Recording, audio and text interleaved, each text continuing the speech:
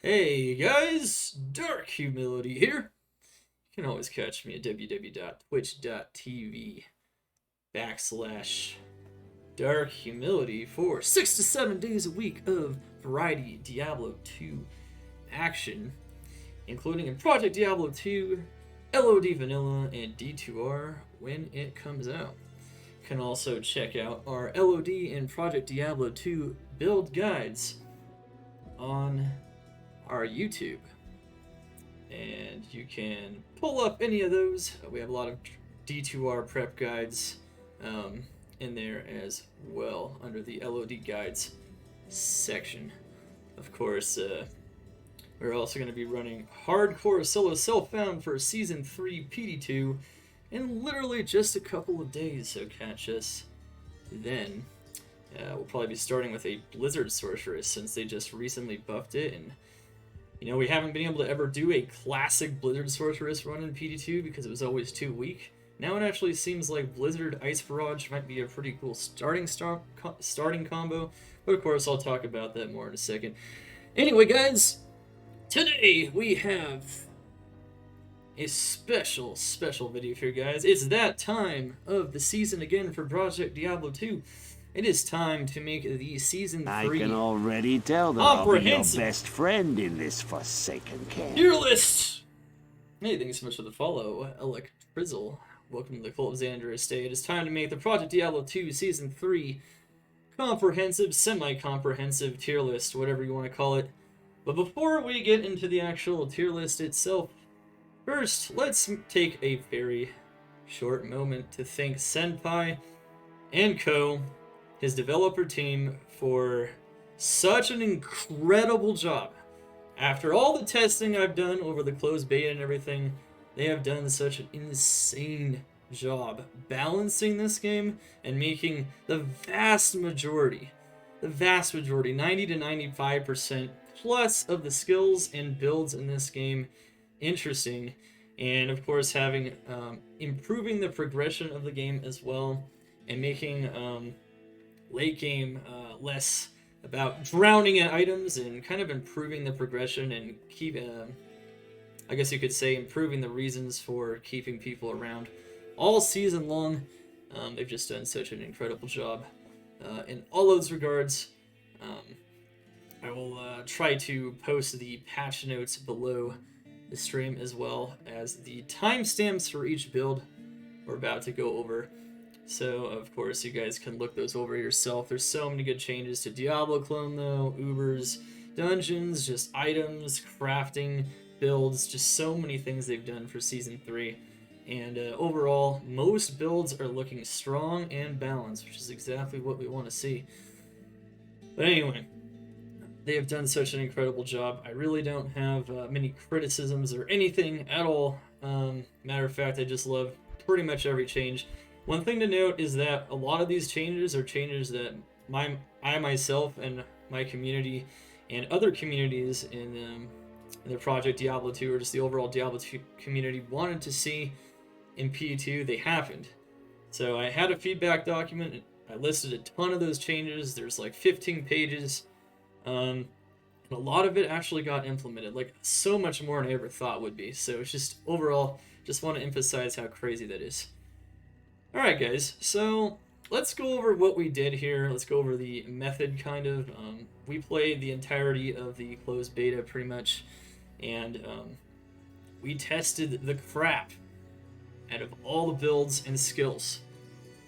Every single one of them. Pretty much. I'd say like 99.5% of all the builds you could consider to be like common builds or builds that like people typically go towards. There's of course going to be some that, are like, I don't know, like let's say, for example, like Strafe Bow Druid. I'm not going to test a build like that necessarily, but it doesn't mean you can't play it. Another great thing about Project Diablo 2 is that outside of even the more typical builds and skills, there's always more. There's just so many items that have been reworked to just make so many more options and to make all kinds of things interesting. If you're just looking for an interesting item and skill combination or item build combination, you can do it in PD2. Alright, Alright, so without further ado, let's start delving into the tier list itself.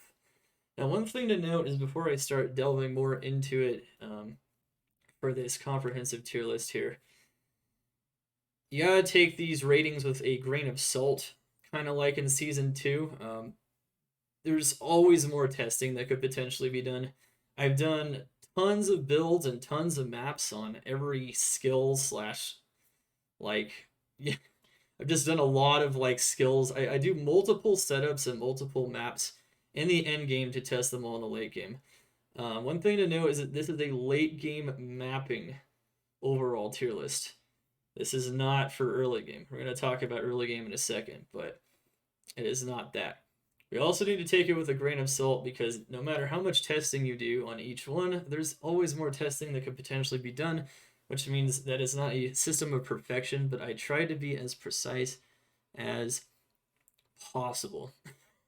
And I even have a lot of weird builds listed in here as well, but it's tough. It really is tough, especially when you can't force spawn any corruption in the closed beta, so there's definitely limitations. There's definitely some limitations to it, but overall, I've made this to help out the community and help you guys kind of decide what could be worth working towards in the end game at the very least, or what works at pretty much all points in the game, and why.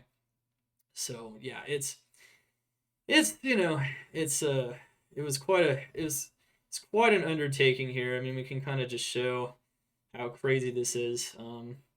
I literally ranked every skill in every build. Of course, I'm going to be posting this document along with timestamps for discussing each build below the video. I'm going to also be explaining why I felt like it was that tier when I go over it, kind of my experience with the build and what it kind of felt like relative to other builds. The key is that we want the builds to be, ranked according to similar builds. So if it's an A tier, it's very similar in power to another A tier build. At least it should be. And of course, we'll talk about, in general, like my understanding of the builds. And so, yeah, it's just, there's so many good builds. Though. As you can see, look how much green there is here. Wow. That green? All that green means balanced.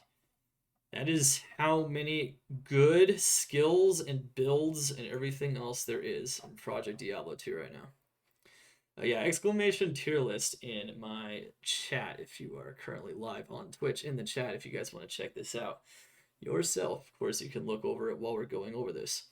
All right.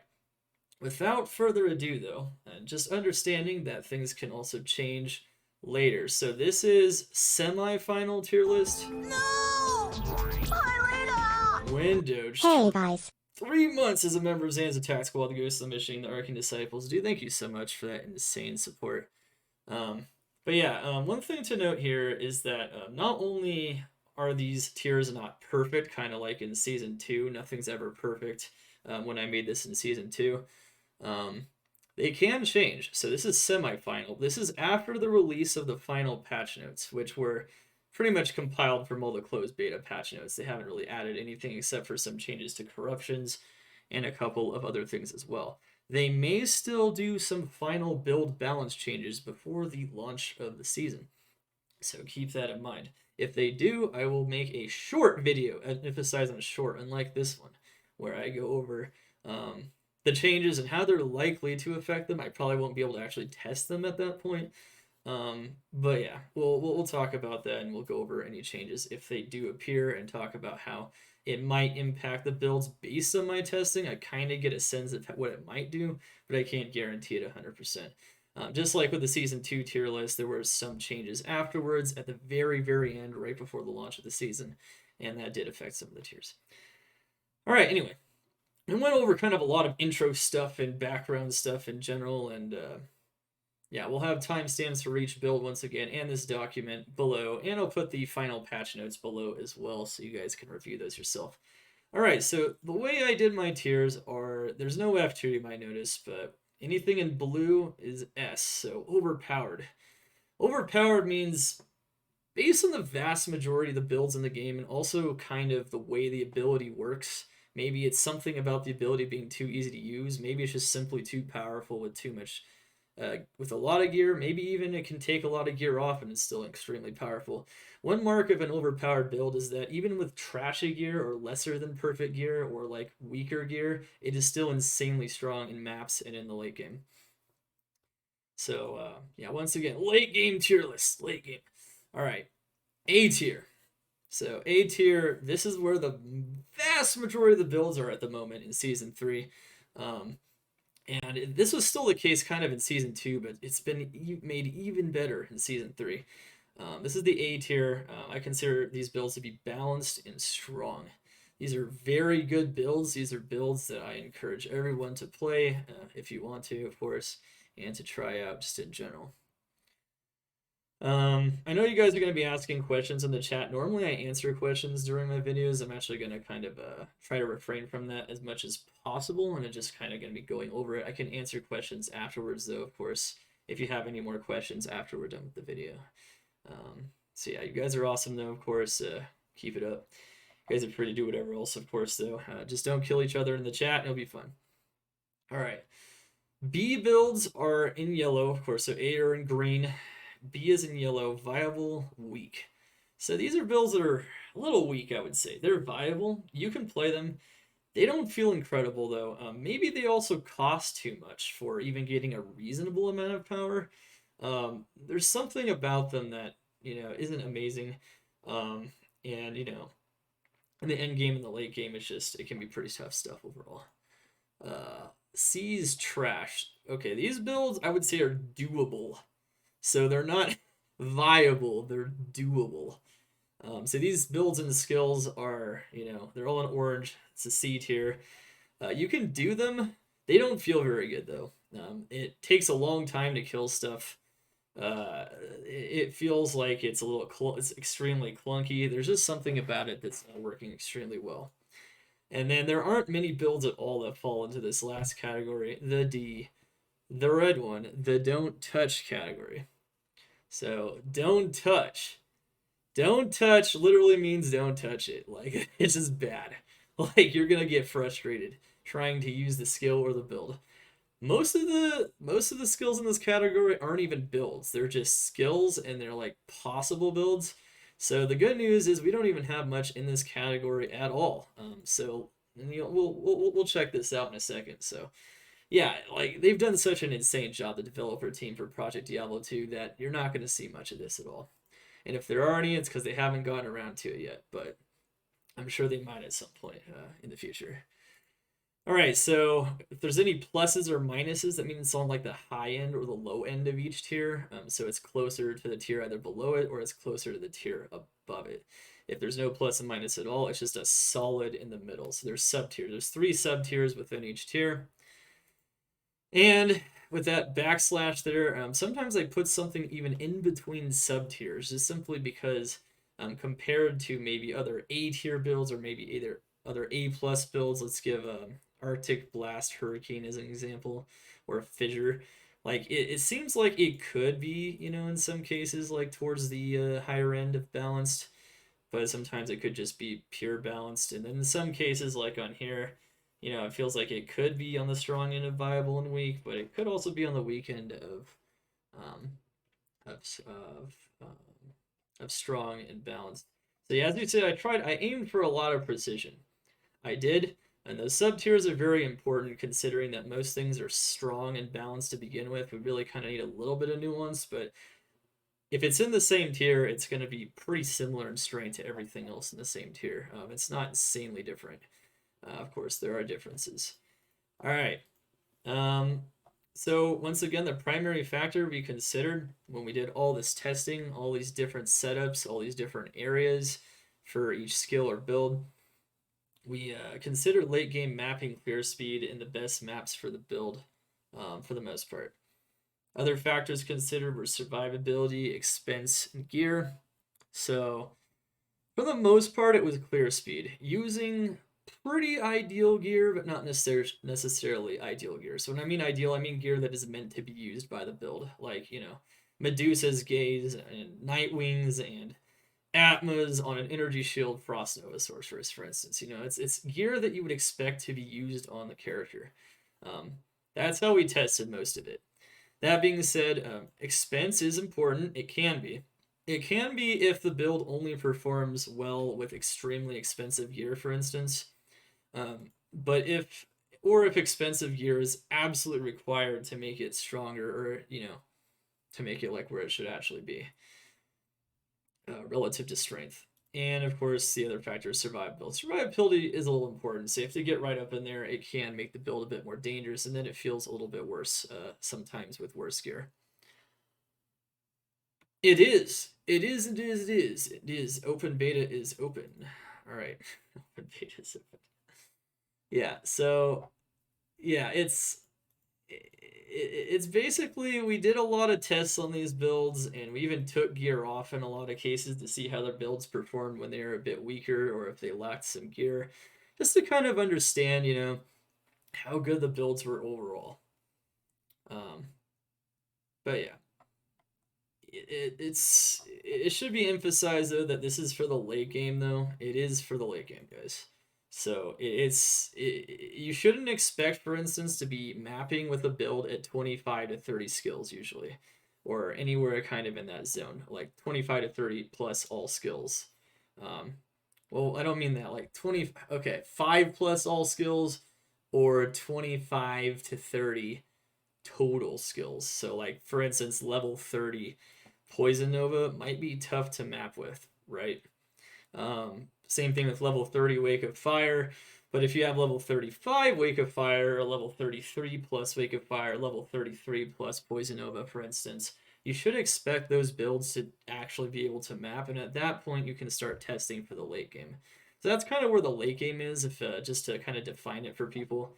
The early game is kind of where you don't have a lot of all skills, you don't have a lot of plus skills, and maybe you have like none at all, somewhere between none at all and not many. And then once you get maybe 30 plus, but usually like 35 plus skills, that's where the build really starts to be good at mapping. Most builds are usually going to be grounded in LOD content until they can start mapping later on. So mapping is supposed to be endgame content, so that's what it is. And that's where we did most of our testing for the builds. All right. One thing to note is that we rated builds separately for mapping builds and skills, by the way. Mapping builds, single target builds and skills, mostly skills, and support skills. So in general in Diablo 2, there's 3 categories of skills, at least especially in this mod. There are support skills. They really tried to reinforce the identity of support skills in Project Diablo 2, and that's what they do. So we rate how good they are at supporting other builds, or just other people in a party, or just in general just supporting. It provides a supporting function, basically. Single targets, we rate how good they are at like map bosses. Could also be Ubers, could also be declone. Not always, but in general, it's the ability to kill a single target. It's the single target potential of the ability. There's a lot of abilities that are meant for killing single targets, so that's why we rated them based on their single target ability. You might notice here that it says single target. That's because this build combination, or this skill, is meant for killing single targets. So we have to rate them differently from clear speed of maps. Gotta make that absolutely clear. Mapping clear speed, is a function of a lot of builds, and I'd say the vast majority of builds and skills, but it's not the function of all of them. So we'll go over that, of course. All right. And then one thing to note is, before we start getting into this late game tier list, finally, after all this explanation, is that there's a early game trifecta of power. So if you're looking for early game information, well, I have something very simple for you guys. It's the Triforce of Power, okay, for early game. If your build has big AoE, high mobility, and or magic or physical type damage, it's going to be very strong in the early game. The damage type, of course, is for immunities. But in general, for farming LOD content with limited plus skills, or limited gear, or limited FCR breakpoints, that kind of stuff, you are going to want these, a build with these factors, these strengths, is going to be very strong in the early game. So like an example, let's give Wind Druid. Wind Druid has physical damage, it has mobility with Gust, and it has pretty good AoE, especially with Twister. Teeth is the same way, so like Necromancer Teeth would also be good in the early game for the same reason. In that case, though, it's magic damage, and then it's high mobility with Blood Warp, and then it's big AoE with Teeth because it spreads. So as you can see, the more of these factors a build has, the better it tends to be. Not all the time though. Like high mobility with like Blizzard, so high mobility on a Sorceress. Sorceresses have the most mobility early game. Sorceress with Blizzard, and that does big AoE or just a lot of damage in general. A Sorceress is going to be pretty good as well. So it's kind of just a general guideline to the early game. It's a general guideline to the early game. Okay. All right. So, without further ado, let's begin. I think we understand what the tier list is all about and kind of how I did it and how I ranked things and the criteria for each one. They're all standardized relative to each other, so like I said, you should be able to take an A build and compare it to another A build directly across. They should be very similar in clear speed if they're both for mapping. Of course, if it's for single target, it has to be compared to other single target builds and so on. Alright, here we go. Begin! The first one we're going to be going over here is at the top, Nova Thunderstorm. Alright, so this is one of my favorite changes they made in Season 3. This is where they boosted Nova a bit, but mostly by making Thunderstorm useful.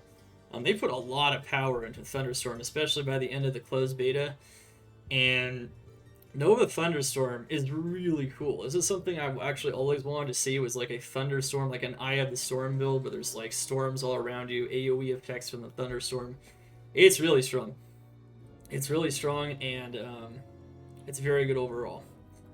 This build is rated, has the rating of A+. So this is a very solid build. So the way the build works is you put on Thunderstorm, you max out this sucker, and of course you max out Nova, and you get all the synergies, and you're going to be doing a ton of damage with Thunderstorm, which hits very often and has big AoE, just like your AoE on your Nova. It's very strong. I wouldn't say it's broken, but it definitely seems to be in a place now where it feels really good, and in maps that don't have tons of lightning immunities, especially unbreakable lightning immunities, or hard to break ones, I should say. You can break most things with Conviction and Static Field, but without that, for the most part, it's going to be really good. It's going to be really good in late game mapping. 100% recommend going for this build. That's a very good one. Charge Bolt Thunderstorm. Okay, so this is another combination build. There's actually two builds that deal with Thunderstorm now. This is how good Thunderstorm was. See, in Season 2, Thunderstorm was still crap. I would have rated it maybe C tier, as a C tier ability at best. The fact that you can now combine this with Nova and Charge Bolt is pretty insane. One thing to note here is that you could even use an Act 3 Mercenary. In this case, you could use an Act 3 Mercenary or with Static Field, or you can use a Act 2 Mercenary with Stormspire.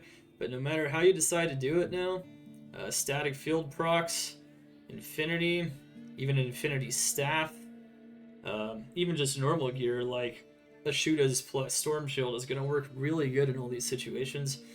Thunderstorm Charge Bolt, though, unlike Thunderstorm Nova, is even a little bit stronger. I would even say this is a little crazy.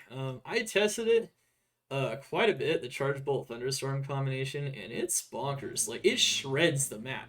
You get enough Lightning Pierce on your gear, and it will totally melt everything in front of you. And since you have the high mobility on the Sorceress, you can kind of just spam it, teleport, spam it some more, teleport, spam it some more, and you will shred the map. It seems to shred and even be a bit safer than Nova, and with the gear price point being pretty similar, I would say Thunderstorm Charge Bolt is maybe slightly overpowered, but not by a huge amount. I would say it's very close to being balanced. It's just a very strong ability. I know it's strange to say Charge Bolt being insanely powerful, but because of their changes to Thunderstorm and their changes to how options for Lightning Pierce and the fact that Pierce can go below 0 in maps now, makes this a very, very strong option. 100%. Extremely powerful builds. Definitely in the top 10, I would say, of the most powerful builds at the moment. Maybe like top 10, top 15. Alright, lightning, chain lightning. Lightning, chain lightning. So I did do a pretty reasonable amount of testing with this, especially with like the Act 3 mercenary where it really seems to shine, as you usually keep your distance with this ability. So you get static field with him, you can use static field on yourself of course, just like with these abilities. No matter how you do it though, lightning, chain lightning as a build is pretty damn strong now. They buffed the damage numbers on this as well. Last season I would have said it was at the most still like a B plus build, but it's gone up like at least, you know, 2/3 of a tier up into the balanced strong rating. I tested it in Fledgethon and one other map. I think it was Ancestral Trial, and yeah, it was really strong. Get that static field, get that conviction aura, get that negative enemy res off of facets, and it will be even stronger. Good price point as well. Lots of options. I would say, though, this is just a solid example of a perfectly balanced build. So that's awesome stuff. I definitely recommend trying all of these lightning combinations. One thing to say about the lightning tree overall is last season I rated the lightning tree as the tree in the most sad place and the worst place compared to all other trees in the whole game. And I can proudly say now the developers have done such an amazing job on this tree that every single build is either near balanced and maybe even a little too strong, which is crazy. It's considering last season, and or just straight up balanced, straight up. That's crazy stuff. And you could even play these builds early game if you get static field on an Act 3 mercenary. You can break most lightning immunities in LOD with that, even without conviction from Infinity. So I actually recommend even trying these builds potentially in early game. It's maybe not going to be as crazy as a build with automatic pierce like any of the cold or fire builds early game, but considering you have static field at your disposal and you can even spawn it on the mercenary and have a mercenary work for you, and the mercenary can even have insight in War Scepter now. Lightning is looking maybe not just a late game tree anymore. It's starting to merge into the early game as well. Anyway, let's go over Bear and Zeal Sork. So the way Bear and Zeal Sork works is that it keys off of Lightning Mastery. You max this out, you get double dreams. It's a rumored. Put on the shield and the helm. You max out Lightning Mastery. You max out enchants, especially Fire Enchant for the attack rating. And then you have some pretty solid damage. You can make a Zeal Source as well using that, using Passion. You can make a Bear Sork using Beast, which gives you the Were Bear skill. Either way, it's a solid melee build. Melee builds in general don't tend to be the most crazy mappers unless you're a Barbarian, but or a Zon, but we'll talk about that. Usually you need range, and those kinds of classes, because of how strong they are with ranged abilities, are an exception to the rule, but generally melee builds tend to be a little weaker, but not super weak. So in this case, it's just on the low end of balanced. Pretty solid stuff. A minus. Really liking that one for sure. I tried that one out, turned into a bear. It was good stuff. Just slapping the maps, spanking them hard. Alright, telekinesis. Alright, so now this is where I start to rate some of these single target abilities. So notice that we talked about most of these abilities in the context of builds. That's because these abilities naturally fit into some good builds based on their synergies. So this is a natural build based on synergies. This is a natural build. This is a natural build. However, with the Charge Bolt one, you usually can't max out Thunderstorm 100%. You can get close, but you can't do it 100%. It's okay though, because you can get it close enough, and with as powerful as Charge Bolt is, it just rips. So, pretty crazy stuff. Just the overall tree's looking nice, but if we had to rate all the support abilities, Telekinesis as a single target ability is super strong. Definitely hampered a bit by minimum damage, but it's still super strong. It's like on the low end of balanced and strong. And then, of course, these abilities just as utility abilities. Utility abilities that are just solid utility, I usually just tend to rank balanced and strong. They're just balanced. They're A tier. A tier abilities.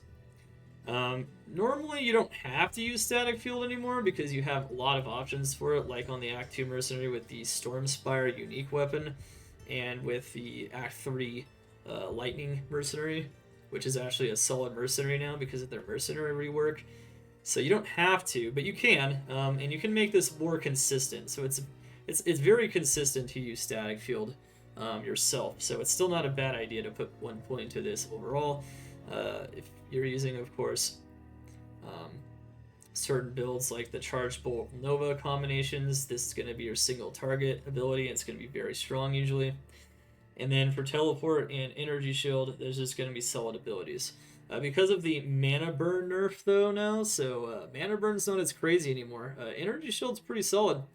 I would have said before it kind of felt a bit lackluster. And in some cases you still get wrecked, like against Hydras and things like that with Energy Shield, but it's super solid in so many situations now.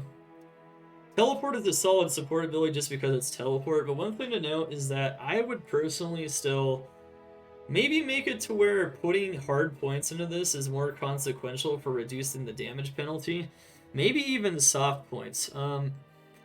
I think the FCR frames being nerfed to the ground, like on teleport, is fine because it's still teleport. Even with lightning FCR frames, it's still teleport. It's still gonna be strong. I would like to see maybe skills or at least hard points have more of an impact than just 1% per point to maybe have a reason to actually level up or max out teleport. I feel like there's not a lot of reasons to max out teleport except for the mana cost at the moment. It could be an option because you can maybe, sacrifice survivability by taking out Energy Shield or something. I don't think it'd be a bad idea for the future, but I mean, that's up to them on that one. I don't think... there's no way it's in a bad place at the moment, so that's all I really have to say about that. Alright, so that's basically it for the Lightning Tree on the Sorceress. Now let's move into the Cold Tree. GG. Alright, so Frost Nova. Frost Nova was one of the top 5 builds in Season 2. Just to let you guys know the starting point we're kind of starting from. Most of the Lightning builds are like high C tier, mid B tier, maybe high B tier when they started out, and now they're all like A tier or even S tier, which is insane. Especially with all these new mercenary combinations, their changes to items, making Infinity Staff and all that other stuff. But you can even put like a Doom Staff now on for the Frost Nova Sorceress, and you can pierce below 0. Because of that, they nerfed the base damage on the ability quite a bit. I tested it after the last run of nerfs, so this is, once again, 100% up to date as of the last closed beta patch. This whole tier list is. So it's up to date 100%, and it's up to date as of the final released open beta patch notes. Not the closed beta ones over a week ago, but the open beta patch notes. So solid stuff. Frost Nova was S tier. I'd say it was like top 5 before. Now I would say it's pretty damn strong still. I would still say it's top 15, top 10 builds. It might even be closer to the top 5 still.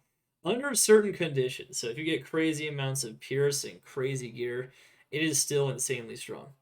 That being said, the price point has risen substantially for Frost Nova.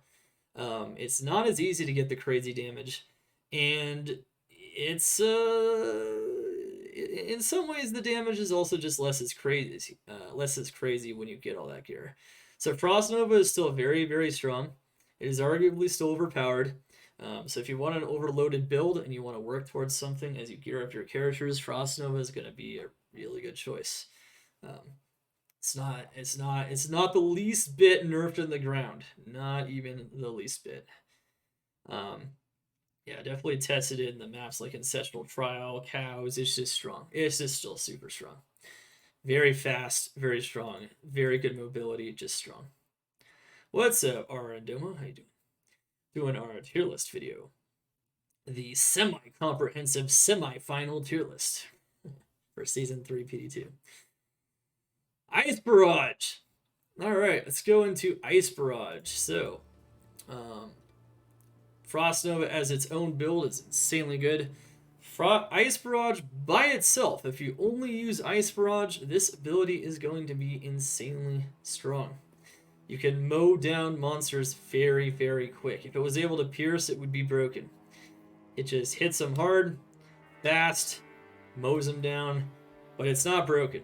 In a lot of ways, it honestly feels a little bit like Teeth, but you can even customize like what monsters you hit right in front of you, and you can hit things even faster, arguably. So it's really good. It's really good. I rate it as a E+ ability. It's not broken, but it's definitely on the high end of balanced and strong. Very good ability, worth using for sure. Blizzard. Okay. Blizzard.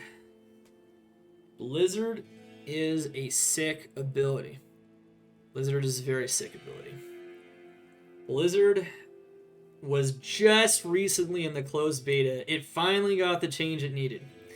Last season, just for context, by the way, Ice Barrage is in a similar place to where it was last season. I'd say maybe it's a little bit stronger because of the Pierce situation, but it's still pretty similar.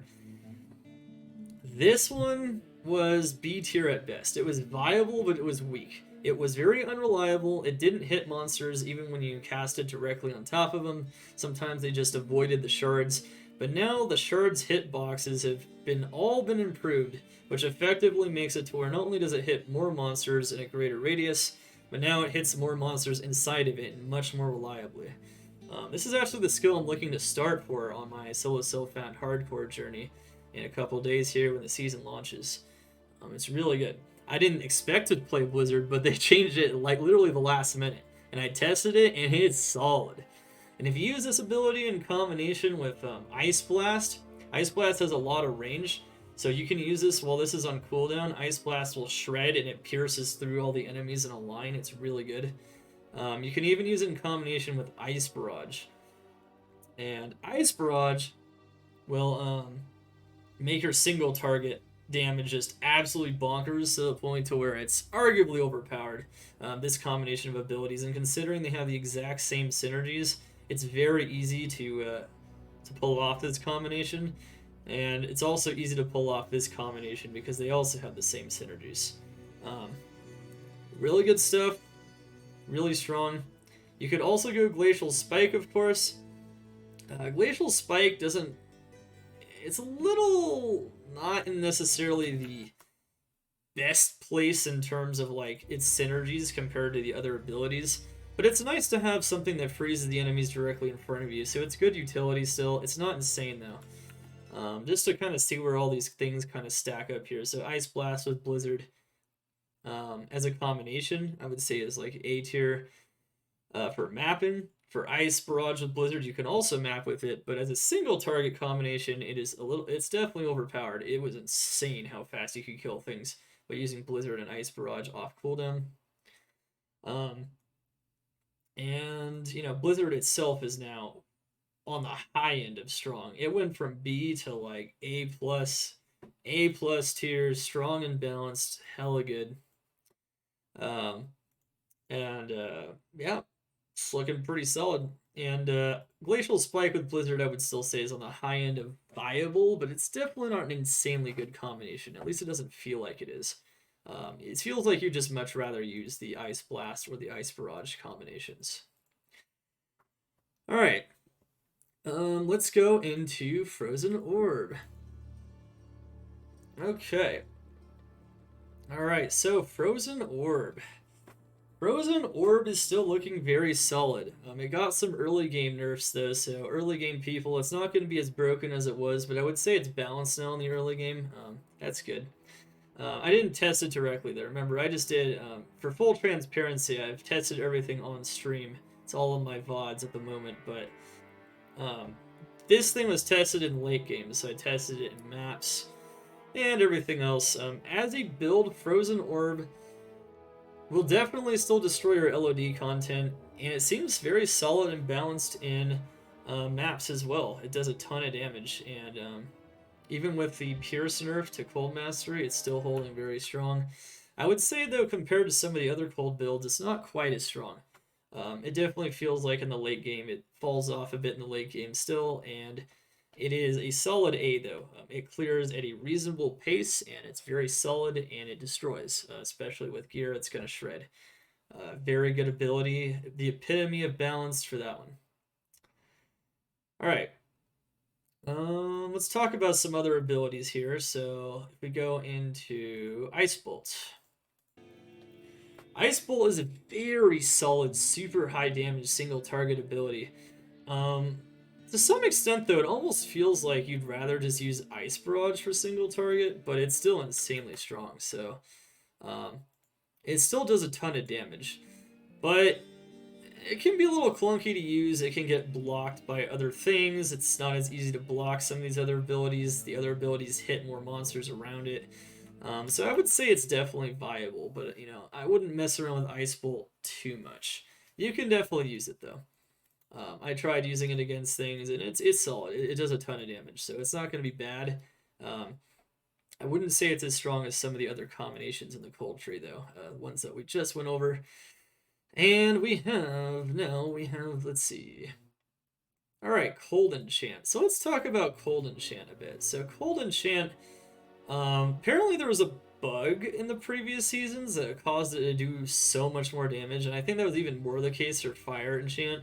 So they had to buff the damage on it to compensate for fixing the bug that caused it to.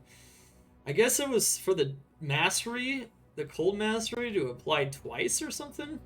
I'm not exactly sure what it was, but there was definitely something that made it insanely strong the previous two seasons. Cold Enchant was never the dominant one, though. It was always Fire Enchant, which we're going to go over next or very soon. But as a utility skill, just using it to put cold damage on yourself is very nice. You can go pure Cold Enchant, though. You can actually get a lot of damage on this sucker now. I tested it, and it's actually a build. You can run it on melee and bow builds, and you can actually just focus Cold Enchant while also having like Fire Enchant on the side. And you can use it on like a Widowmaker or a Demon Machine, which is how I tested it, using some of the new bows and some of the good bows as well. And it's going to be pretty good. Cold Enchant is still not amazing though, and it seems like by removing the bug, even though they gave it a lot more power after testing it, it's not quite at that balance level. At least for using it as a melee bow build, it feels like it's still a little weak. So it's a solid B tier for this one for sure. I wouldn't say this is going to be insanely strong, but feel free to use it. It's not terrible. As a support ability, it is much better as a support ability, especially now that when you cast it, it affects the entire group. So it's enchants are in an AoE now, and they can only be cast in the area itself. So they can't be cast in town, and you can cast it on all your party members, all of your summons, all of the summons, the mercenary, and yourself all at the same time. So as a support ability, it's solid, 100%. Maybe not as solid as Fire Enchant though, simply because the damage is still lacking a little bit, and it doesn't have a. The thing you might notice here is it doesn't give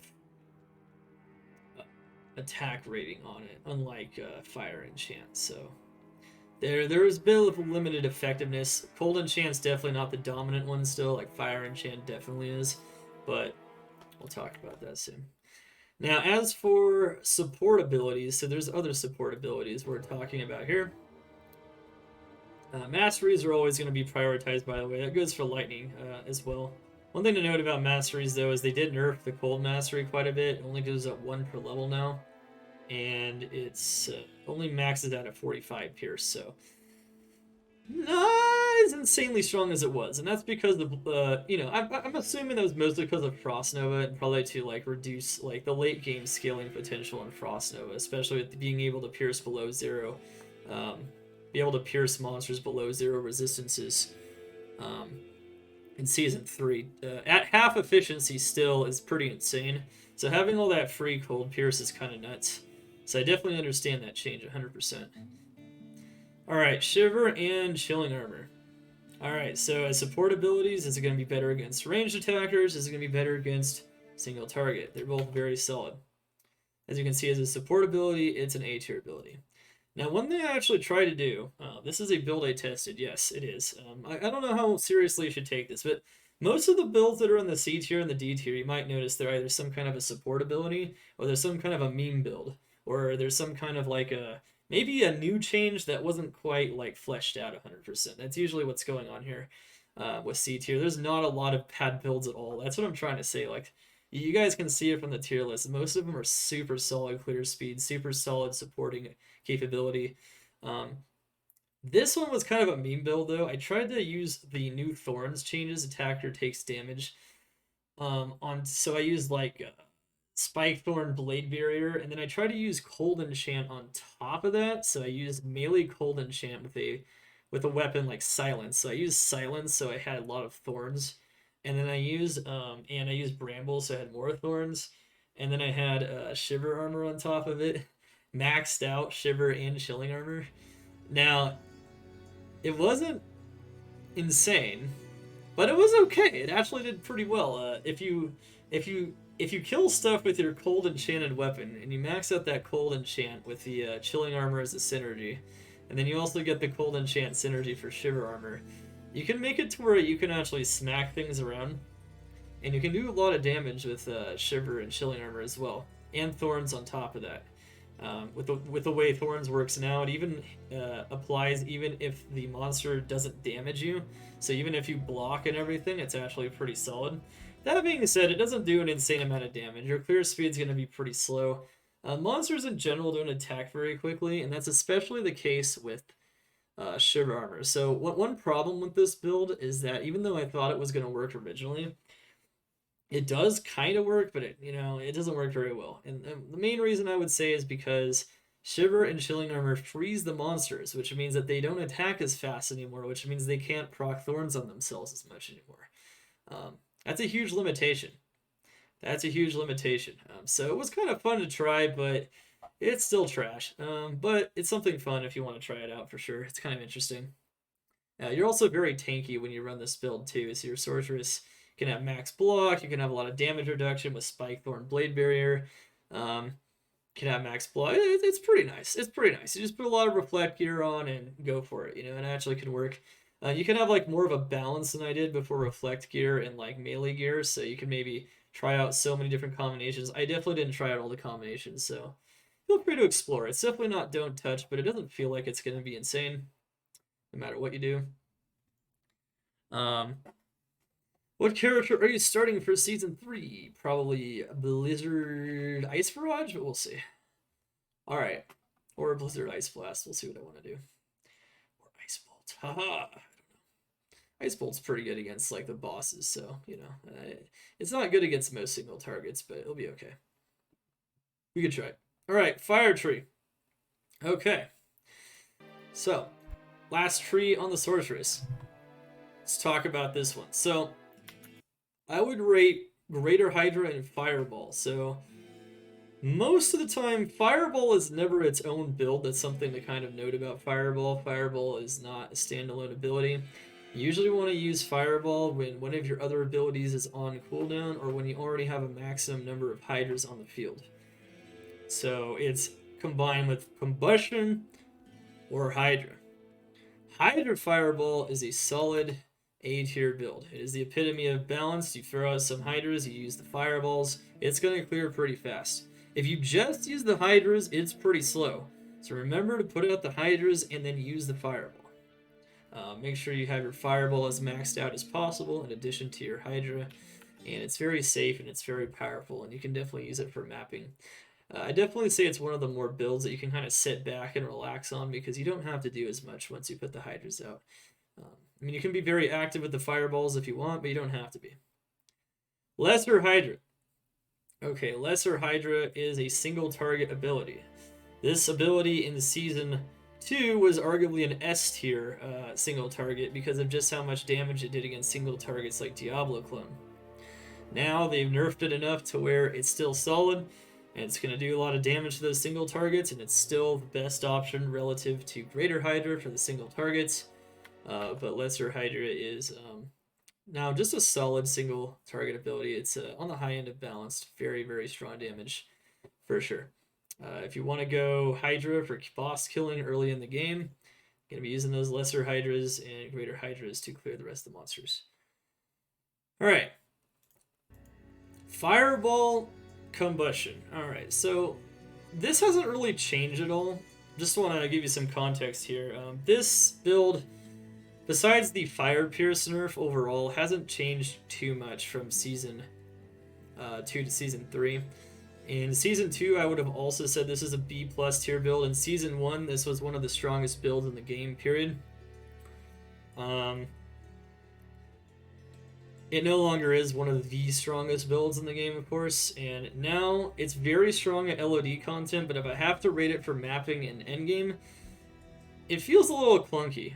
You have to, like, there's like a 2.5-3 second window, right, where combustion is on cooldown. You have to use fireballs in the meantime, so you can only hit a few enemies with it.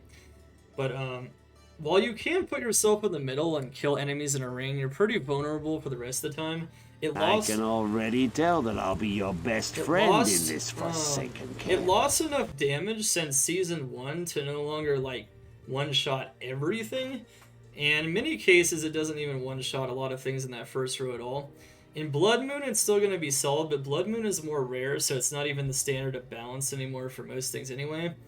And it's very solid because you can still kill the first wave of cows, but since you're relying on Fireball, which isn't necessarily the strongest ability in the world because it doesn't, you know, hit an insane amount, the area of effect isn't insane on this ability, you're definitely a little vulnerable, and you definitely have to wait a while to use the Combustion. So Combustion doesn't feel like it's maybe quite balanced yet. It still feels a little over-nerfed, so I would rate it at B+, the Fireball Combustion. It's viable, it's almost strong and balanced, but not quite.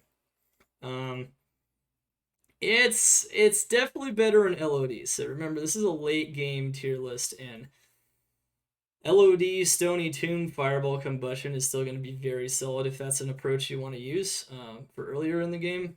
But later in the game, it does feel a little underwhelming.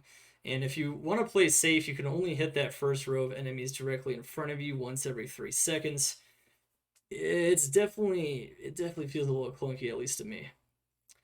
Alright, A-. Will I slam the Haws? No! Definitely not.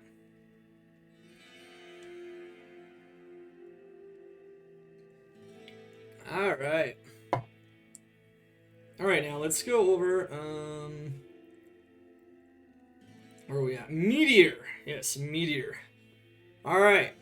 Meteor started out in the closed beta as being too weak. They reworked it, but they actually made it pretty damn solid. Pretty dang solid. They retweaked the balance numbers, and it actually does a ton of physical damage now. Which means, if you use this in combination with Wrathbow or Reaper's Toll, and you get an amp proc, the physical damage might even benefit more than the fire damage from additional Pierce if you already have a lot of Pierce on your gear, and if you have your Fire Mastery maxed out and you already have 30% Pierce. So you can actually hybridize your Pierce, and you can make Meteor very strong. That being said, it doesn't feel quite as strong as other abilities, mainly because it definitely has a cast delay on it, and even though you can kind of slam it down very fast, it's not going to be as strong or as reliable, I would say, as Hydra. Since you really can't... Since it is a little difficult to justify getting Fireball along with it, it's kind of hard to do. You're pretty much just using Meteor because Fireball's other synergies a spare weapon, some gold, a small gem is all I want in exchange for the equipment you'll need on whatever quest you might undertake. No, don't be shy. Oh man, 1,000 small gems. Yeah, you could use Hydra in tandem. So someone in chat mentioned you could use Hydra in tandem with Fireball Combustion or with Combustion. I don't know. It's still Hydra by itself. You're either using Hydra and then you're managing Hydra and Fireball and then Combustion all at the same time. I don't know. Combustion used to work really well because of the mobility. And sitting in one place and then like throwing out some Hydras and then I can already tell that I'll be your best friend in this forsaken camp. It's not amazing. It's not amazing. It's definitely tough. You could do that though. You could do that. You could go all the way here. You could even get like a yeah, you can get all that stuff going too if you want. One issue with that approach though, which you might notice though, is that you can't get all three. You'd have to use like Combustion and Hydra, and then you're playing extremely passively. So it feels a little clunky to me, at least. You can definitely play with that, but someone did mention there is that other combination for Combustion. That is true. That is very true. I wouldn't say it's the best one in the world, though. I definitely, I would prefer to play Meteor. So Meteor, even though, or just straight up Hydra and Fireball Hydra. But one thing to note about Meteor, though, is Meteor has quite a bit of damage, just straight up. And the physical damage is high. You go amp with Wrath, you go amp with Reaper's Toll. You're going to do a ton of damage if you have a lot of Fire Pierce on top of that. But you can't use Fireball in tandem because its synergies are different. And yeah, it's definitely a little lacking in some ways. That being said, though, I really enjoyed it. As long as you can keep yourself from being vulnerable while just slamming down those meteors, your mapping potential, your endgame potential is going to be nice. This is one of those abilities that might even have more potential in the early game because of how much damage it can do against bosses. It does one-shot most boss packs, though. As long as you have enough Pierce and or Amp or otherwise, even in maps. It will just straight up one-shot a pack of, or at least half a pack of cows with one meteor. So it's very strong. Because of that, I put it in the strong and balanced tier, but because of a little bit of clunkiness, it is downgraded to A-. So it's on the weaker end of strong and balanced, but it's strong and balanced. Definitely a strong ability, at least for our late game. All right, here we go. All right, Fire Enchant. So let's talk about Fire Enchant. So Fire Enchant. Fire Enchant is still strong. You can get a lot of damage with melee or on a bow like Demon Machine or Widowmaker. It's stronger than Cold Enchant for sure, which is why you'll see the rating a bit higher on here. I would say it's really strong as a support ability. No! Dude, Kafer, thank you so much for 17 months as a member of Zan's Attack Squad, Ghost of the Machine, the Arcane Disciples, 1,000 small gems for RN Demo. Thank you so much, guys, for the support.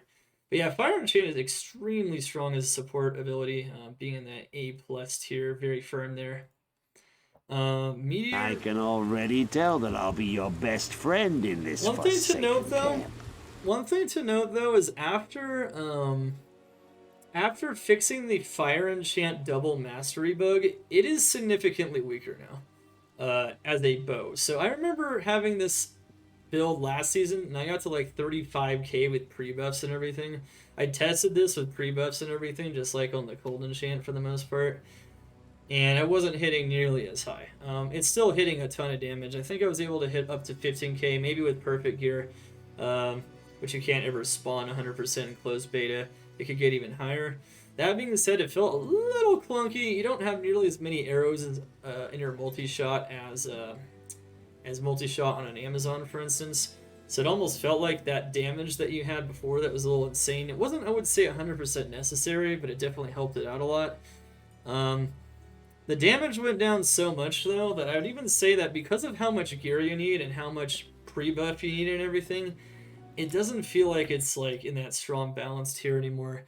It felt a little weak, considering especially all the gear and considering you couldn't even one-shot mobs in a lot of cases. In some cases you could, but it definitely wasn't as insane as it was before. And it's almost in that balanced tier. I hesitate to say though it quite is. It's because it just takes such insane gear to even get it to that point, and it feels underwhelming now. I have to put it in the viable and weak tier for the Fire Enchant for the melee bow. So one thing I actually tested out, which is really interesting. I mean, we tested all of this, but one thing I tested out that's really interesting is Firewall. Now you might be thinking, Firewall? That can't be good at all, right? That's just gotta be straight trash. And you may say, no, it's actually not. It's totally viable. It's actually more viable. I'm probably gonna play Blizzard Ice Barrage after the recent Blizzard changes. I actually really like Blizzard now. I wouldn't say it's broken, but it's almost broken, and it's really strong. It's just a lot of fun. It's actually really effective to use now. Yeah, for sure. Yeah, one thing to note about Fireball is that in early game it's really strong, and it actually does a ton of damage. But in late game, where we do, you know, once again, this is the late game tier list, right? So we're looking for like late game power. Firewall does a lot of damage, like a lot of damage. It actually shreds waves of monsters. The only reason that it's not like in a better tier or it's not strong and balanced is because it's clunky. It's hard to hit monsters with it. You can't really customize what direction it fires very easily. And it only hits enemies in a line, one line at a time. You know, kind of like this. And as many times as you cast it, sometimes the monsters just fall through the cracks and it's not perfect. It's strong. Needs to be a pentagram. Yeah, there you go. It's actually really insane. And for single targets, you could argue it's even better than B tier. I just kind of gave it one overall tier. Single targets, especially in early game, you could even argue is like A plus tier because that's how much damage it does. But overall, it's a solid, viable ability, even for mapping. So if you want to map with Fireball, go ahead. Torahan Jungle is waiting. GG. All right, Blaze. Okay, Blaze is just straight up bad. I mean, to be fair, they didn't touch these abilities yet, so they haven't planned to touch these yet. So take these tiers with a grain of salt. They're not really working on this yet. But yeah, Blaze is in a. It's not there yet, guys. It's just not there. You try to use it. You try to run around the monsters. The monsters don't go into it very easily. You kill yourself. They don't. It doesn't even do as much damage as Firewall, so it feels. And Firewall is just safe because you can cast it from behind. So this ability is just straight up garbage at the moment. Like they might make it better in the future. I've been told that they just haven't touched it yet. They haven't had time, so it's trash.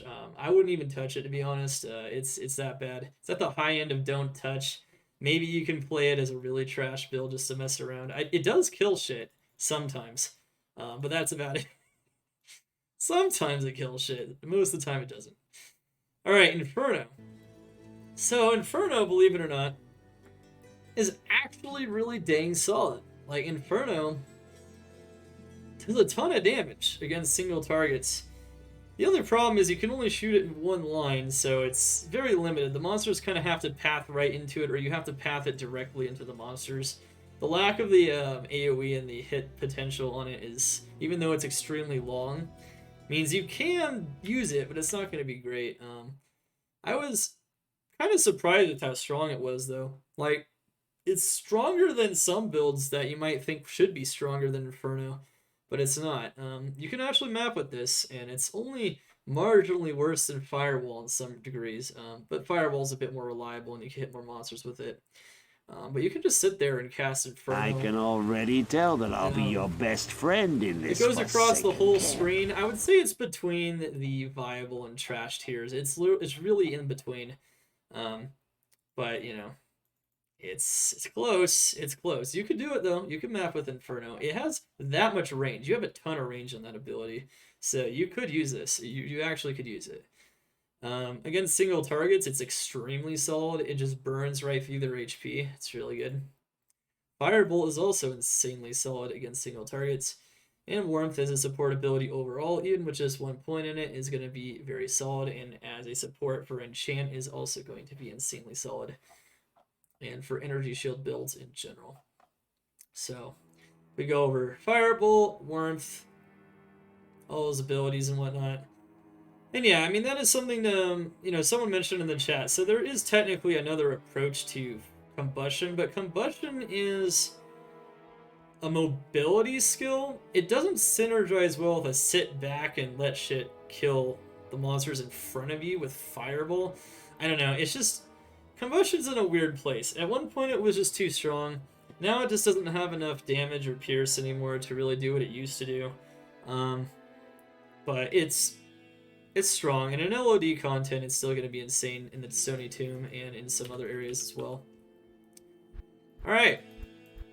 Overall, that is it for the Sorceress, guys. Hope you guys learned a lot about that. If you want to play a Sorceress, lots of strong builds to go for. The strongest builds on the Sorceress, just as a recap, are Charge Bolt Thunderstorm, Frost Nova, Ice Barrage with Blizzard, especially against single targets, And that's it. So those are extremely strong builds. And then there's all kinds of other builds and skills that are going to be super solid and strong, as are most of the skills currently in Project Diablo 2 for overall clear speed and everything else.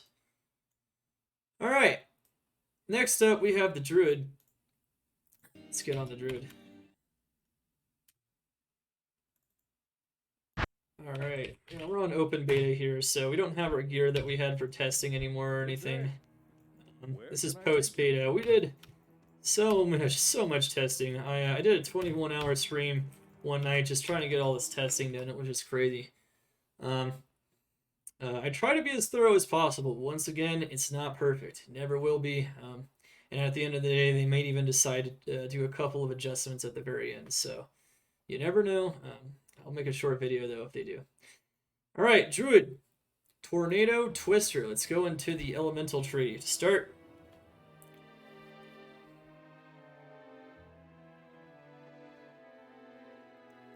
Okay, so here we go. This is Tornado Twister. Tornado Twister, so classic Wind Druid. Classic Wind Druid is insanely strong now. I mean, it's not broken strong, but it's insanely strong. Arguably, it might be considered broken strong in LOD because of your mobility on top of how much damage they do now. That being said, and the fact that they're physical damage. But in the late game where we tested it, I give it an A+.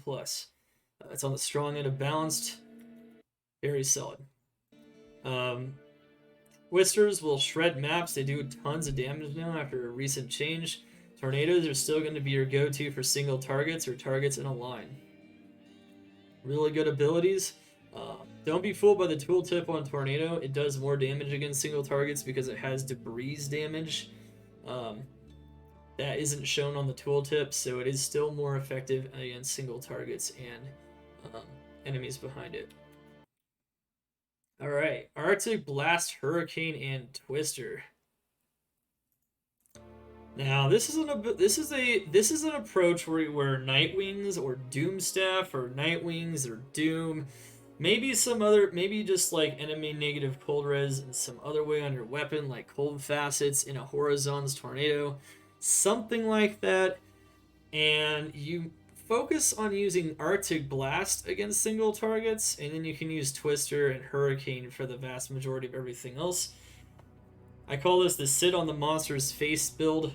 You just you have crazy hurricane damage with all the cold damage gear that you put on, and with cold pierce as well, you can absolutely just melt huge waves just by sitting on top of them, and then using Twister and Arctic Blast against single targets. It's very strong. It's actually very strong and underrated.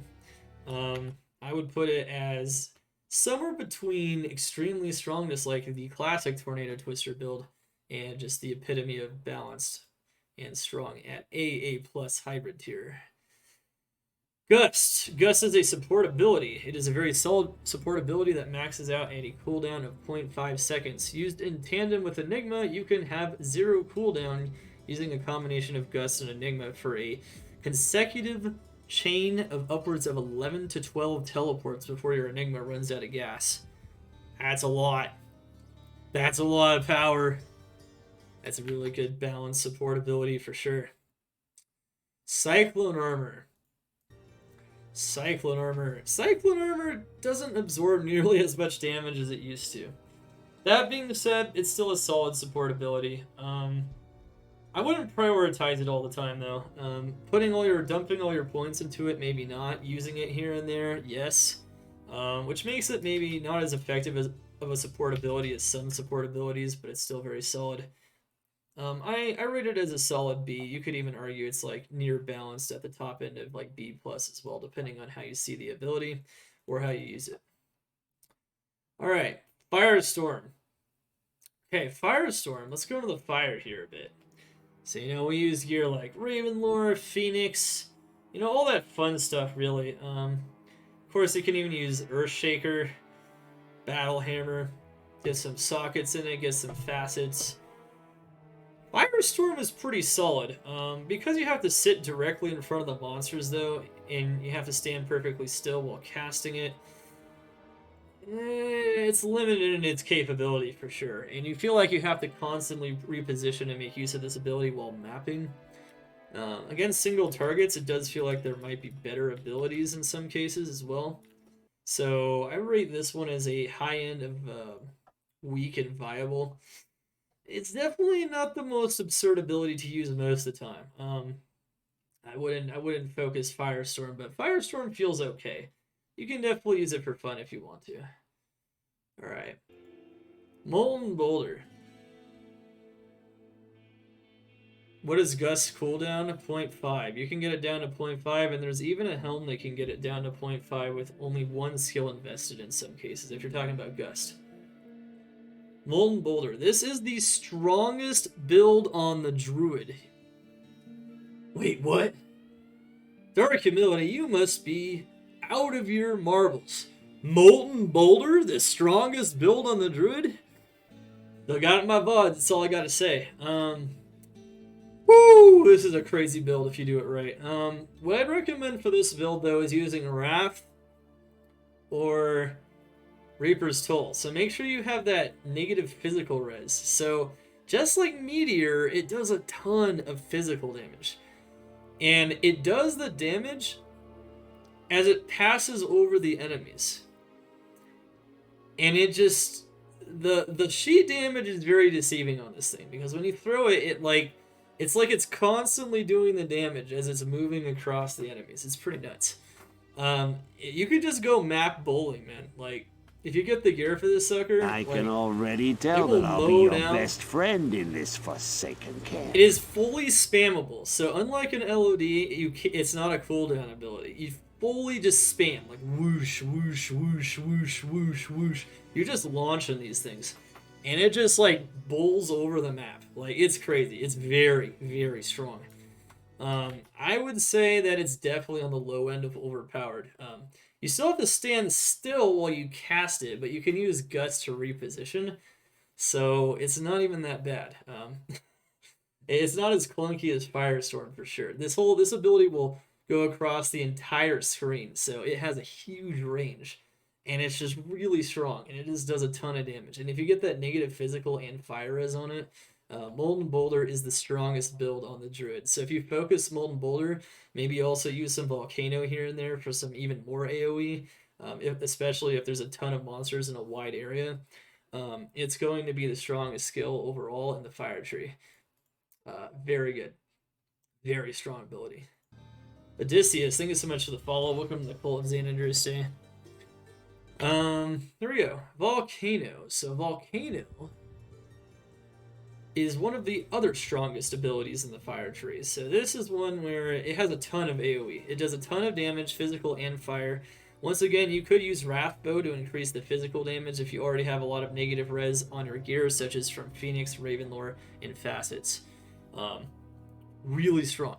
Volcano is really strong. I would say it's just strong and balanced, though. It doesn't feel broken. I think at one point it had even more radius, so it was more broken, but they toned it down. So Volcano is feeling really good. And like I said, you could use it in combination with Molten Boulder in certain situations where Molten Boulder, like I would say 100% excels in those narrow passage maps. You can just literally bowl those maps down. It's just bowling from there. If you got like a map like Torohan Jungle, it just gets absolutely flattened by this thing. But, you know, Volcano might be better in other maps, right? So, remember, you're still in the Fire Tree. They share a lot of synergies. You can use a lot of these abilities in tandem. Fissure. So, Fissure honestly feels like the weakest skill in the Fire set to some extent. It feels like it's pretty much strong and balanced, but maybe not quite. Maybe it's just a little weak. It feels like it doesn't hit the monsters super consistently either. It feels like a stronger version of how Blizzard used to be, but it's stronger. I don't know. I think Volcano and Molten Boulder are usually my go-tos when mapping, but this is okay. It's okay. It's pretty solid. It's solid. You did, Ben. You missed it. You're gonna have to watch the video on YouTube. You can check me out on YouTube, exclamation YouTube in the chat if you want to see the link to that. Get it. Armageddon. Alright, so the last skill that is important to really go over, that's not part of one of the other, build setups. Wind Druid, by the way, uses Hurricanes, so there's, all these other skills that are used by the other setups we already mentioned, is Armageddon. Armageddon is also used with Fireclaw, so Armageddon by itself, though, is a solid skill. It used to be pretty bad, but now it has good radius, it's got good damage, and it hits a lot. It does a lot of damage. It really adds to that damage. You really can feel the presence of Armageddon now, maybe for the first time in Diablo 2. Getting that right in Season 3 compared to Season 2. Really getting that really strong. It's really effective to use Armageddon if you have your fire synergies, or you're using Fireclaw, or you just have everything else. So make sure to use that ability. I would say it's almost the epitome of balanced. It is. It's really good. Definitely in that A tier, 100%. Fireclaw. Alright, here we go. Fireclaw. A lot of people want to know about Fireclaw. Fireclaw was one of those abilities that was definitely viable, but it was definitely weak in previous seasons. It only really hit the monster in front of you. It could, against single targets, it was already solid, so it was already good in previous seasons against single targets. But you can actually map with this ability now. This ability is very solid. Either a wolf or a bear. You can combine it with hunger, feral rage, whatever you really want to do. But overall, this is a very strong ability. It's got good AoE now, especially after the last closed beta update, and it hits hard. It kills monsters very fast, especially half the gear for it. I really liked using Phoenix on it, especially not to get block on a bear. You don't want block on a bear. His block frames are bad. If you can avoid it, that is. On hardcore, you might have no choice, but it's really good. It's really good. I'd say it's a solid A-, A tier. It's almost the epitome of balance, just like Armageddon itself. It's straddling that weak end of strong balanced into that middle end of strong balance. So it's a really solid balanced ability now. And feel free to play a Fireclaw Druid. It shreds maps. It really does. It's good. It's very good mapping ability now. Fireclaw, single target. Still A tier as it was before. Still very solid. Rabies. Okay, Rabies. Let's talk about Rabies. So Rabies is interesting. This is one of those skills that, quite honestly, might even be overpowered in some scenarios, like in really dense maps that were safer maps in general. One of the challenges, though, of this ability is, you're pretty vulnerable while using it. Your summons tend to die because you can't put tons of points into summons if you want to max out your Rabies. Rabies does a ton of damage, though, and it spreads super fast, and in high-density situations, it will shred the map. Really strong. Really strong. It makes you a bit vulnerable, though, and because the summons die really easily, there are some maps where you would think it should be stronger, like River of Blood, that have no poison immunes, but aren't as strong because you have to face up against archers, and it's really hard to balance that damage to survivability sometimes. But that being said, the damage is insane. And I highly recommend playing a Rabies Druid. Test it out. I would say it's the epitome of balance myself. It definitely has a risk-reward component to it, and with the new Poison Creeper, it's in a really good place with the being able to spawn multiple tankier Poison Creepers. It's really good. Fury mapping. Alright, so Fury. Let's talk about Fury a bit here. So Fury is the physical damage wolf attack. It is very strong in combination with feral rage. If you have the stronger your weapon is, the more damage you're gonna do. Those two-handed weapons are gonna be insane on this approach. And I can already tell that I'll be your best friend in this. You can run anything from Tomb Reaver to Ribcracker to Windhammer to anything, and it's just gonna hit really hard. It actually shreds maps. You hit really hard, you attack extremely fast. I wouldn't say it's crazy, though. Like a lot of physical damage abilities for mapping, I put it in the A- tier because your overall AoE clear speed just isn't quite up to that A level. It's very comparable to all the other A- builds in terms of clear speed. But it's solid, and it could even be safe, and you can get very healthy on that. It's just very strong. Against single targets, Fury is even against Ubers. You can argue, like, um, like you could even argue it's better than just a solid A. But I'm gonna put it at a solid A because I feel like there are abilities that are better at Ubers. I've definitely tested this ability a lot against single targets, and it's very strong. You just got to use a bit tankier gear against Ubers. And overall, Fury is going to be in that strong and balanced zone. You might have seen other streamers and other content creators actually, demonstrate that directly with the Fury killing Ubers. It's very strong.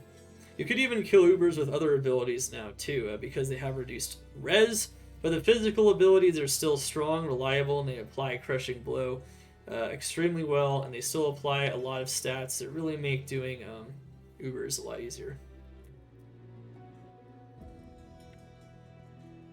What's the best Uber and D-clone killers? I didn't do thorough testing on Uber and D-clone killers, so I can't credibly talk about that as much as I can talk about the endgame mapping stuff. I know a lot about early game just in general, but I also can't talk about every single ability's early game potential either, because I made sure to be very thorough in the late game testing multiple setups, multiple weapons, multiple things, and multiple maps. That's what I try to do, so I can figure out like how good is this ability at doing the maps that it should be doing, the strong maps for that build. What's kind of going on in general there.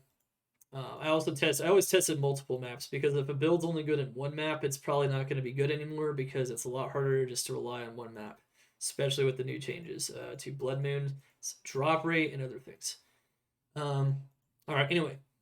Yeah, I can't really tell you 100%. What I can say is that Jab is extremely good. All the single target abilities on my list have a lot of Uber and D-clone potential. So if you see the single target listing there, all those abilities have potential in that regard. Does that mean that they're good against it? Not necessarily. Like Smite, as an example, is really hard to do D-clone with. I can tell you from firsthand experience testing it. I have tested some things, but not everything. I could tell you what might be challenging.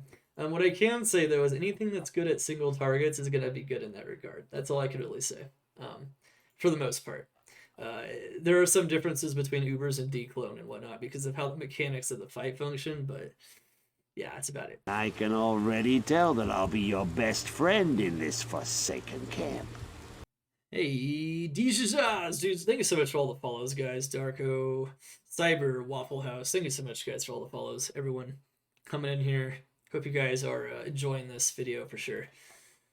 All right, it was a long time in the making. Let me tell you, this is a labor of love for the game, love for PD2, and the love for the community. It's just a lot of fun testing all this stuff that we were able to test all the way up until closed beta ended, and it's just sick stuff. Sick stuff indeed. All right, let's continue. So Feral Rage's support ability, it used to maybe be S tier. It used to be Absurd Leech. It's not that absurd anymore. So it's a lot more balanced. I would say it's a balanced ability. Make sure to use it with all of your wolf abilities, including Fireclaw. And if you decide to go Fireclaw Wolf, which is 100% viable. Better than viable. It's balanced is strong. You gotta use the right language, because viable is B tier. All right, here we go.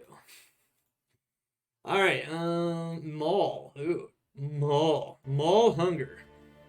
So this build is Maul Hunger. Maul Hunger, and you could even use Shockwave with it if you want, is the Werebear equivalent of Fury. It's very strong. You get a lot of movement speed from Hunger. You get a lot of extra damage. The critical strike. You get a life leech. Honestly, I feel extremely tanky and extremely powerful in this build. But, kind of like with Wolf, there are some benefits to the Wolf. The Wolf moves faster. The Wolf has more life leech. The Wolf has some better frames, Got better block frames, but, Bear's got other good frames as well. And overall, they're pretty good. I tested multiple setups and builds on it, but from what I can understand, his Maul for mapping is pretty much almost up where Fireclaw is. It's very fast. Turning into a bear and having a strong weapon is 100% viable. Better than viable. Strong and balanced. And Maul, I would say for single targets, is insanely strong. The damage you get off of Maul is crazy. Feel free to kill Ubers with Maul. That should be fun.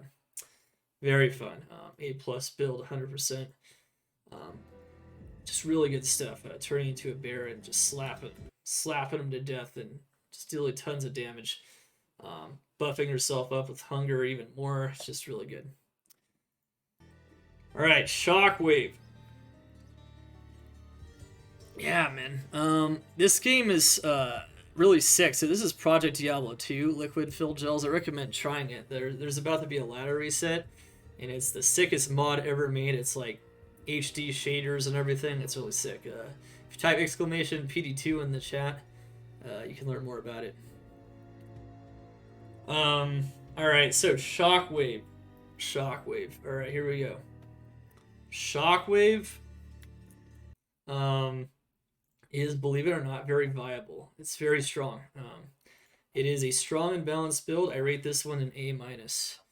A-, solid build. Shockwave is more solid than ever. Last season, I would have said this was B tier. I think that's what I even said in my tier list video last season. I'm not 100% sure. I haven't rewatched it 100%. I didn't have time to, but it's funny to think that you could compare it to the video from last season if you want to see where stuff was previously. I do talk about that a little bit, but off the top of my head, this was a viable, but it was pretty weak. They buffed the synergies though on it, and now with Wrath Bow, which could be even more effective than just hitting the front line of enemies with Reaper's Toll in a lot of cases. You could hit all the enemies with the Act 1 Strafe for Wrath, and you can just destroy them. So it does physical damage. So using Amp is good. So it's kind of like Tornado in that way, but you can even partially stun them, and you can just shred the map. It does a lot of damage. It's a lot of AoE damage. It's very solid. It is comparable to other A- builds like Fury. So for mapping, a Shockwave is pretty equal to Fury, and it's a little safer and it's cheaper. Fury might be able to do more damage though on the high end if you get a really godly weapon, whereas this is a bit safer and has a slightly lower price point. But they're pretty similar in clear speed overall. Very good abilities, very strong. As long as you get that amp proc. If you don't get an amp proc, this is gonna feel a little bit more painful, but that's why you gotta use like Wrath or Reaper's Toll, so it's gonna be nice. Alright. GG. Let's go to the summon tree. So summon tree is pretty easy stuff. So Summon Druid, we retested the Summon Druid with all the auras you can get now. We even tested it with Thorn's aura and some stuff and some other nonsense. The Summon Druid overall is still solidly in the A balanced tier for mapping, but it's on the weak end simply because of the clear speed. Clear speed's not insane, but it's solid. Like, you'd be surprised how solid it is.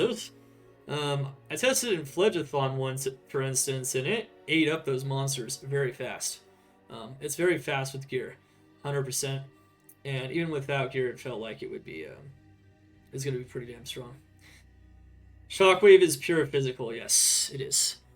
So going the summon route, so Wolves, Bear, and Summon is still solid. For early game, Ravens will beat normal for you, so that's still good.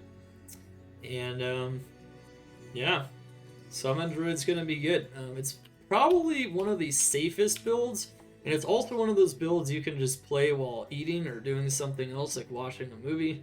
So if you want to play the game extremely passively, you just gotta recast Ravens here and there and move forward a bit, and you don't even have to play aggressive with Gust. I like playing aggressive, but you don't have to.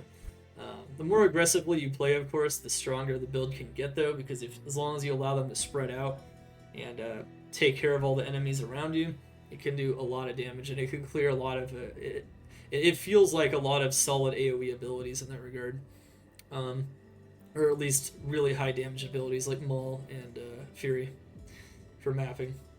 So that's good. Poison Creeper.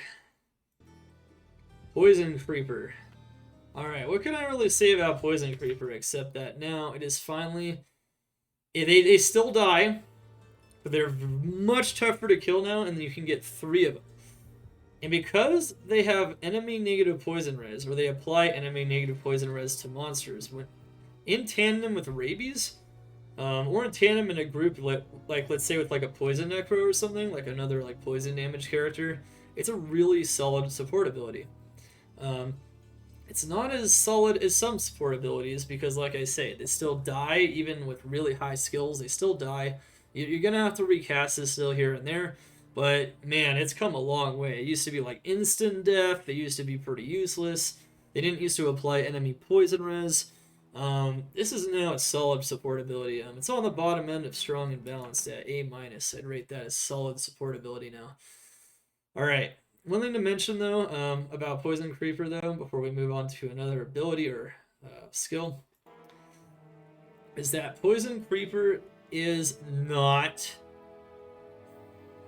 yeah, Tentacle Druid. There's someone in my chat that calls it a Tentacle Druid. So now we're talking about the Tentacle Druid. All right, this is not a primary build. All right, no, Poison Creeper is not a build, alright? You cannot just use Poison Creepers. I tested this out.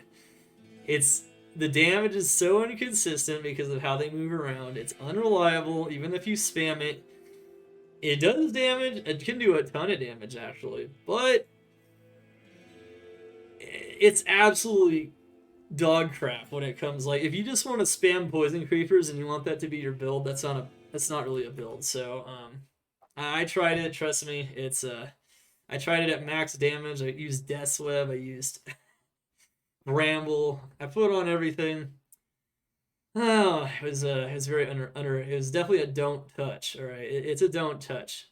It's actually, I believe, our first don't touch besides Blaze. So you can see what kinds of builds end up in this tier. It's builds that maybe you shouldn't play because it's not really a build. It's not a real build. It's a meme. It's bigger meme than the C tier builds. That's for sure.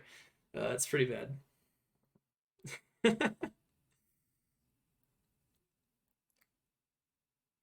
You're too tired to argue it. Okay.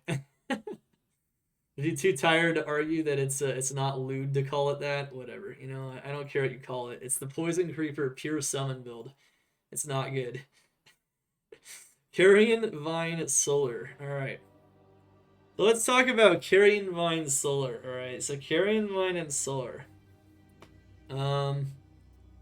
This is their strong support ability, vines now, and now that you can cast them independently of Poison Creeper, that means you can have one of these on top of the Poison Creepers. These vines are definitely looking a lot better now. They still die, you know, here and there, just like these do. But overall, I would say they're better than they used to be. I'd rate it as viable and weak, though, but it's viable. They are viable supports. They don't feel like they're very consistent in giving you that life and mana back, but they do. And I would say that if you want to use them or you want to consistently use them, you now can. Before, I would have said they are like C or D tier at best as support abilities. I don't remember what I said last season, but I'm pretty sure it was somewhere in there. But I definitely messed around with them a little bit, and they seem to be okay now. They're just okay, though. I'd say maybe they could even be a bit stronger, and that'd be fine. They maybe still have a ways to go before they're, you know, strong and balanced. Heart of the Wolverine. Heart of the Wolverine. Yeah, the other thing is they also don't tend to synergize with many builds very well, whereas this synergizes with Rabies. You can see how it's a synergy. That's another weakness of these abilities. So you have to like put extra points into it, and it's just hard to use them at the moment. It's just a little bit harder than some support abilities to use them. Alright, Heart of the Wolverine. Heart of the Wolverine is actually the tankiest oak. It's very tanky. Actually, I don't even think it is the tankiest oak. I think that's actually the Spirit of the Barbs. But it's the tankiest one that, you know, helps out your summons. Yeah, never mind. It's the tankiest one that helps out your summons. I use it a lot. I use it on Wisp Projector and other classes as well. It's very tanky.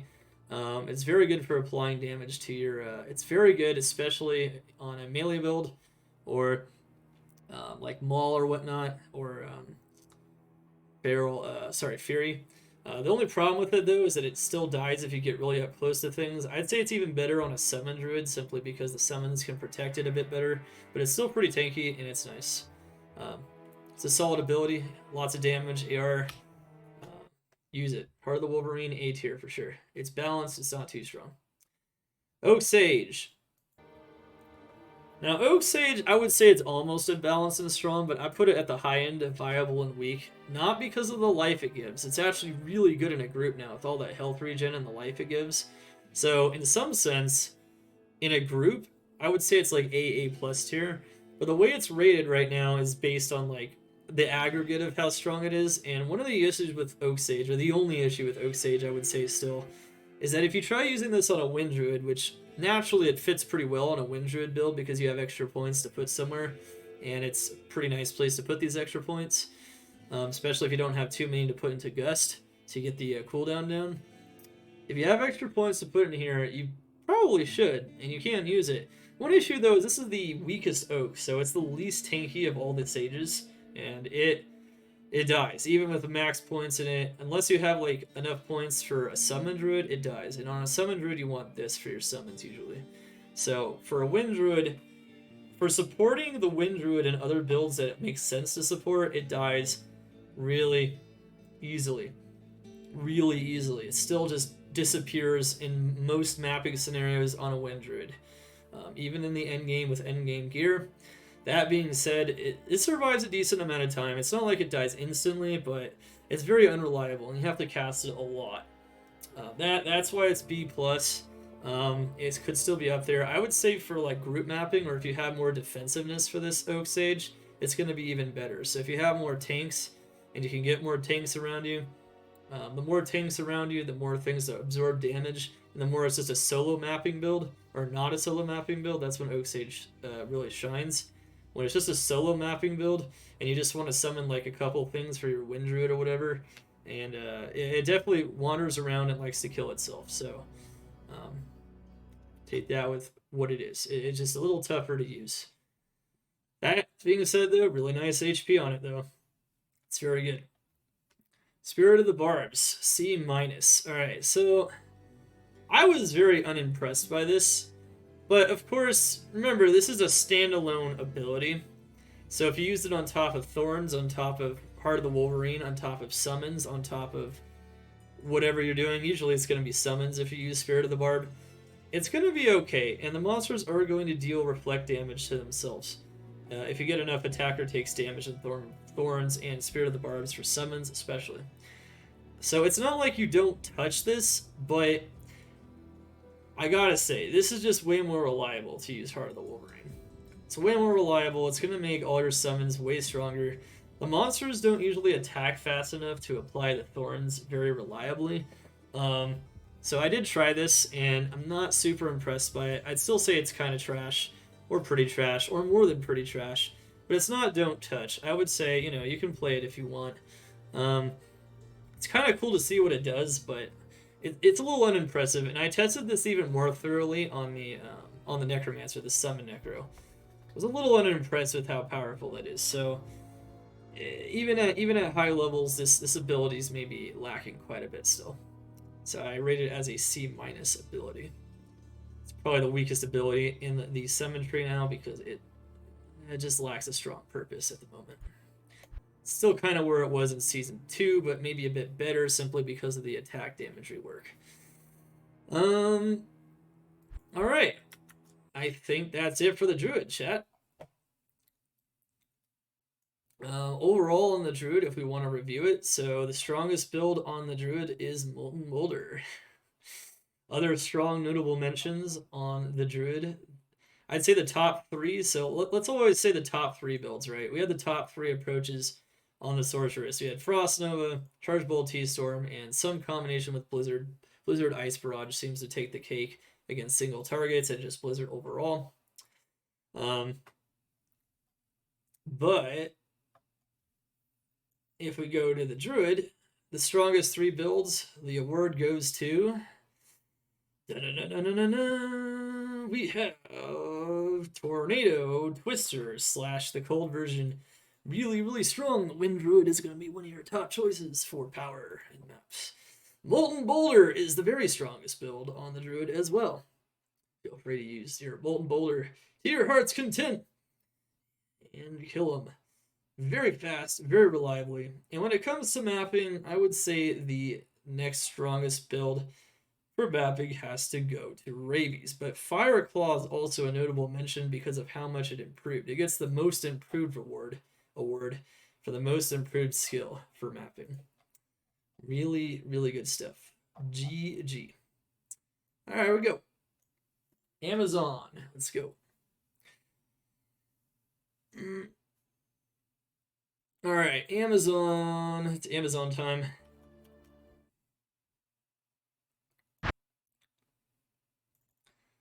All right. Oh, baby. All right. Amazon. So once again, for the Amazon, we have done all the testing up through all of the most recent changes on the closed beta. So we have retested and retested to get all those changes retested to make sure that we have reliable information about all of the Zon skills. That is especially important for the Zon to understand because the Zon still has arguably some of the most powerful abilities in the game. I'll talk about why it seems that way, and we'll get through that in a minute. Thanks for the awesome tier list. Hey, thank you, man. You know, tier lists can be hype for sure. I know not everyone likes them. I'm not even sure how much the developer team really likes them, but at the same time, they should, looking at my tier list, they should be like, dang, we've done a great job, man. Look at all these builds that are viable, at least viable, right? Very few trash tier don't touch builds, and there really aren't many of those at all.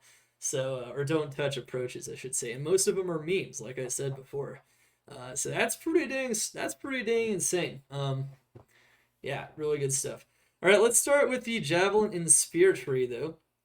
Lightning Fury. Lightning Fury, I rate a solid S tier, and that is after the recent nerf change.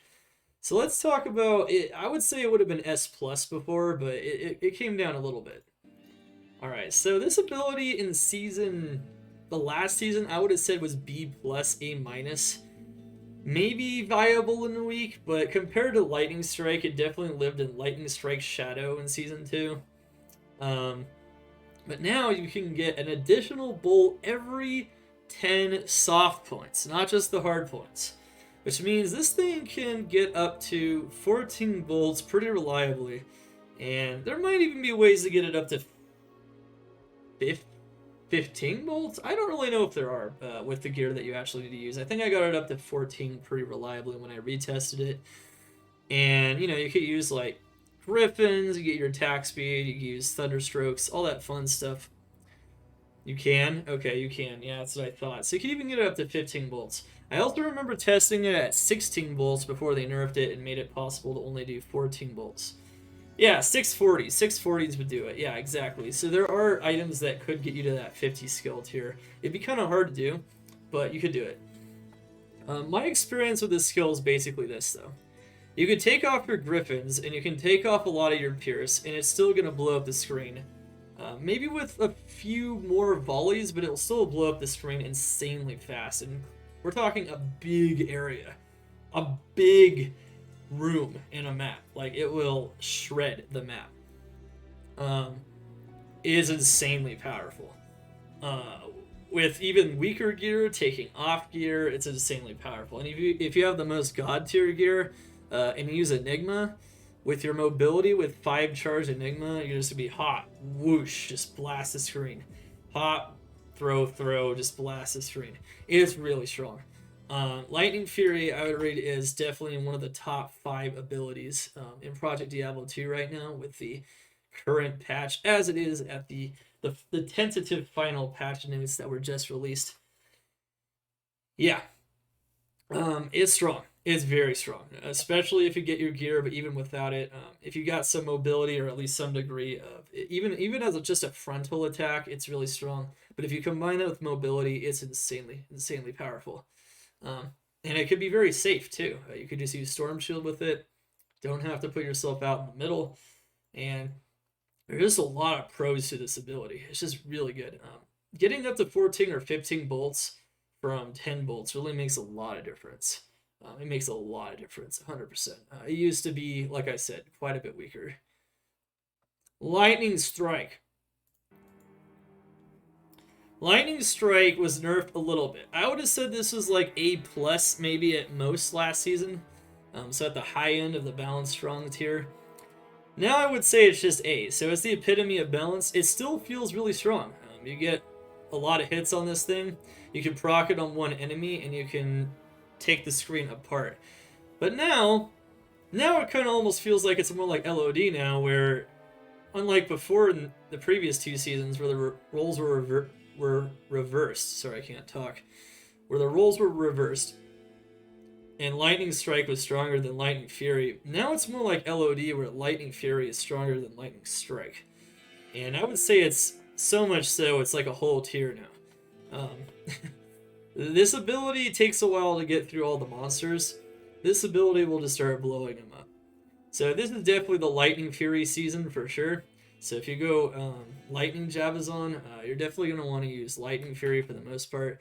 But I would say Lightning Strike is still a solid A. Charge Strike as a single target ability is still a solid A. It's very strong if you max it out especially. And it's going to be a nice support single target ability as well. Power Strike. Power Strike's at the high end of viable. I think in last season I said it was an A tier, but the truth is it just doesn't clear enough for that to be the case. But you can use just Power Strike. You could just use Power Strike if you want. And it's faster than you might think.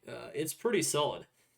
It's not as solid to be like as balanced as most abilities though. Maybe it needs slightly more AoE. I'm not sure what it is, but I'd say it's at the high end of viable and weak at a solid B+.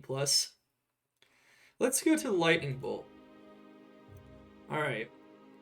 That's a fully maxed out Power Strike, by the way. It's pretty good. I tested it again this season, though, just to kind of get more of a gauge on how strong it is. And it's definitely viable for sure, but it's not insane. You could also use it with a spear. You could use like an Infinity Spear with Power Strike. You know, just go to town with it. You could use spears for any of these, of course, except for Lightning Fury. You have to have a throwable weapon, so there's definitely a lot of fun stuff you could do here. Lightning Bolt is a single target ability. It does a ton of damage against single targets. It one-shots almost every single target I've seen against bosses. It's really strong. So if you are using the Lightning Fury approach, Lightning Bolt is usually going to be your single target ability, especially if you don't want to invest extra points into Charge Strike. Really good stuff. Poison and Plague Javelin. So I think we kind of went over the Lightning Tree pretty well. There's a lot of good combinations like Charge Strike with Lightning Strike, Lightning Bolt and Lightning Fury. Power Strike even by itself, even on Valkyries, is going to be a nice investment, but it's not going to be maybe the strongest mapping skill in the universe or late game skill in the universe. But now we have these two. So I love this. This is one of my favorite changes of the new season, period. Along with the Thunderstorm change, which is one of my favorite changes, which I said in the beginning with the Sorceress. This is one of my favorite changes. I played Poison Jabazon in Season 1. It was strong, kinda. But it wasn't as strong as most abilities. It was definitely like viable. It was definitely a little weak, but it was viable. It was strongest in River of Blood in Season 1, so it definitely had a place. It felt like there's something you could do with it, but now it feels like this ability is actually pretty darn solid. And you could even use it in combination with Jab because you're like leveling up Javelin and Spear Mastery as well. So you can make your Jab really strong, and so against monsters that are poison immune, you can have a nice strong Jab backup as well, especially if you have an ethereal weapon. So like an ethereal Gargoyle's Bite, for instance, which is... I tested it with non-ethereal for the most part, but if you had an ethereal one, it would do even more damage. It spreads a lot, though. The missiles are fast now. They have more range. They have more AoE in the case of Plague Javelin. So you could interweave your Plague Javelin, so while Plague Javelin's on cooldown, you throw out the Poison Javelins, and then you throw out another one, and it's going to be really solid. You could even use... I would say Pus Spitter, an Act 1 Mercenary, felt the best in this scenario. You combine that with using Valkyries, you get an Act 1 Mercenary that gives you Vigor Aura. She also has Pus Spitter, which has way higher chance to proc lower resist now. So you get the lower resist curse on him, you get that negative enemy poison res, you get more negative enemy poison res from your gear, you get attack speed on your gear. This is going to be a solid ability. it was really solid now. Like, it's strong. It's strong. It's not broken, though. So yeah, it's solid. I would say this is the epitome of balance right here. Strong and balanced on Poison and Play Javelin, which is a whole tier higher than I would have put it last season. Really good stuff. Jab and jab. So jab, funny enough, you could just use physical jab. I tested physicals on. Yes, I like testing the physicals on. Physicals on's a lot of fun. I tested it against Ubers as well. It absolutely destroys Ubers. Jab is really strong. I even tested against Declone. I was able to kill Declone with this build too. It might even be one of the strongest Declone builds because of how much damage you can get with the two-handed spear. It's like Zeal, but it does even more damage. Yeah, it's really crazy, honestly. For mapping, it's stronger than Zeal, I would say. So it's stronger than Zeal for mapping.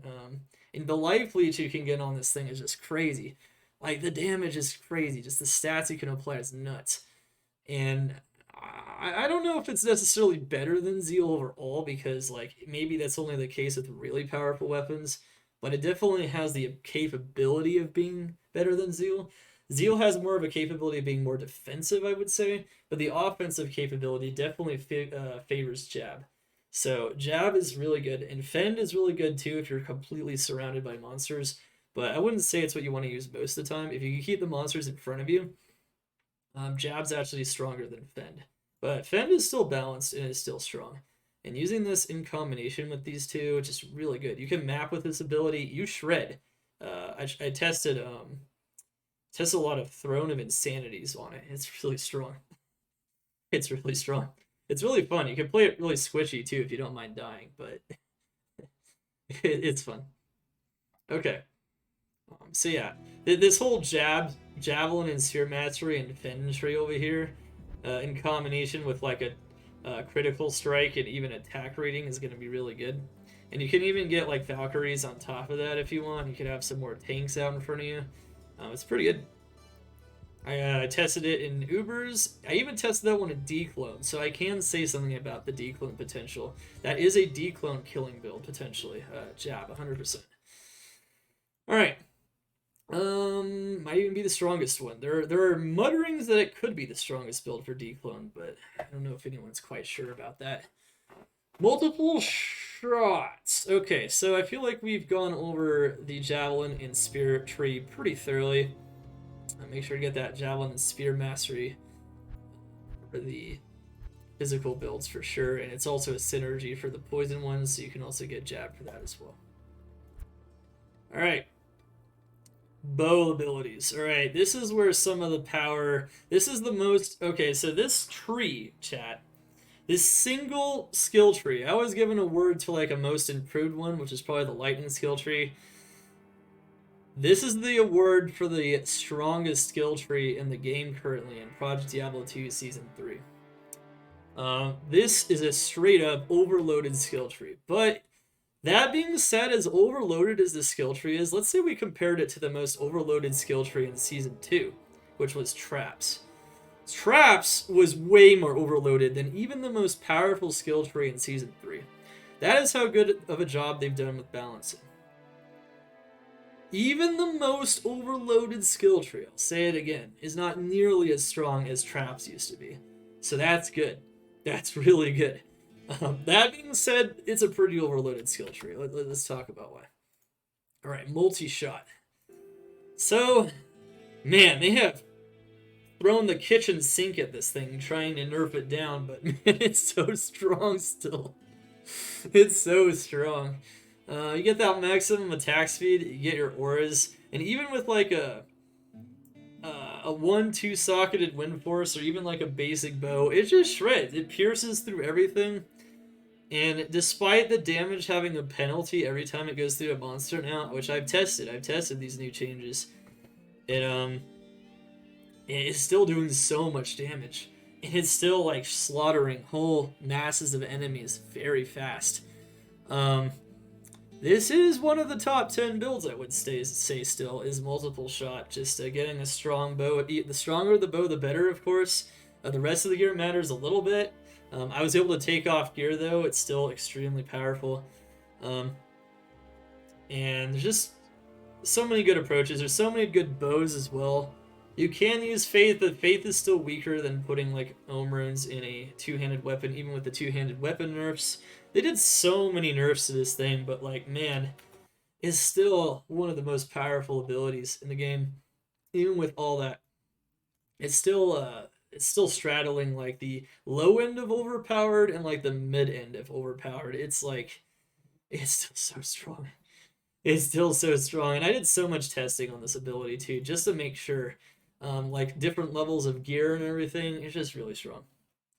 It slaughters so many enemies very quickly. All right, Strafe. All right, Strafe is my award for the strongest build in the game currently. Now you don't have to agree, of course.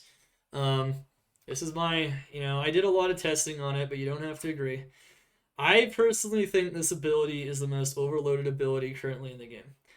It is not as overloaded as most of the abilities in Season 2 that were overloaded, but it's like the last kind of really overloaded build standing. It's definitely S+. It's a cut above some of these other overpowered builds. You could use an upped Gold Strike, and you're still going to be able to shred Throne of Insanity, for instance. An upped Gold Strike, guys, is a Gothic bow. This is not a rare item at all. And you can still map with it. That's crazy. Not only can you map with it, you can shred with it. You get the Valkyries, it just absolutely tears through everything in front of it.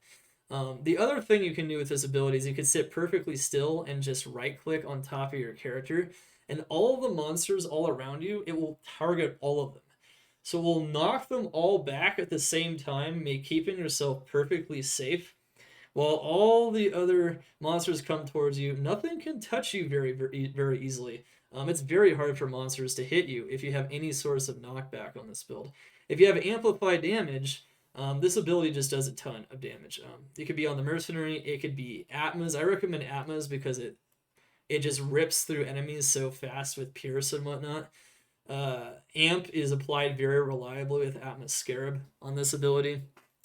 And I gotta say, this is Strafe is an absolutely maddening power ability. They even did a small nerf to it at one point, but it's just so strong. It's just LOD content. It just rips through everything. It's super safe. You don't need insane gear on it. I do recommend some source of amp if you can get it, at least, like I said. But holy crap, that is a whoo. What is the best weapon for Strafe? Arguably, it's a four-socketed quad-owned wind force. You also don't need a lot of attack speed with Strafe because Strafe has a lot of native attack speed. No! Hype. So I also, it's a fun ability. Don't get me wrong. I had a lot of fun with it, but man, it's just hilarious to see the monsters get absolutely torn to shreds by this thing. It is. They turned this, so they did change it, by the way. So in Season 2, I would have said this was maybe a high B tier ability, maybe A-. Now it's like solidly overpowered. Maybe even more than solidly overpowered. It's strong. They made it have more AoE. It just tears through everything now. It's just so strong. Yeah, Strafe's a lot of fun. Highly recommend playing that build as long as it retains its final patch status and they keep it the way it is. Wow, it's just super strong. One thing to note about Strafe is that I also tried it with Brandbow or just procs like Principle with the Holy Bolt, and it's basically the laser build. So the brand Strafe, you're basically hearing like pew pew space lasers the whole time, because what's going on is as the Strafe is passing through every enemy, it has a chance to proc the Bone Spears on Brand, which was a 50% chance to proc, I believe, and it's just like the whole screen is covered with Bone Spears. It's hilarious. Brand is not as strong of a bow with physical damage, and the physical damage is definitely going to be more impactful for the power of Strafe. But that being said, even with a meme bow or a meme approach, is still on the low end of overpowered because the magic damage from the bone spheres, there's so many of them. And you can kill the physical monsters like ghosts a bit easier with that as well. It's not doesn't do quite as much damage as like most physical bow approaches on strafe, but it's still insanely strong and it's funny. It's funny. It tears through maps. I tried like River of Blood, Throne of Insanity. Any narrow map, by the way, the more narrow the map, the better for strafe. It's one of those abilities, kind of like Molten Boulder, where if you get a lot of densely packed enemies in a hall, it's going to rip through them just so insanely fast. So there's certain maps they're better at than others, of course, but just keep that in mind. Try to get those more narrow maps on strafe, and if so, you're gonna have a lot of good time with that, no matter what you do. Of course, there's other approaches we tried too, but there's a lot we could say about it. But overall, strafe is just insane. It's even more insane than multiple shot. So multi-shot might have to take a backseat to strafe this season because of how strong strafe is. Strafe pierces. Oh yeah. Oh yeah. Oh, does it pierce? Oh, it's crazy. Okay. Anyway, guided arrow. So guided arrow is one of the this was probably the strongest single target ability on the Zon in season 2. You could literally like 6-shot like map bosses with this thing. It was so insane. It was so crazy strong. They nerfed the crap out of it though, and now it went down a whole tier. Yeah, so the new patch note is the tentative final patch for season 3.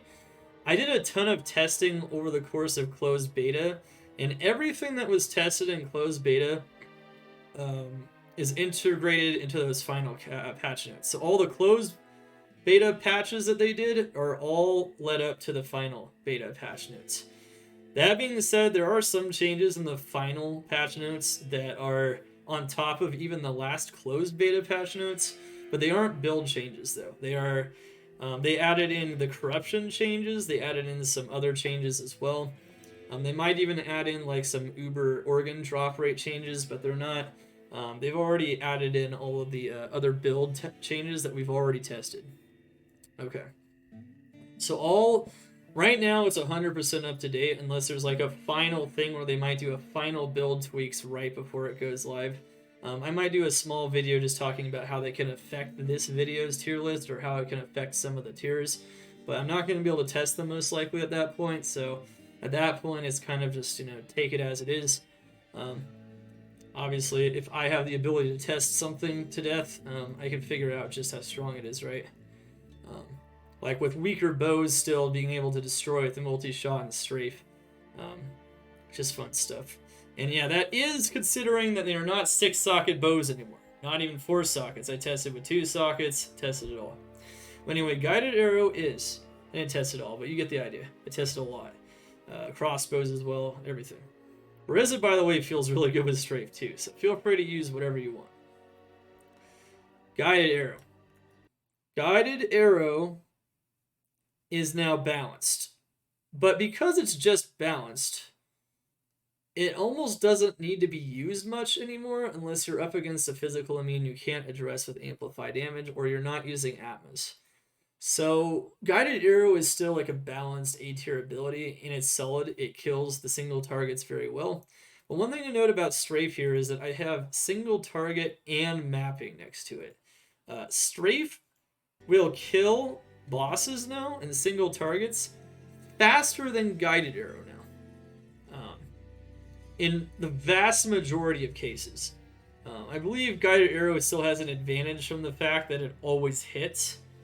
It still has an advantage in that sense that it always hits, but it doesn't shred as fast as strafe now because strafe is just so crazy strong against this. If you max out strafe, you're going to have a bit more effectiveness than maxing that out in most scenarios now. Well, it does. It does. It will absolutely shred a single target faster than guided arrow. That being said, guided arrow is doing a reasonable amount of damage now, and it doesn't feel like it's broken anymore, but strafe is going to outperform it. I even did strafe against like an Uber boss, and holy crap, man. If you get all the proper gear on it, especially you get like crushing blow procs and whatnot, it's just full. It's crazy. Okay, anyway. Strafe is pretty crazy. Anyway, overall, it's just a crazy ability. I think we understand how strong it is. All right, freezing arrow. Let's go into the elemental arrows. All right, elemental arrow builds. Freezing arrow. All right, so freezing arrow. Mapping. It's the end game. It's doing maps. So maps are like new areas, new zones that are stronger than LOD content, and they're more dangerous monsters usually. They have higher stats. They have higher life stats, and they're usually pretty densely packed. But it depends on the stats rolled by the map. Freezing arrow. Freezing arrow is pretty much still where it was last season, at the low end of Overpowered. This ability might have gotten some nerfs, like a nerf to its freeze duration, but it doesn't affect it much when it freezes everything in place. Freezing arrow is still insanely strong, even with full maps. And obviously with ice bow and other things, it's also going to be insanely strong. So freezing arrow is really crazy strong. Really crazy strong. Definitely a really fun ability to use. I don't know how many people have played with it yet, but you should. It's been insanely strong since last season. Like, it just pops packs of monsters. It just literally pops them. You can one-shot them in a lot of cases. Like, it's so strong. The only limitation of freezing arrow is your mobility. That's it. Is that it has a bit more limited mobility. Usually you want to use conviction or, negative res, not like vigor or on the mercenary unless you use it on swap. So there's a bit of a mobility limitation on it, but besides that, it's the damage, the frontal destruction of this ability is just really, really crazy. I would say it's at the low end of Overpowered at S-. Retested, of course, and it's still where it was, where I left it last season. Ice Arrow and Cold Arrow. So Ice Arrow is the single target ability. It shoots all across the screen. It's got a lot of range. This thing gets crazy damage on it. It's got a lot of mileage and it gets crazy damage. If you're running the Freezing Arrow build, I actually recommend using this against your single targets because it's going to do more damage than Freezing Arrow against single targets, so long as the single targets aren't also surrounded by other monsters for this ability to proc off of. This ability procs off of every monster when it passes through it, so if there's only one monster, it's not going to do a lot. But this is going to do a lot. So Ice Arrow, they buffed it to the point now to where this is preferred over Freezing Arrow. So now Ice Arrow is a solid, balanced A-tier single target ability now based on the changes that they implemented. Cold Arrow. Cold Arrow. Alright, Cold Arrow. Cold Arrow is it's looking solid, but because of the more limited range of Freezing Arrow and the fact that it doesn't bounce off the monsters and hit them all as Freezing Arrow, the DPS isn't as high. It's still solid though. Shooting in front of you, you can do quite a bit of damage, and it does a lot of damage. You can just totally run Cold Arrow in the late game if you want. Some might say this is more of an early game ability, and I'd agree with them, maybe, except for the fact this is also strong in Cow's early game. So it's definitely got a potential role to play. And because of that, I would say it's at the low end of strong and balanced, but it's not going to be a priority skill compared to your single target Ice Arrow and Freezing Arrow. And yeah, pretty much it. That's basically it. All right, let's go to Magic Arrow. I'm going to go to Immolation Arrow at the end, actually. I'm going to talk about my experience with it. I don't know if it lines up with everyone's experience, but I definitely tried a bunch of things to make it work, and it didn't feel very good. But let's go over Magic Arrow, though, in a second here. Magic Arrow. Alright, Magic Arrow. They buffed Magic Arrow in the closed beta. We tested it. Magic Arrow does quite a bit of damage now. I would have said this is a solid B-tier ability in last season. It's not. It was viable, but it didn't feel very strong. Now, though, it does a lot of damage, and in early game, it's going to be really strong as a magic ability. In the late game, it feels just okay. It doesn't feel like you're not clearing as fast as your solid A tier, solid balanced abilities, but you're clearing decently fast. It's not bad. I would say it's at the low end of balance now. So that definitely came up 2/3 of a tier there, and now it's heads above water. What can you say? So it's in the green. Solid ability. Fire arrow. See it. Fire arrow. All right, fire arrow. Fire arrow is they buffed fire arrow a bit too by giving it an additional. They buffed up the immolation arrow synergy. They gave it some more power. Fire arrow is also very solid. I would say it does more damage, and it actually feels better than cold arrow. Strangely enough. So I would actually put fire. If you want to do one of those multi-shot elemental abilities, fire arrow does a lot of damage. And if you can get that negative enemy fire res on it, it's going to be very good. So I'd say it's a solid, strong, and balanced. It also doesn't feel too strong or almost too strong. It just feels really good. Explosion arrow, I would say it's at the low end of overpowered. You can use this ability for sure, and it does pretty well in maps, but I wouldn't say it's insanely strong. It definitely takes a couple of volleys. It does kind of do the same thing this does, but it doesn't freeze the enemies, and it doesn't do as much damage. So, exploding arrow is going to be a whole tier behind freezing arrow at A-. It's at the low end of balance. It also feels like it's close to being a little weak, but it's not that bad. You definitely can clear stuff with it. It's pretty solid. Now, immolation arrow is meant to be the single target ability, I think, but I tested it in both single target and mapping. They reworked this ability to not pierce any longer, but now there's no more of a cooldown. They increased the fire duration. I think they increased the on impact fire damage of immolation arrow. But I gotta say, like, I used Phoenix Bow, I used, Fire Facets, I put a lot of bow GCs on. I try to make this thing as powerful as I could, and it really felt bad. It really felt bad. It felt like, compared to Exploding Arrow, you always would have preferred Explosion Arrow. Or Exploding Arrow. Why does it say Explosion Arrow? Interesting. Exploding Arrow. Okay, there you go. Interesting. Anyway. Immolation Arrow, they reworked it. The rework is really cool, and the fact that it doesn't have a cooldown feels really cool. The problem is it just doesn't get that damage in, man. It doesn't get that damage in, no matter what I did. It doesn't pierce packs anymore, so if you try to use it for mapping, it stops on impact. It's kind of got a pyre, kind of like with Blaze or Firewall, but it sits in one spot. It does do enough damage in that small little area where it hits, so it does do quite a bit of damage, and you'll see monsters die from it 100%.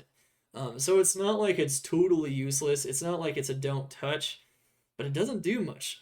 I use it against single targets like bosses, and while it felt like it could potentially be the strongest of the single target abilities in the fire tree, it felt really slow.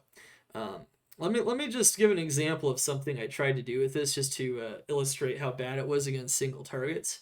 I tried to kill the Cow King with it, or the Cow Queen, right? And the Cow Queen has regen. She has some life regen in the Blood Moon map. And I was using it, and I couldn't kill her.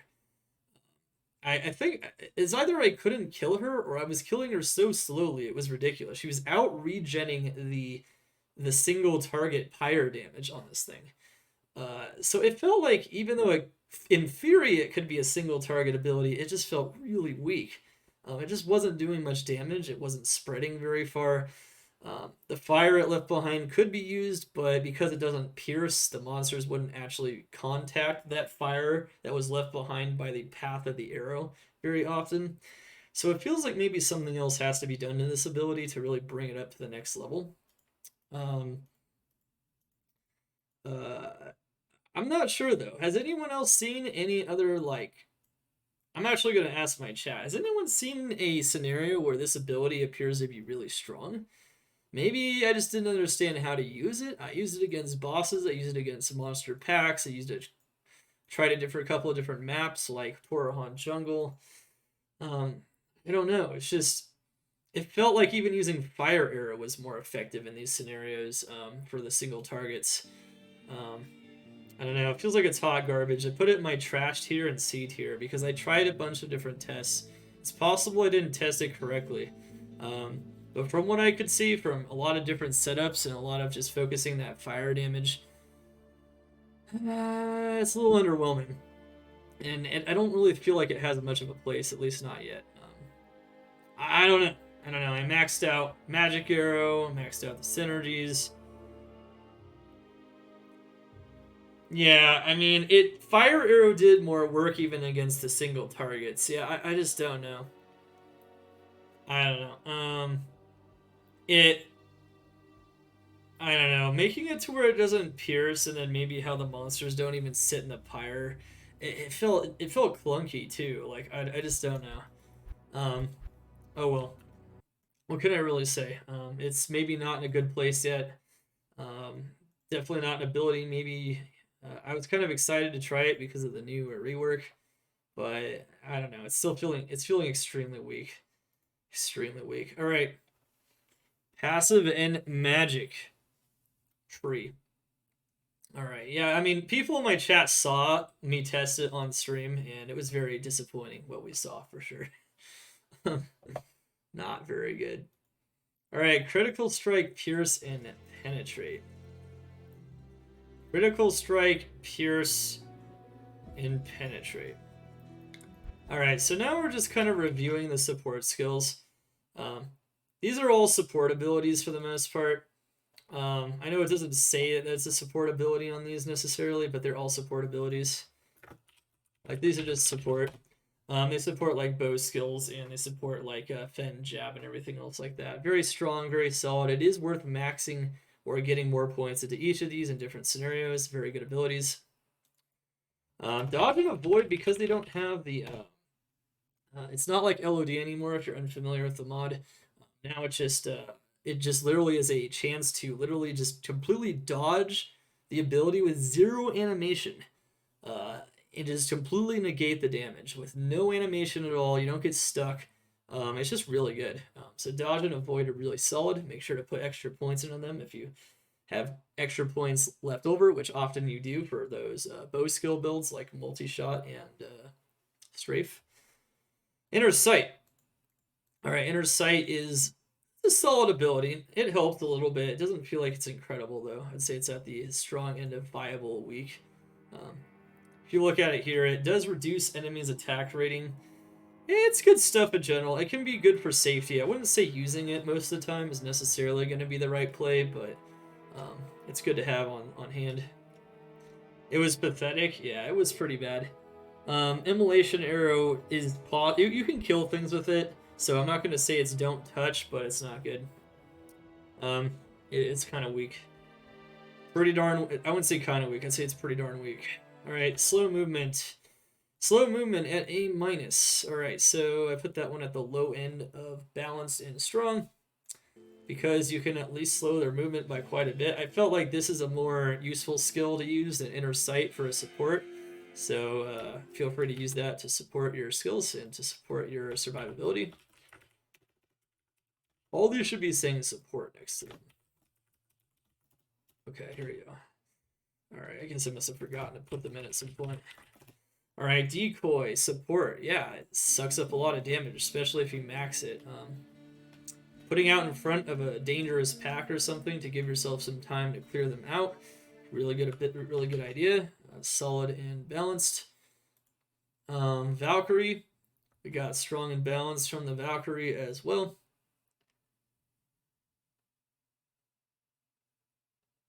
So the tier list is a late game mapping tier list. If you want to learn more about early game, on the very far left on the bottom, there is a guide. There's the trifecta of power for early game. I would check that out on the tier list if you want to see what's good on that.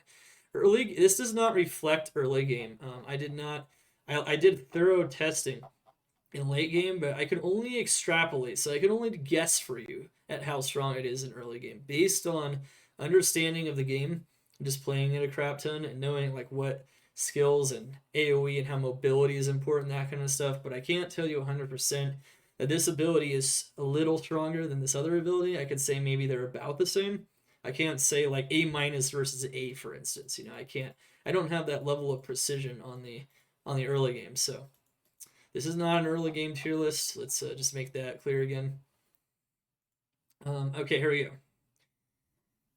Decoy and Valkyrie. Valkyrie is insanely good. I wouldn't say it's so good that it's almost overpowered, though. I'd say it's in a good place. They do die, especially if you don't have a ton of points into them. If you get some extra passive GCs, though, and you get 3 Valkyries, they survive even more reliably. So that actually makes passive GCs viable, just having Valkyries. And as a support ability, they are solid, they are safe, they make your build safe. You can use them on virtually every zone build. They're pretty GG. You can almost argue just because of that they're A+, they're almost overpowered, but I would just say they're solid. They do die quite a bit without tons of skills. Just got to make sure to revive them here and there. Okay.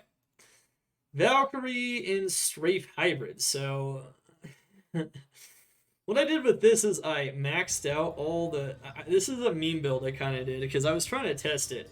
So I was testing Summon Amazon, alright? This is the build here, Summon Amazon. Basically what it is you max out, or nearly max out, all of the Valkyrie synergies, every single one. Penetrate, Pierce, Decoy, Power Strike, and then, you know, getting, you know, up there on the critical strike, right? And then you get the auras on them, you put as many auras as you can on them, you get a lot of plus skills, so you can even use like Ming Songs for pre-buff, you could just use a lot of plus skills to pre-buff them. They are strong. Like, they are strong. Like, by themselves, they can tear through stuff. It's not going to be ripping through stuff like normal builds, but they can tear through stuff. So a pure summon Valkyrie, I would say, is, well, you know, it's on the lower end of weak and viable. So I even would say it's not trash. Like, it's solid. You can make a summon Amazon. They were killing things. They were killing things in Throne of Insanity, mind you. Pretty good. They were moving through. The mapping pace wasn't as bad as Immolation Era, let's put it that way. It's pretty... It was more consistent than Immolation Era. It was really good. I would say it's viable. And as for a Strafe Hybrid, so Strafe is just insane, right? If you just put 1 point into Strafe, and then you just proc Amp for your Valkyries, and then you just like put the auras for the Valkyries, and you use Faith as well on yourself to use Strafe, so you can have more auras. That build actually felt as strong as like running like I don't know, like Fury or even like Magic Arrow in a map. Like, it was strong. A combination of Strafe with Faith Bow and Atmas and just maxing out Valkyries and only putting 1 point to Strafe was really good. Proccing the Amp and whatnot. Obviously, it wasn't as strong as pure Strafe. But that's because pure Strafe, if you use the proper bows and you get the damage, the ED, and you don't focus on just summoning the Valkyries and whatnot, it's just gonna, yeah, Strafe is just powerful, period. I think that's what you should take away from this, is that even if you go pure Valkyries, Strafe is powerful enough to make it a balanced and strong build. I think that's the takeaway. You go pure Valkyrie synergies, everything, and it's balanced and strong, so long as you use 1 point Strafe along with it. Hilarious. Okay. It's pretty good stuff. Pretty good clear speed. Pretty darn good clear speed. Alright, I would say that is the Amazon. Let's go over... So, we have the most overloaded skill tree in the game, the bow and crossbow skill tree here. Let's go over her top 3 builds. So her top 3 builds are Lightning Fury, Multi-Shot, and Strafe. Strafe being the strongest of all of them, of course. Lightning Fury coming back really strong. Maybe not quite LOD strong, but it's strong enough. Strong enough to be stronger than the vast majority of builds at the moment in terms of map clear speed. Really GG build at the moment. And of course, strafe is just maddening, and you don't even need to aim with strafe. It's so crazy. It's so strong. And but you know, it's not as strong as like traps were last season. So even the strongest build is maybe at where maybe lightning traps at Death Sentry were last season. I don't know. It's hard to say, but anyway, like they've done such a good job balancing that. This is the worst case scenario right here in terms of power just being overloaded, and that's not even that bad, like all things considered. But I mean, it's pretty crazy. It rips through stuff even without godly bows. So feel free to use it. Feel free to use it. Strafe was another one, and Freezing Arrow gets a notable mention, an honorable mention, because it's also an overloaded build. So even though it's not in the top 3 that I just mentioned, it's in the top 4. And Freezing Arrow is very cheap. You just need like Mavs, full Mavs set, and you're gonna be shredding with that thing. Very, very strong. Just crazy damage. All right, and it's very safe with the freeze as well. The AoE is just really huge. It's just awesome. All right. I built it multiple ways, so I did multiple setups. I did Bariza, multiple socket versions on the bow, like Wind Force. I used Brand. I used I don't know. I did all kinds of stuff. I did whatchamacallit. I did Wind Force with less sockets. Yeah, I did Gold Strike Arch. Yeah, I did Gold Strike Arch. Exclamation tier list. People are just spamming it all over the channel. You can probably see other people doing that, kiddo. We did lots of tests, baby. Lots of tests. All right, here we go. Poison Nova. Okay, so we are now on the Necromancer. Hope you guys enjoyed the Amazon tier list overview. The Amazon is looking like the strongest overall class at the moment. But there's another class that's almost as strong, and it's not by much, so close. But we haven't gotten to him yet. Yeah, no problem, Beastmaster. So when we talk about map clear speed, we're talking about, you know, obviously AoE is going to help a lot. It's going to be about how much damage it does overall, how much time it takes to go from one pack to the next. Those kinds of things. Overall ability to operate strongly in their strongest maps, not just Blood Moon. I'd like to emphasize, I did not just test the maps in Blood Moon, okay? The builds in Blood Moon, okay? Now, I'm not saying there's anything wrong with that if anyone else did. But if you did, they're only a half drop right now. They're pretty rare. You're not going to be able to spam those unless you're rich. You can maybe buy them, and you can spam them, but if you only test the builds in Blood Moon, you're not doing them justice. I did not just test them. I tested them in all kinds of tier 3s, including the new ones. I tested them in new ones, including the tier 2s that were brought down from tier 3. I didn't test every build in all those new ones necessarily, but I tested them in old ones that are tried and true. The areas where they actually work well. Okay, so this is endgame testing, and if the build doesn't function at all on the map, of course I'm not going to use it as a standard of testing. Like, for instance, I wouldn't test Teeth Necromancer in River of Blood because there's magic immunes in there, right? You know, you just very tanky magic immunes at that. So it's not a good idea. All right, let's go. It's time for the Necromancer. Necromancer testing. I think we didn't start with Poison Nova, but here's Poison Nova. Okay, we're gonna start on the Poison and Bone skill tree. Like I said, like I just said, Kato, you must have just come in.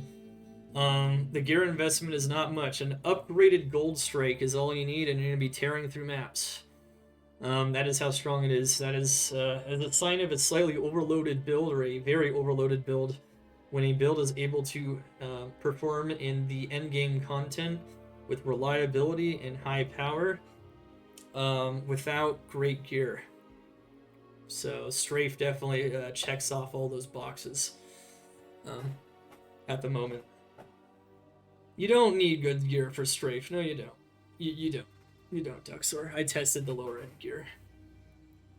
You don't. Is an upgraded Gold Strike good gear, Duxor? I even tested it with like weak ass ED modifier things too, like Rinwards that weren't like great. Like, you know, things not like Chains of Honor, not like Tyraels. We didn't have those armors on.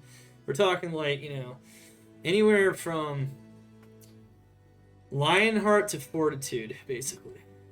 You know, anywhere in that kind of zone. Potentially even those ED crafted armors.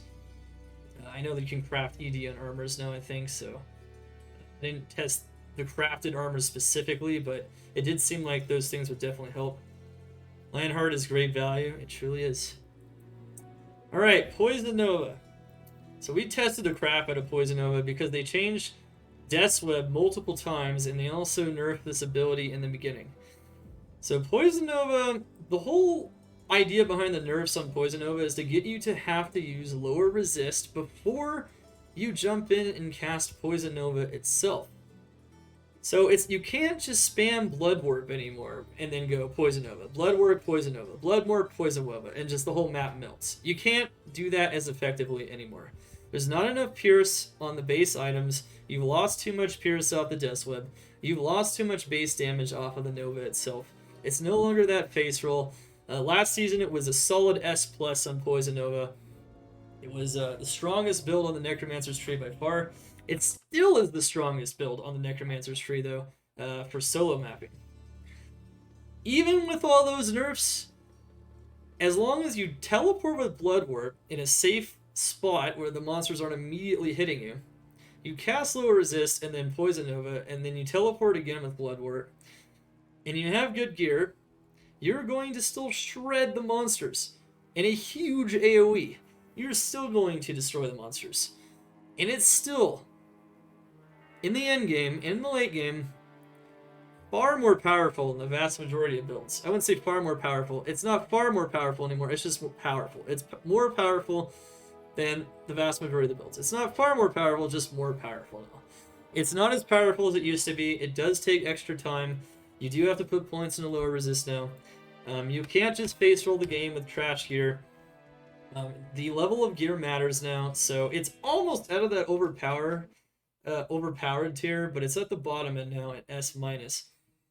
I would say it's still a little overpowered though, because if you actually get like at least decent gear for it and you use lower resist properly, it's still like one of the most powerful abilities.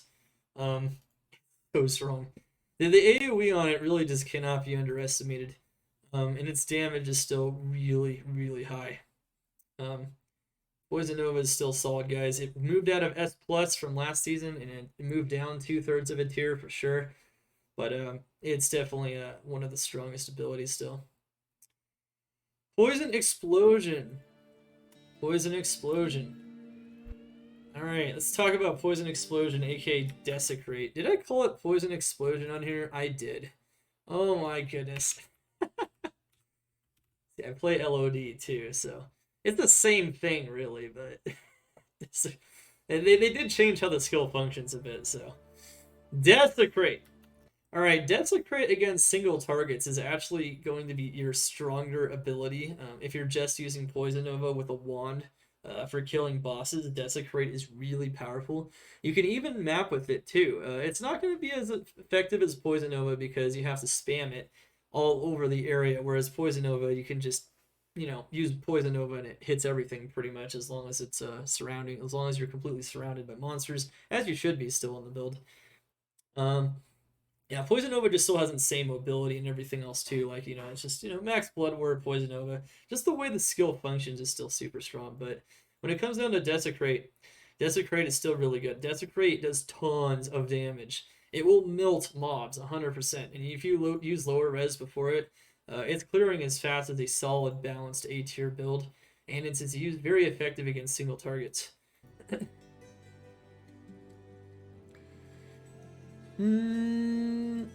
Wolf, Fury, Rabies, Fireclaw, all strong builds on the Wolf at the moment. We have shown those on the list though. Very good builds. Alright, Poison Dagger. Okay, so you guys might be thinking, wait a moment. A+ on Poison Dagger? The strong end of balance? Well, only for single targets. This thing does crazy damage. It does more damage than Desecrate, and it has its own Poison Pierce on it. Poison Dagger is actually a really insane ability now. Like, it's solid. Like, really solid. Let's talk about it a little bit though, because I didn't expect this at all. Before testing it, I was like, okay, this has still got to be like a pretty dog crap garbage ability. There's no way this is a good ability. And so then I put on the proper gear, right? Put on like Bramble, Plague, put on maybe like Storm Shield for DR, put on some DR, got a lot of plus skills on it. And for single targets, this thing shreds. It shreds even harder than Poison or Desecrate. It shreds harder than Desecrate. Desecrate's amazing as a support ability too, by the way. Like Desecrate's just good all around. You can use it for summoning monsters as well. But Poison Dagger is, oh man, like, okay, it's stronger than Desecrate against single targets, so it's almost overpowered against single targets. That's how strong it is. And then against like groups of enemies, like mapping, if you use teleport like Bloodwarp and you teleport into the middle, and we're talking Throne of Insanity here, like dangerous maps, okay? Throne of Insanity doesn't have a lot of poison immune, so it's a good map for this. You go in there, you jump around, you go directly into the group of mobs, you use the Poison Dagger, and the monsters just melt away. They are dead. Straight up. You just have to like use it once, maybe twice, and then teleport again. Use the Poison Dagger. The clouds hit everything in a pretty big AoE. It's a bigger AoE than like Vengeance or Immolation Arrow. It's a pretty big AoE. And it just like flattens that whole group of monsters. Like it's powerful. Like you could do this. You could do this. This is better than a meme. And even though it is a meme, because in LOD this ability is such hot garbage in LOD.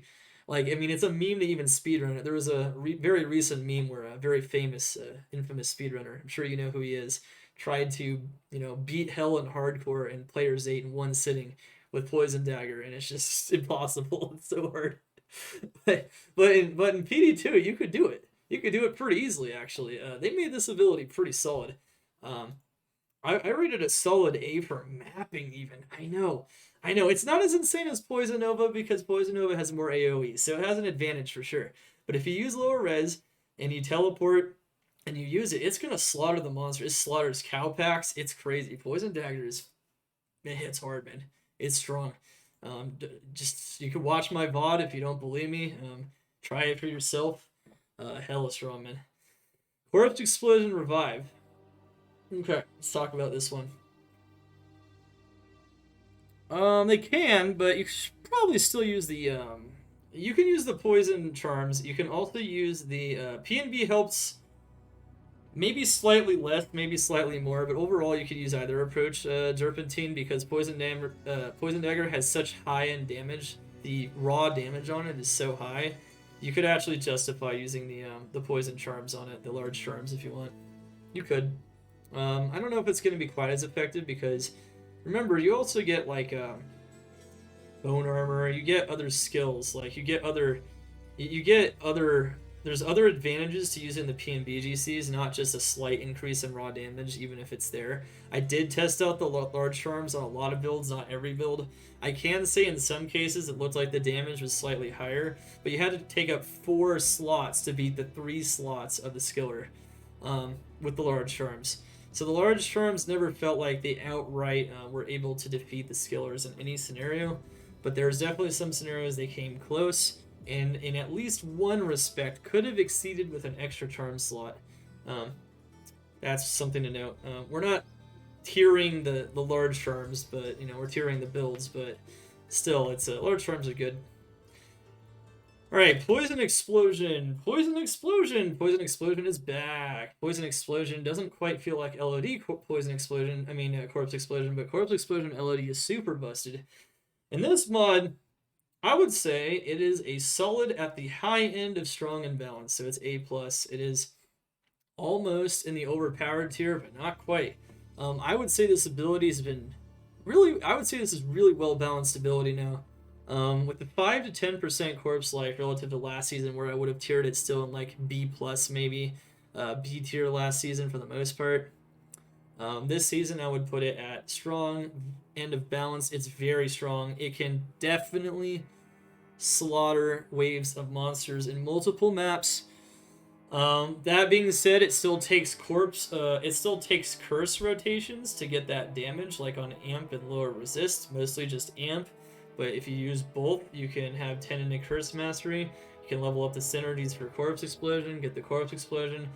Since it does fire and physical damage, having lower resist and amp is beneficial. It takes a bit of a rotation, but once it gets going, it will blow up the screen within 3 to 5 seconds pretty reliably. That is the strength of a pretty standard, I would say, high-end A-tier build for sure. It's not broken, though.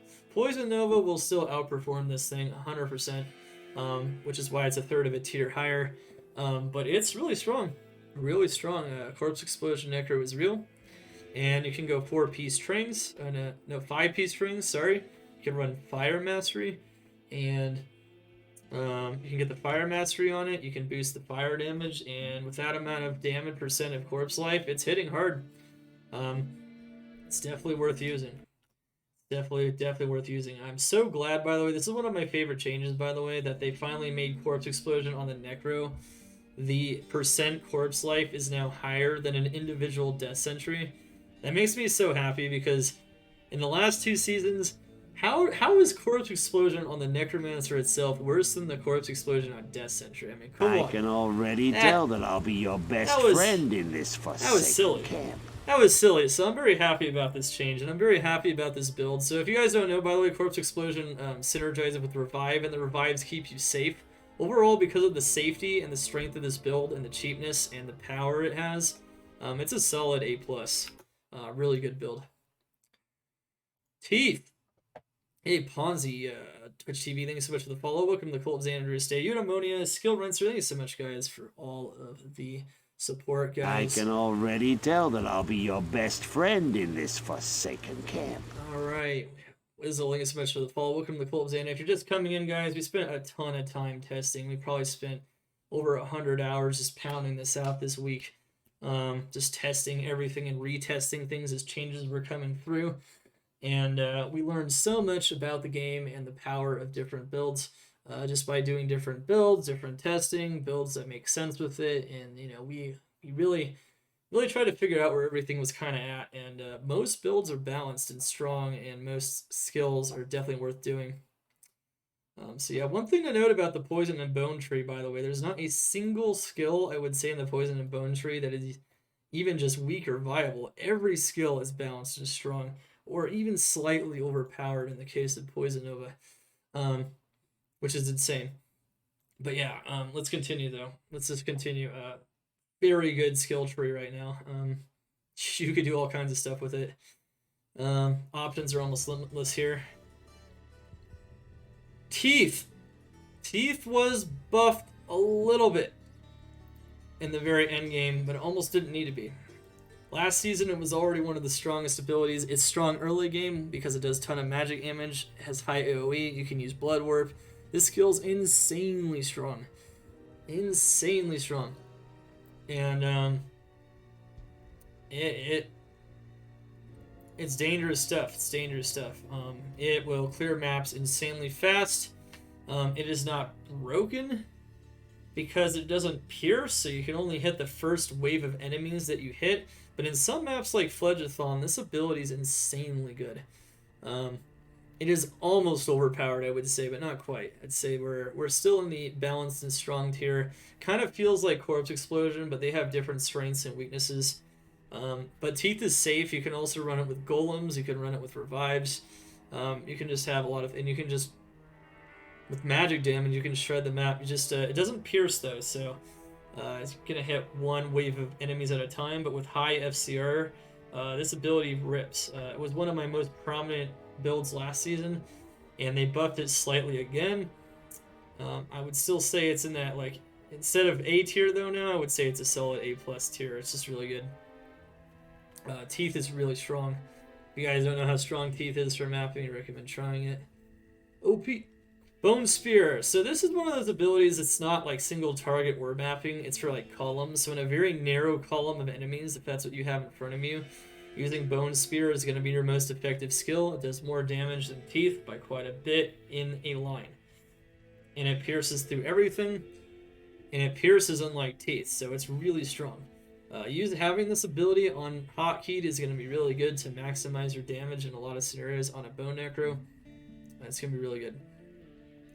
I rated it a solid balance skill. Bone Spirit is for single targets, also solid balance, and it was buffed even more. And Bone Spirit is now a really solid single target ability.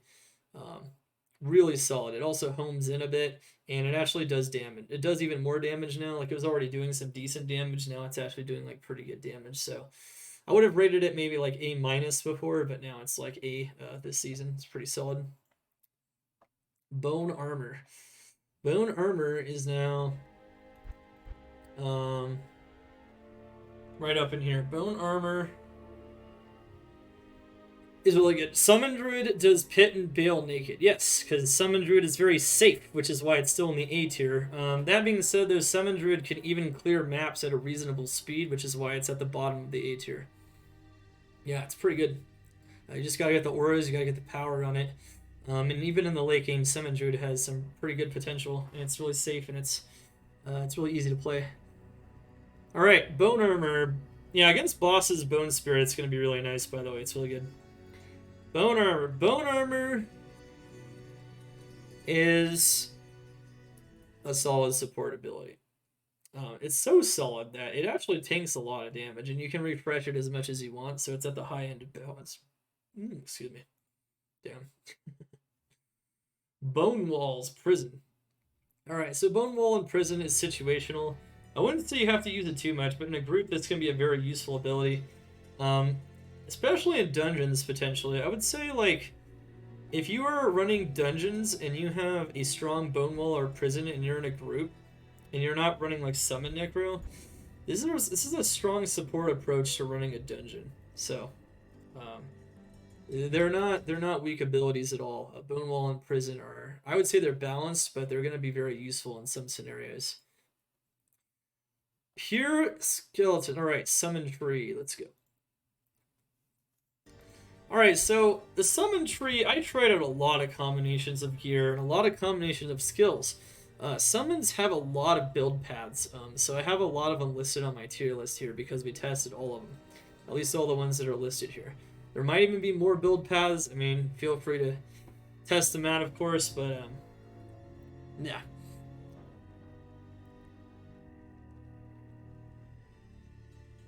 Right. Only the archers kill you potentially. Yeah. Oh, no. Yeah, it's good. Okay, here we go. So, here we go. You guys are talking about Summon Druid. Yeah. All right, so Summon Necro. We're going to talk about the Pure Skeletons, Mages, and Curses build first. So what that means is Skeleton Warrior, Skeleton Mastery, Skeleton Mage, and maxed amplified damage. And of course, you can also you can get like a golem as well if you want, like one iron golem if you want like a concentration aura using maybe the Mage Killer, Kahab as a potential fodder for the iron golem, and then you can get even more auras. And then you can get lower resist as well for the mages. And you can increase amplified damage further with Curse Mastery. There's a few other approaches to it, but that's basically the idea. And it's a very solid build. I put it at a solid A balanced build. It's strong. It has A tier clear speed. The skeletons are very strong. You can use this with Arm of King Leoric for bonus skeletons and mages, which is something I checked. Which is a new item in this season, so really good. I would have put it at like A-, maybe B+ in previous seasons, but it's been coming up very slowly, and it's really fun. It's a good approach. All right. All right, another good approach though, which might even be better, is running it for Ubers. Against single targets, it's actually kind of nutty what they can do against single targets. I actually teleported on top of Uber bosses with this, and wow, like it killed them fast. Like Lilith was getting wrecked. And since they reduced the primeval penalty slightly, the skeletons even survive a little better against her. She definitely is able to kill them, but man, it's as long as you get your skill level high enough on these things, you can do Ubers with the Skelemancer 100%. It might be a bit more challenging to do Mephisto or Diablo because of how much damage they do, but you can still make it work. Just gonna have to make sure you get like 1 point Desecrate at the very least, so you never run out of skeletons because now you're trapped in Uber Tristram. So make sure you do that. But it hits really strong against single targets. Really strong. Just teleporting on top of them and letting your skeletons and mages do the work. You get those really powerful curses. Heck, you could even run like Weaken or Decrepify on the Uber bosses to make it even easier, so you can actually get a different combination of curses, and that's even more effective than just running Amp and Lower Resist. So yeah, it's just a different combination of curses, and it's still going to be highly effective. It's very, very strong.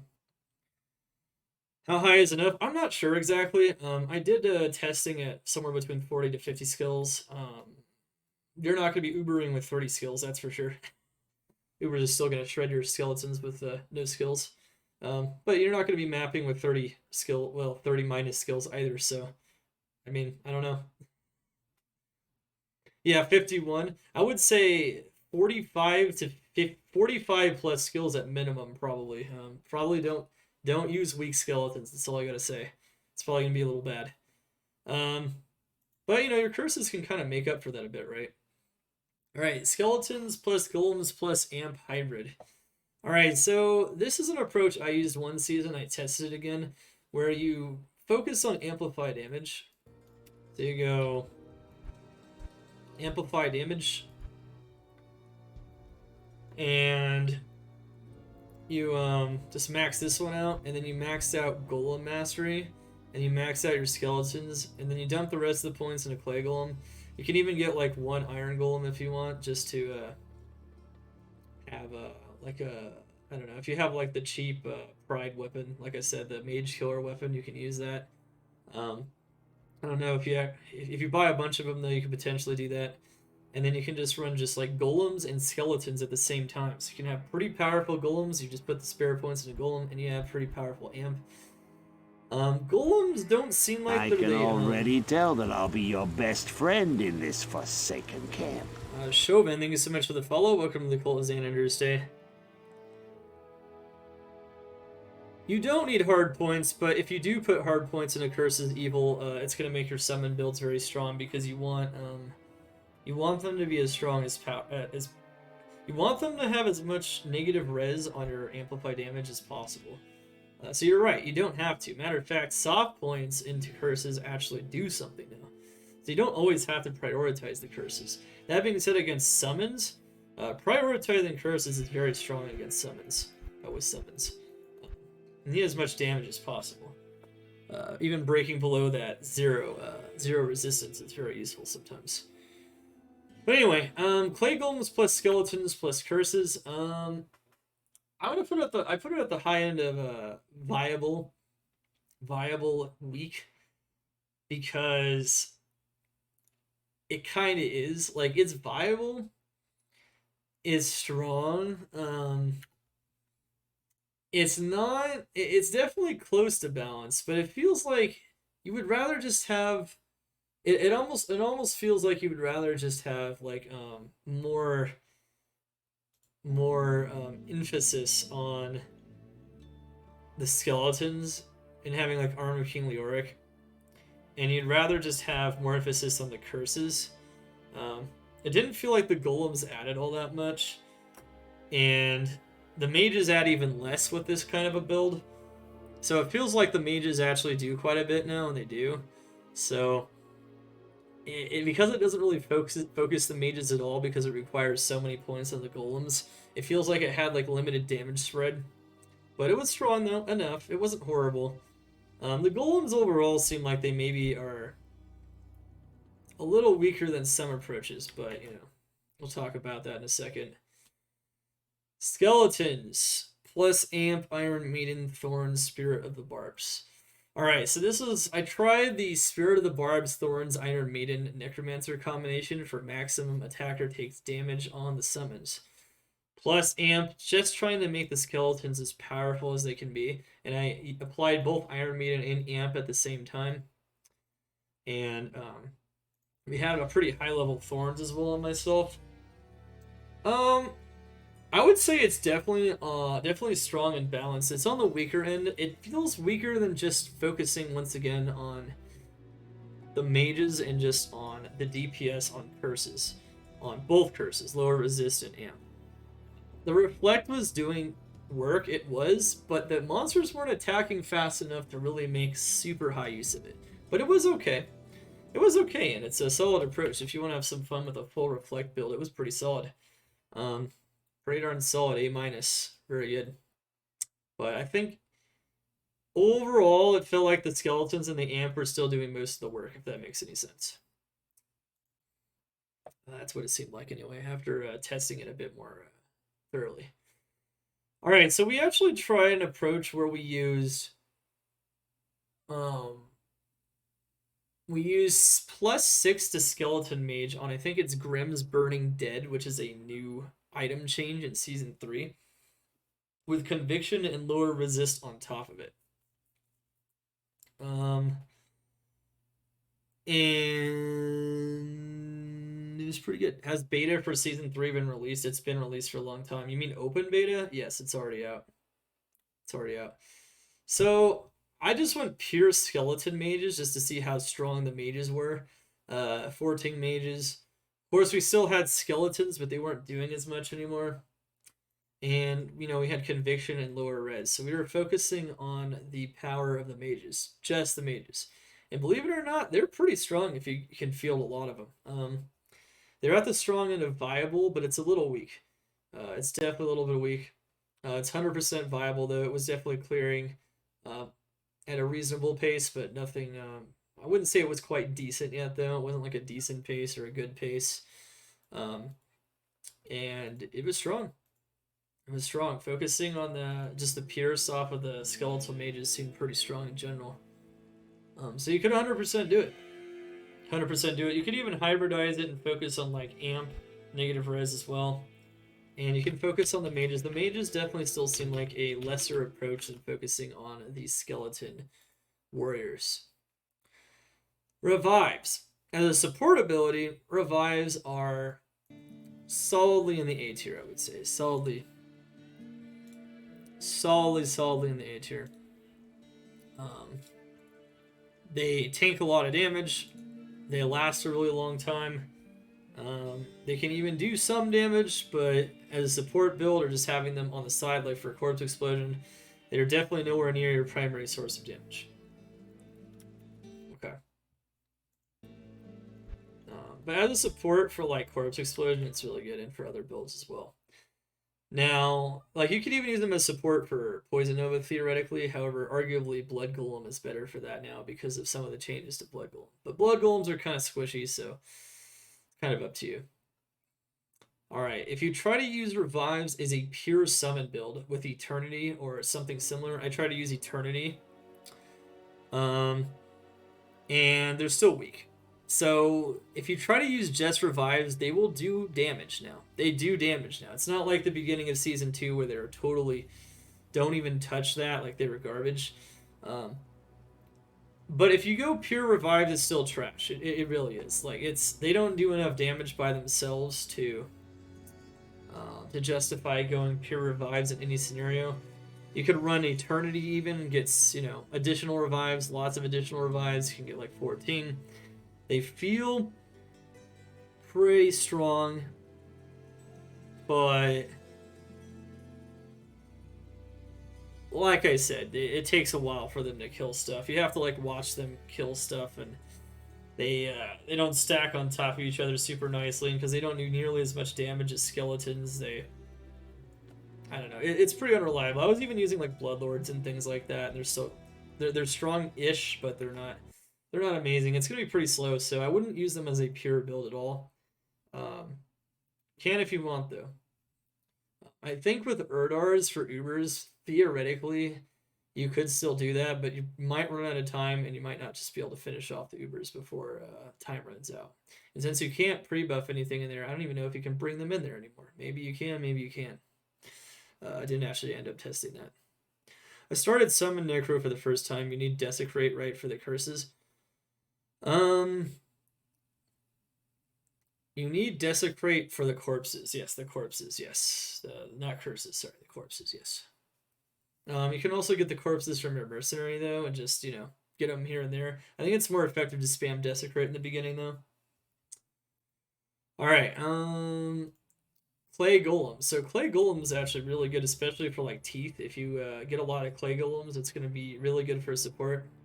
You can get a decent number of them, and they're really tanky. And because they also slow, you could say they even have more utility than Revives in some scenario as a support. So Clay Golem is solid to use as a support for other builds. Clay Golem as a pure build. So this is when you max out Clay Golem. All the synergies and Golem Mastery. And you just max out Clay Golem and you go for maximum amplify damage. And you try to make them do as much damage as possible. This build is not incredible. It's on the weaker end of weak and viable. It has a clear speed, so it's not in the C tier, it's not trash. It has some level of a clear speed, but it's not going to be incredible.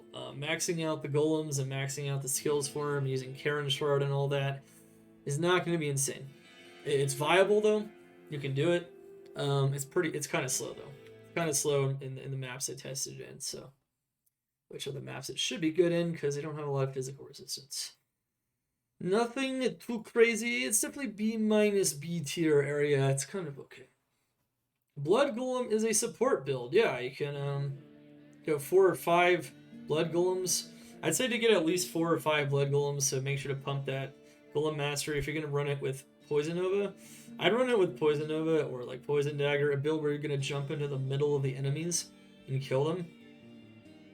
Because if you jump in the middle, they actually give you a ton of life gained on hit. You can get upwards of like 40 life gained on hit. So on top of the auto regen from Blood Warp and the life per hit or life per kill on your gear, you're actually going to be regenerating your life faster by having Blood Golems out.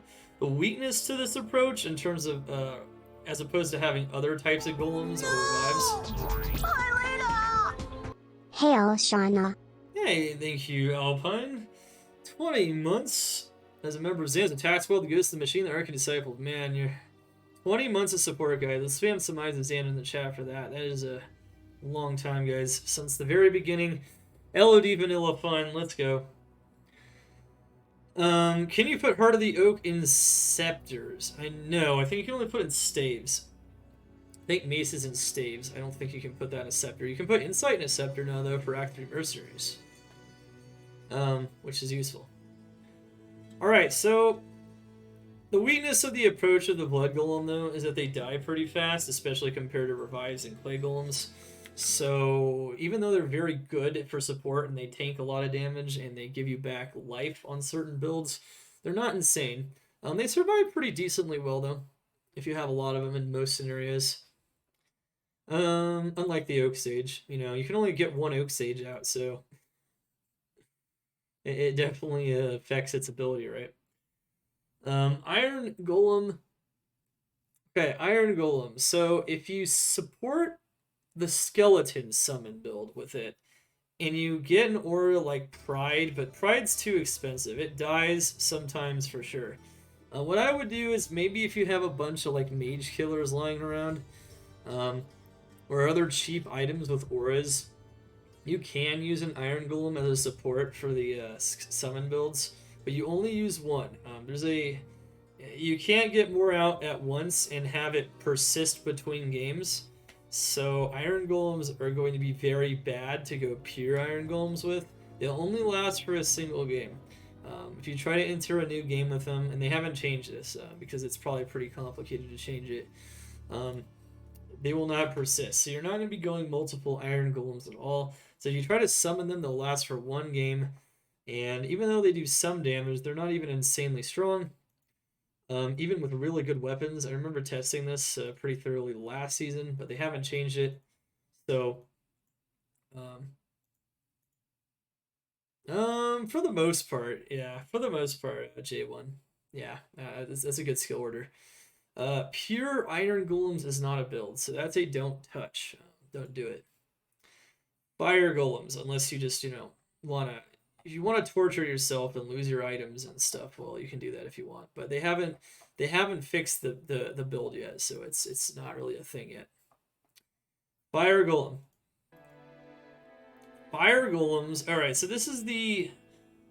I think they tried even harder to make this viable last season. I feel like they've kind of.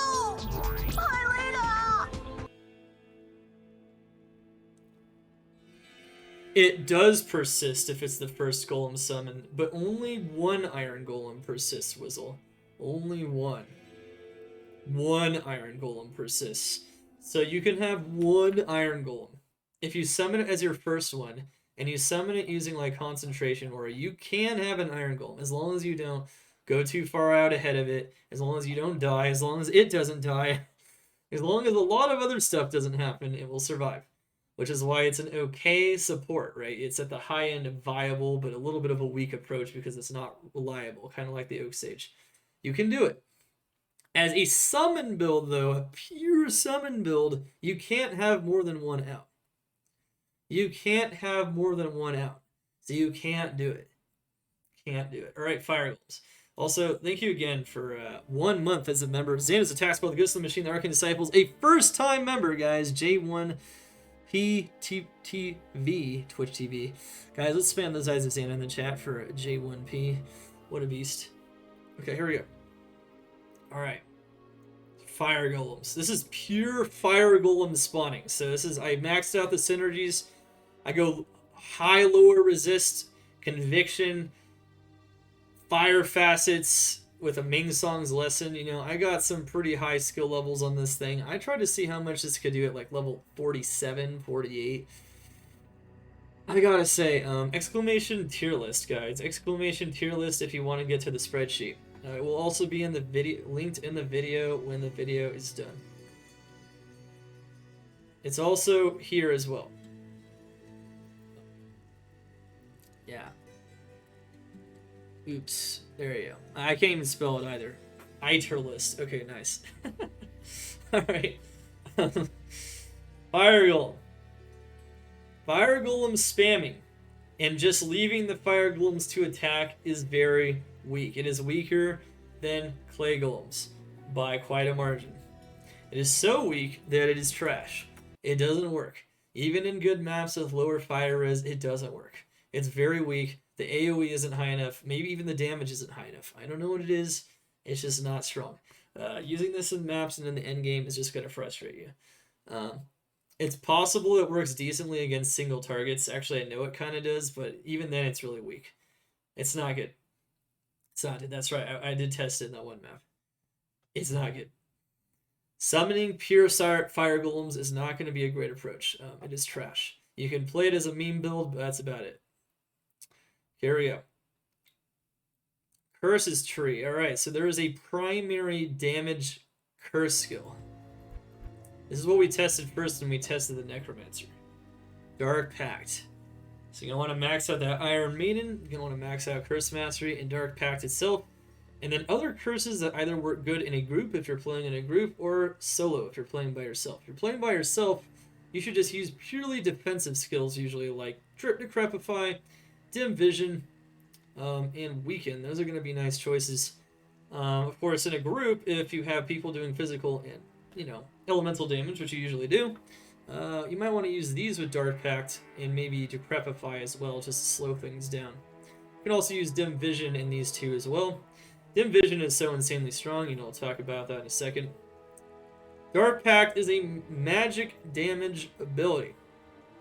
It's a magic damage ability. Tier list. It is very strong. It has a lot of AoE. It's also called a piano build. So getting 2 curses applied to the monster or 3 curses will greatly increase its damage. It's damage per curse. Once you have all those curses layered on top, you Dark Pact them. Dark Pact, since the curses have a lot of radius, you can usually just start Dark Pacting everywhere on the screen. And you can blow up whole swaths of enemies pretty quickly. That being said, it's not as quick as some builds, so it's not overpowered. Not at all. You gotta get the curses out one. Sometimes you need 3 curses out, not just 2. 4 curses if you use Dark Force spawn is possible. You don't usually need it, but it will devastate even really high HP enemies. Um, it's really strong. It will take whole packs of monsters down pretty fast. And you don't even need Infinity for it. You could use like Insight and other stuff like that on Act 2 or Act 3 Mercenary. It's cheaper as well. That's definitely one of the pros of it. One of the cons though is it still requires a somewhat lengthy rotation to get the damage out, which means you're not instantly jumping into stuff and killing them. So that's why it's not S tier. Even with as much damage as it does, it's not S tier because it requires setup.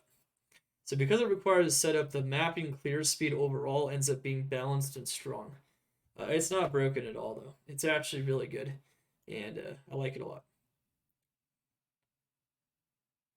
Oh, it still doesn't consume 4 curses. Interesting, Mr. Toad. Maybe that's why I didn't feel like the 4 curses were doing much. I mean, I tested that, but it didn't feel much more powerful than 3 curses. Maybe it wasn't any more powerful at all. That's funny. Okay. Well, maybe if it did consume 4 curses, then that'd be interesting. I mean, that would be interesting indeed. Imagine if it did though, right? Maybe it would be broken. I don't know. Maybe it'd be broken in the end game. Maybe it'd be like S minus, A plus. I don't know. Otherwise, it's balanced though. It's good. All right, Dark Pact single target. This ability is absolutely garbage as a killer of bosses. Your best approach even is just to use like max amp or something and then have the mercenary kill. That's how bad it is. Yeah, it's like freezing your own away into where the small explosion radius on each monster when it kind of when every monster takes damage from it, it feeds off of density. It feeds off of density. The more density, the better. And yeah, against one monster, it's pretty bad. It's poop 100%. So it's trash against single targets for sure. Matter of fact, if you're mapping with this, depending on the strength of your mercenary, you might even want to skip the bosses. That's what it felt like. Mosh pit. Okay, there we go. So I tried another meme build because this is another build that is possible because of the interaction of curses in the curse tree. Confuse, amplify, Iron Maiden, and Corpse Explosion.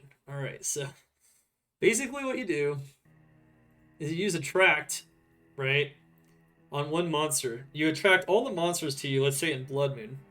Exclamation tier list, T-I-E-R list. There you go. You can go into Blood Moon, use a trap on one cow, and then all the cows come rushing towards him. You don't even have to use a track necessarily though. What you can just do is you can go confuse, you can go amplify, you can even have thorns on top of it, so you're getting some thorns damage on top of this as well. And Iron Maiden on 1 point CE. And then the monsters will kill each other. They'll kill themselves. They actually kill themselves. They do. If you confuse them, they got it more. The more attack speed, the better. You max out confuse, you max out amplify. You get decent Iron Maiden. I really wish Iron Maiden was a bit stronger though. It's a little underwhelming by itself, especially. And then you get 1 point CE. You can even do some AoE damage with it as well. My impression of it is that it's not very fast. It's slower than just using, pure clay golems and just pure amp power. But the monsters will kill themselves, and you'll have a decent ability to kill the monsters. So you just get all the monsters in a mosh pit, and they just kill each other, and they just fight, and then they just kill them. And it actually works. It works. I have the VOD for it. It's trash for any kind of a serious build. So, I also consider C the meme tier. B is viable, right? C is meme and trash, and D is like I wouldn't even touch it for memes unless you just like torture. So if you like memes though, it works though. It'll kill stuff. It's gonna be slow, but yeah, good. It works though, especially with a lot of plus skills. All Alright, curse support. Yeah, the monsters do a lot of damage to each other, strangely enough. They definitely can hurt. Um, I mean, it's not like, you know, they're not chunking each other for half, but it's decent. Curse support. Curse support. Alright, so this is the overall power of curses as a support in the tree for like for running on a in a group, right? Like maybe a dungeon or something. Curses are insanely good. Having a support necro on your team that maxes out the curses and makes them ultra strong is going to be a very solid approach, just for overall surviving and increasing the damage dealt by your team. It's arguably the strongest support build in the game, besides maybe summon builds, you can argue, if you consider those to be support builds. It's really, really strong. It's a little overpowered, even, I would say, just because of how strong it is. It's just the amount you're able to slow the monsters and blind the monsters and increase damage against them. It's just crazy. So if I know it seems passive, but if you want to play with a group of friends, curse support is it's tasty. That's a good one. Amplify damage. All right, so let's go kind of through all the curses now and talk about their general strength. Maxing out amplified damage is very strong. Obviously, physical damage. So I'd even say it's a little overpowered still. It just increases damage massively for physical damage. They did nerf it a tiny bit at the high end, but oh man, it's still crazy strong. Lower resist. Lower resist is solid now. I would have said it would have even been B plus or A minus before because you never needed it because you could only benefit from it with with hard points, and on most builds it made no sense to. But now with the soft point change, it's a solid balance skill. Dim vision is broken. Dim vision, you can just blind the monsters. And then they just can't hit you at all. They don't even see you. They're totally blind and they're gonna die unless you get really close to them. Dim vision's insane. Using it with Dark Pact, using it by itself. I don't know if the skill is underrated or what, but man, monsters just can't do very much when they have dim vision on them. I'll tell you that much. Especially if you max it out, like the effect on it, the radius and everything is just really good. Confuse. Alright, Confuse. Confuse is definitely also insanely strong. Keeping those monsters locked in place, attacking each other, almost as effective as Dim Vision, so in some ways it might even be more effective, because they do kill each other to some extent, especially if you max it out, as you saw with the Mosh Pit Necro. Yeah, it works. It works. It's pretty solid stuff. The fact they even made that viable is just really cool. It's not viable, you know what I mean. It's a meme, but it works. You know, C builds work, but I wouldn't say they're like, you know, amazing. They're not amazing, so that's just how that works. Yeah, I said works a lot. Works. Okay.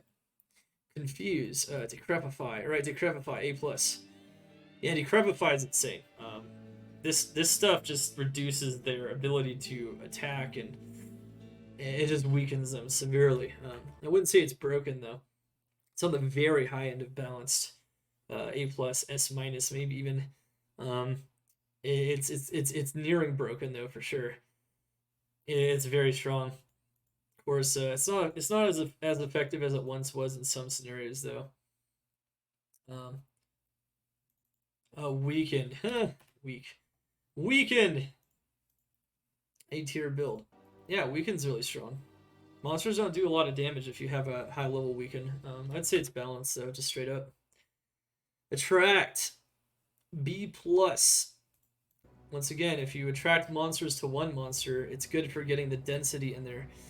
Using it, I kind of wish the radius was a bit higher on this thing though, because it feels like its effectiveness could be higher, which is why I put it on the high end of viable and weak.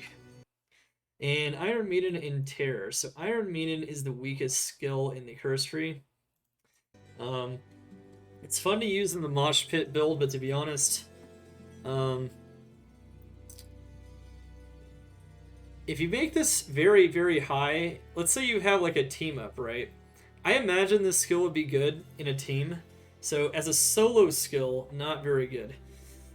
Solo supporting, it's pretty trash. It doesn't do enough damage. It doesn't really affect the monsters enough to do enough damage. But let's say you have maxed out Iron Maiden and you have a Thorns Pally with maximum attack damage reflect. Theoretically, if you have a friend or a brother or whatever, you can do that, and it, given how strong Thorns is and how Thorns is viable as even a B tier build just by itself, I could see that combination. Yeah, you could also use Life Tap, yeah. Oh, did I not list Life Tap at all?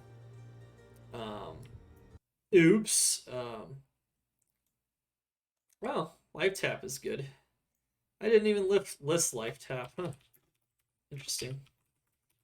I can see Iron Maiden, even though it's trashed by itself on like a for solo play, I could see it as being pretty effective for like just getting an attacker takes damage stealer or a charger up in there.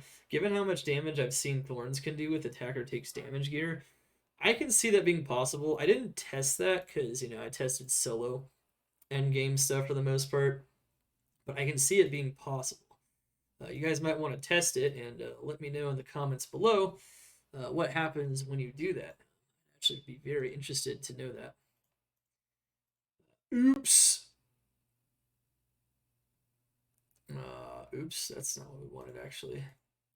Yeah, I just say it's an A tier. So Life Tap is A tier as well. Life Tap is really good. Life Tap is beautiful. It's a beautiful skill. Very good for like supporting people doing Ubers or just attacking a single target. It's not very good for summon-based builds. It's really good in a group support though. Like I said, I could see Iron Maiden as being maybe effective in one scenario, but I tried it in a lot of other scenarios, and it seems like it's not the most important part of the summon builds. It's not the most important part of the mosh pit. I don't know. It just feels kind of weak. It's kind of trash. It's very trash, I'd say.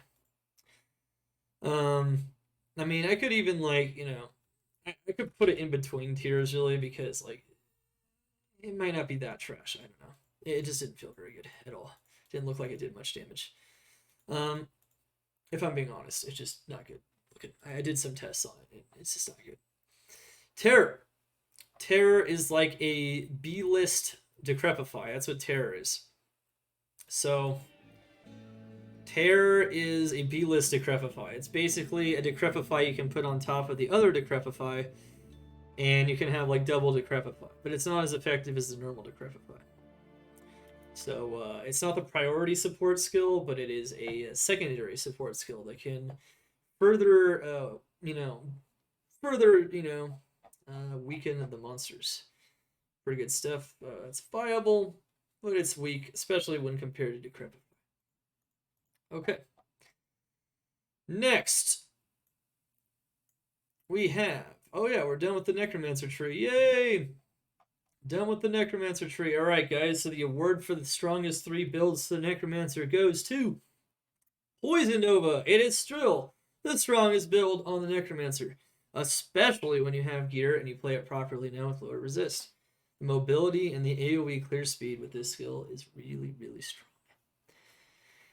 And the next 2 strongest builds, the award will go to other builds in the Poison and Bone skill tree. Corpse Explosion Revive and Teeth. It's okay, you can watch the video on YouTube. Evil will have it as a command soon. It's going to be under the tier list command. I'm going to have the tier list and I'm going to have the video first thing, so you can check out both of the links. All right, here we go. We're going over kind of my thoughts though, playing the build and whatnot, and just why they are what they are, like good clear speed and whatnot. Anyway, Corpse Explosion, Teeth, and Poison Nova are the strongest builds. However, an honorable mention for strong builds can also be said for Poison Dagger, pure skeletons and mages with tons of auras, and curses, and Dark Pact. So overall, the Necromancer has a lot of strong, very solid builds, and the whole Poison and Bone skill tree is just very, very useful in all scenarios. So yeah. feel free to try all that stuff. Really good. Even has really fun meme builds that actually do a pretty significant amount of damage. And yeah, but of course it's not going to be great for endgame mapping because it's just not very fast at all. Okay, cool. Necromancer is done. We are now on to the Barbarian. Barbarian is pretty cool. Best hardcore build? Hardcore build overall, the best one? I don't know. Some kind of summon. Honestly, like really strong Valkyries on Stray feels safe and super powerful. But if you want even safer, you can run summon builds. You can run traps in with. Yeah, there's a lot of things that are safe. If you want something safe, if you want something powerful, anything can be powerful in hardcore almost. You just have to have the right gear. It's not always the case, but yeah. But I'm a hardcore player myself, so I understand that. Faith Strafe on hardcore, yeah. Faith Strafe on hardcore with really powerful Valkyries doesn't sound like a bad idea. You can even use Peace like I did to get 4 Valkyries out. That's how I tested the Valkyrie summon build, by the way. I used Peace even. You could have 4 Valkyries now. They changed it this season. It was pretty crazy stuff. I forgot to mention that when I went over the Valkyrie build. Kind of upset I forgot to mention it when I went over the Valkyrie build, but that's okay. Double swing frenzy, single target. So frenzy, I used it as the uber killing build for myself in season 1. It's still strong, and there's nothing that has changed in that regard. If anything, double swing is the main attack and frenzy as the pre-buff for the attack to get it going is really, really strong. So let's go into the combat tree. Most of the builds for the Barb are in the combat tree itself, and all the other skills are used as supporting skills for the most part. Of course, we rate the skills, not just the builds, so we'll talk about that, of course, just in general. Yep, that's right. You use double swing. That's right. That's correct, Young Pole. That's exactly what I do. And Frenzy's really strong. Frenzy can actually map now. I would have said Frenzy was maybe a B tier mapper last season. Now I would say it's on the bottom end of strong and balanced. It's strong. Like if you get weapons, or if even without amazing weapons, I even use oaths, and it was pretty powerful. Like it could map with oath weapons, which is pretty insane. Double swing frenzy looking pretty good. You can definitely clear through enemies. It had pretty good melee splash.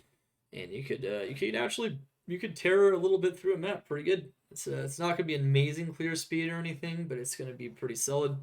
And with stronger weapons, it gets more and more amazing. Definitely makes you a bit vulnerable. Most melee builds I'd say are A- now, and with the buff to frenzy, it's definitely up to where some of those other builds are now. Double swing and frenzy against Ubers though is even more effective. This is a very strong single target ability.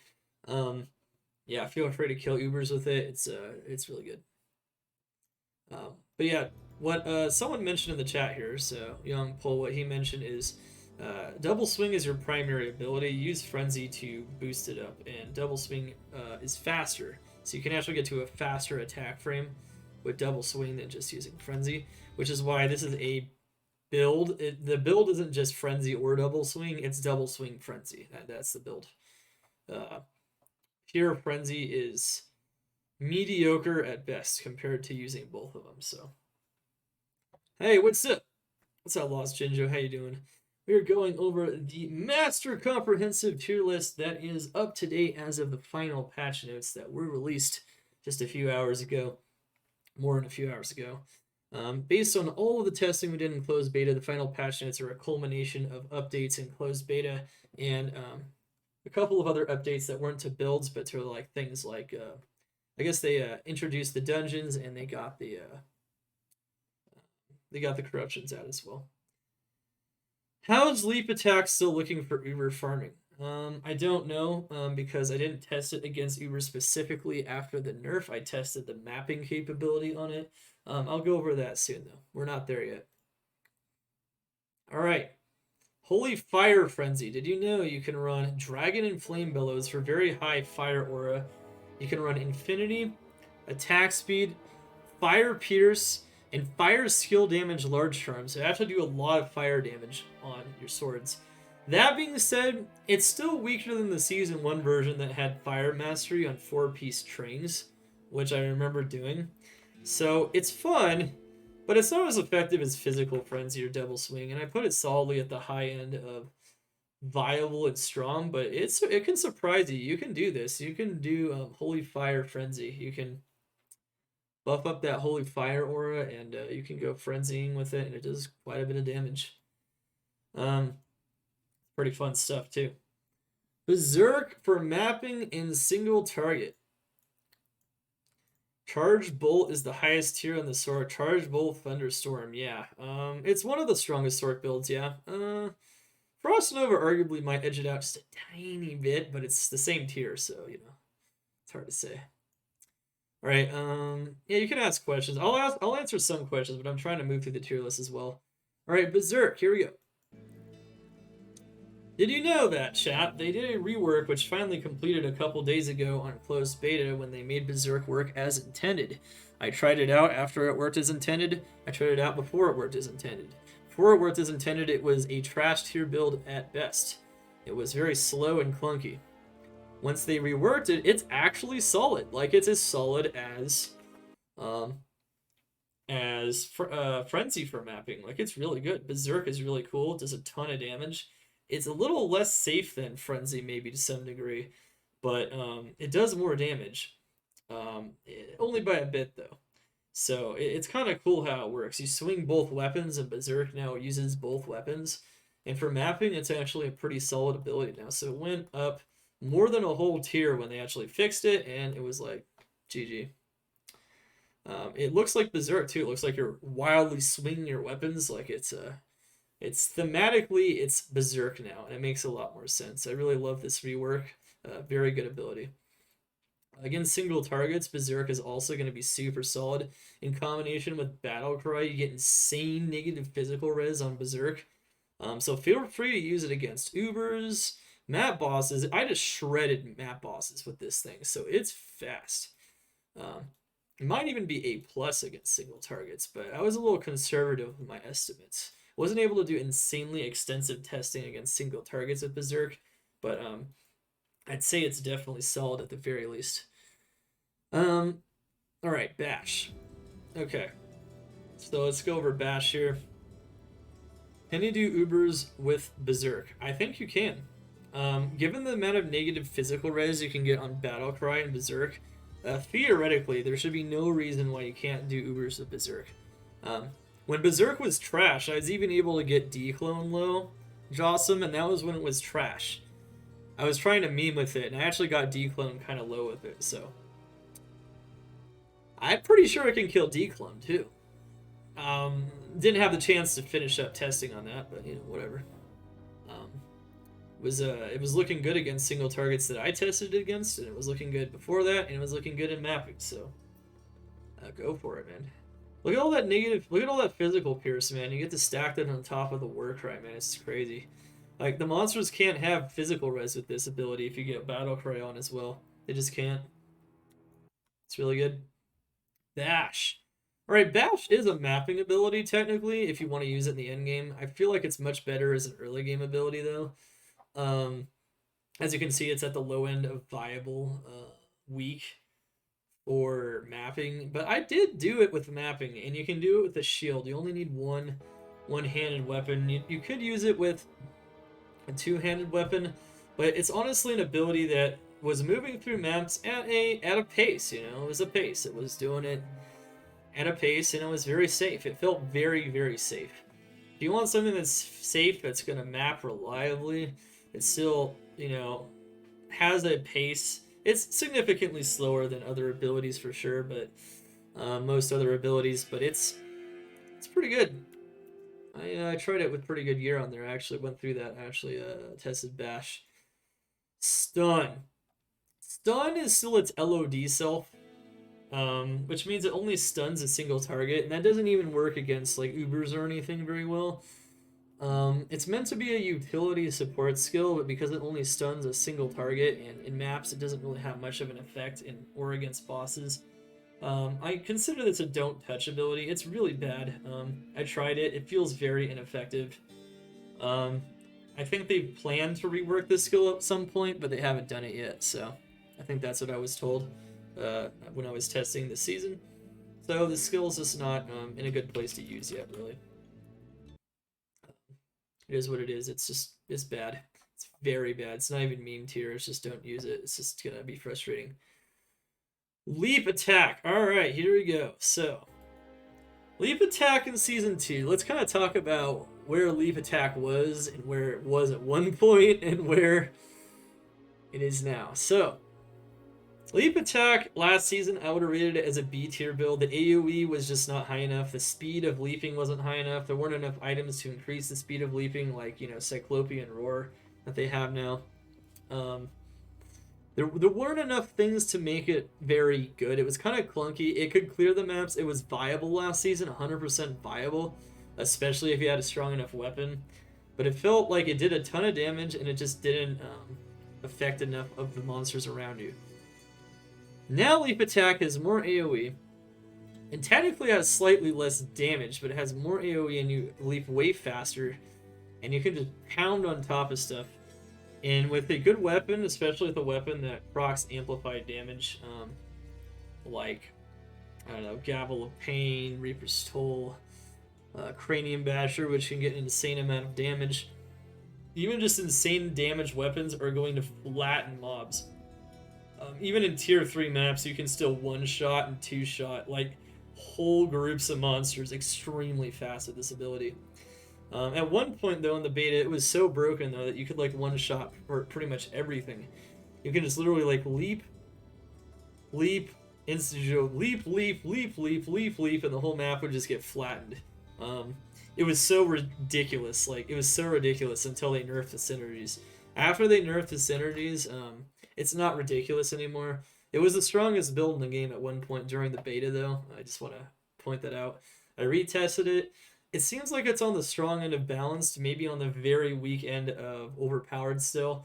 It still does an insane amount of damage, and it's still insanely safe as long as you keep leaping. The monsters don't have a lot of counterplay to it most of the time.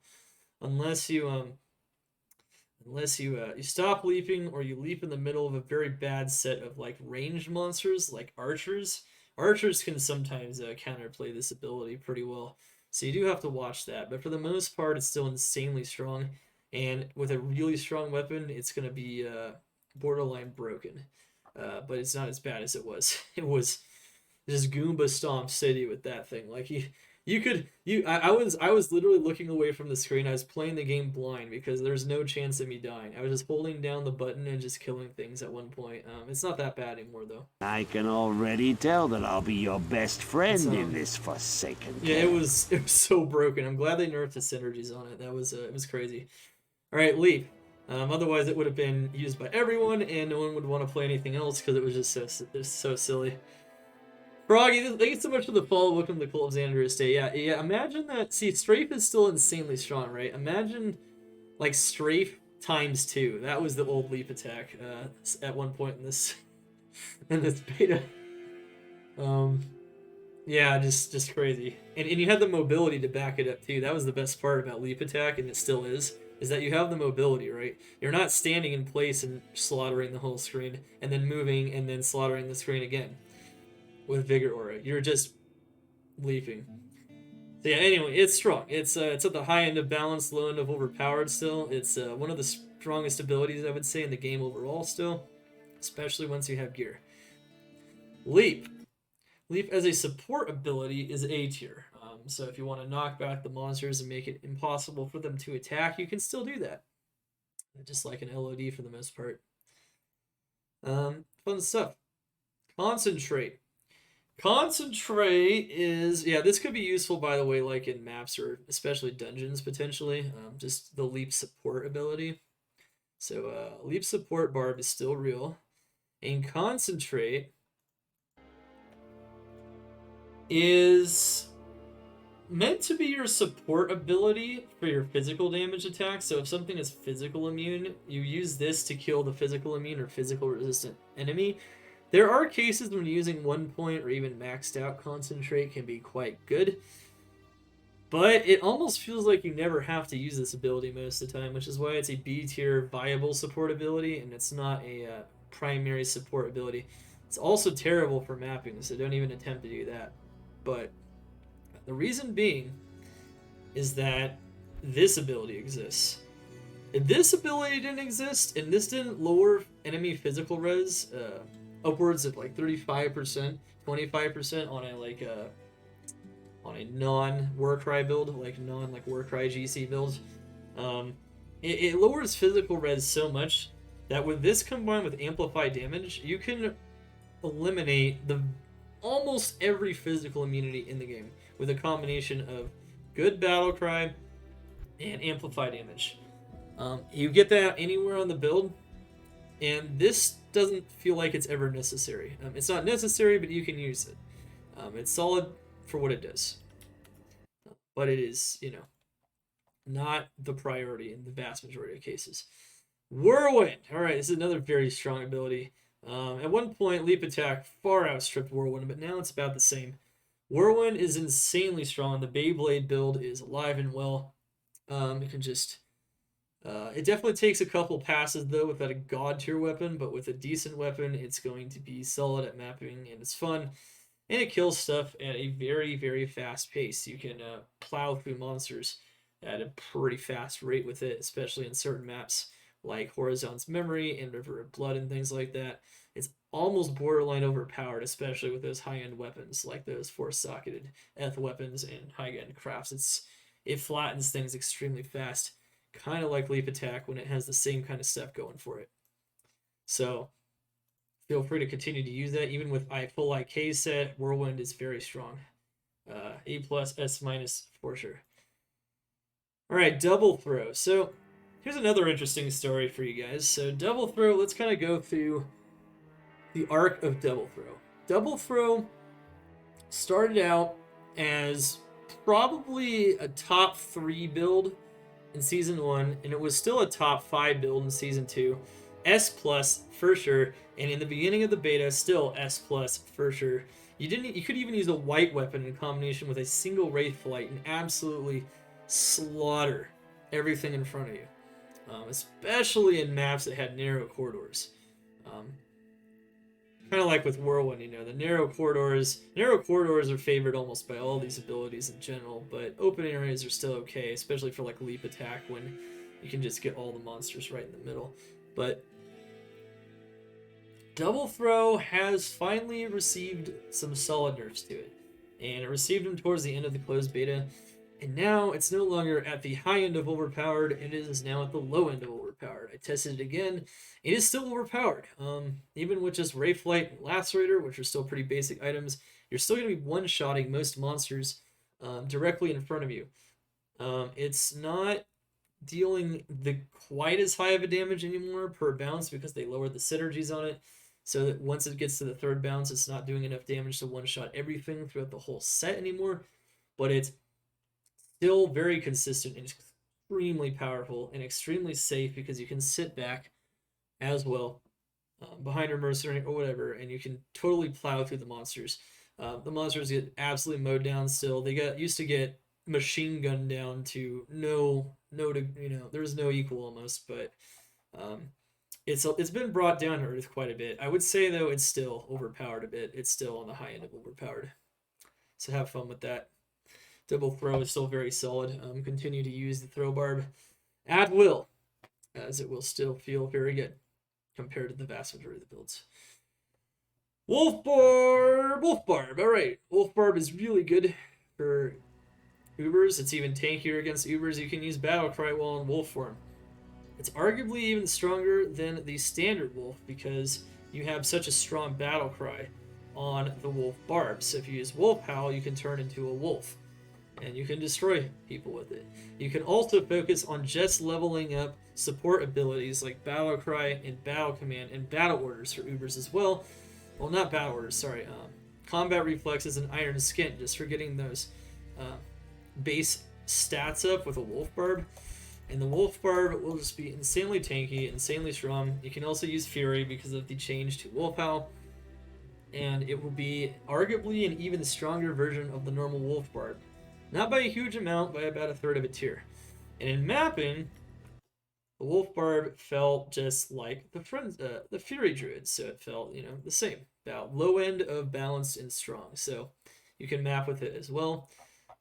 Very fun stuff. That's what I did in Season 1, actually. I had a lot of fun with that. It hasn't changed too much, the Wolf Barb build, since Season 1, so it's still where it has been for a pretty long time, I'd say. Are there commands in open beta? No item spawns in open beta, nope. I guess you got to play the game legit. They just want to test legit gameplay so that they can know whether or not it's going to crash or not. I'm currently doing this tier list in open beta with my, level 1 characters I just made on the fly. All right.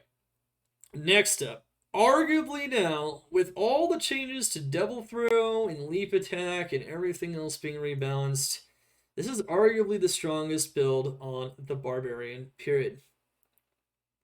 We have now the Warcry Barb. It's not by a huge amount. It's by like half of a third of a tier. But here's what I see. Here's I've tested this build with Enigma. I tested it in Travancore.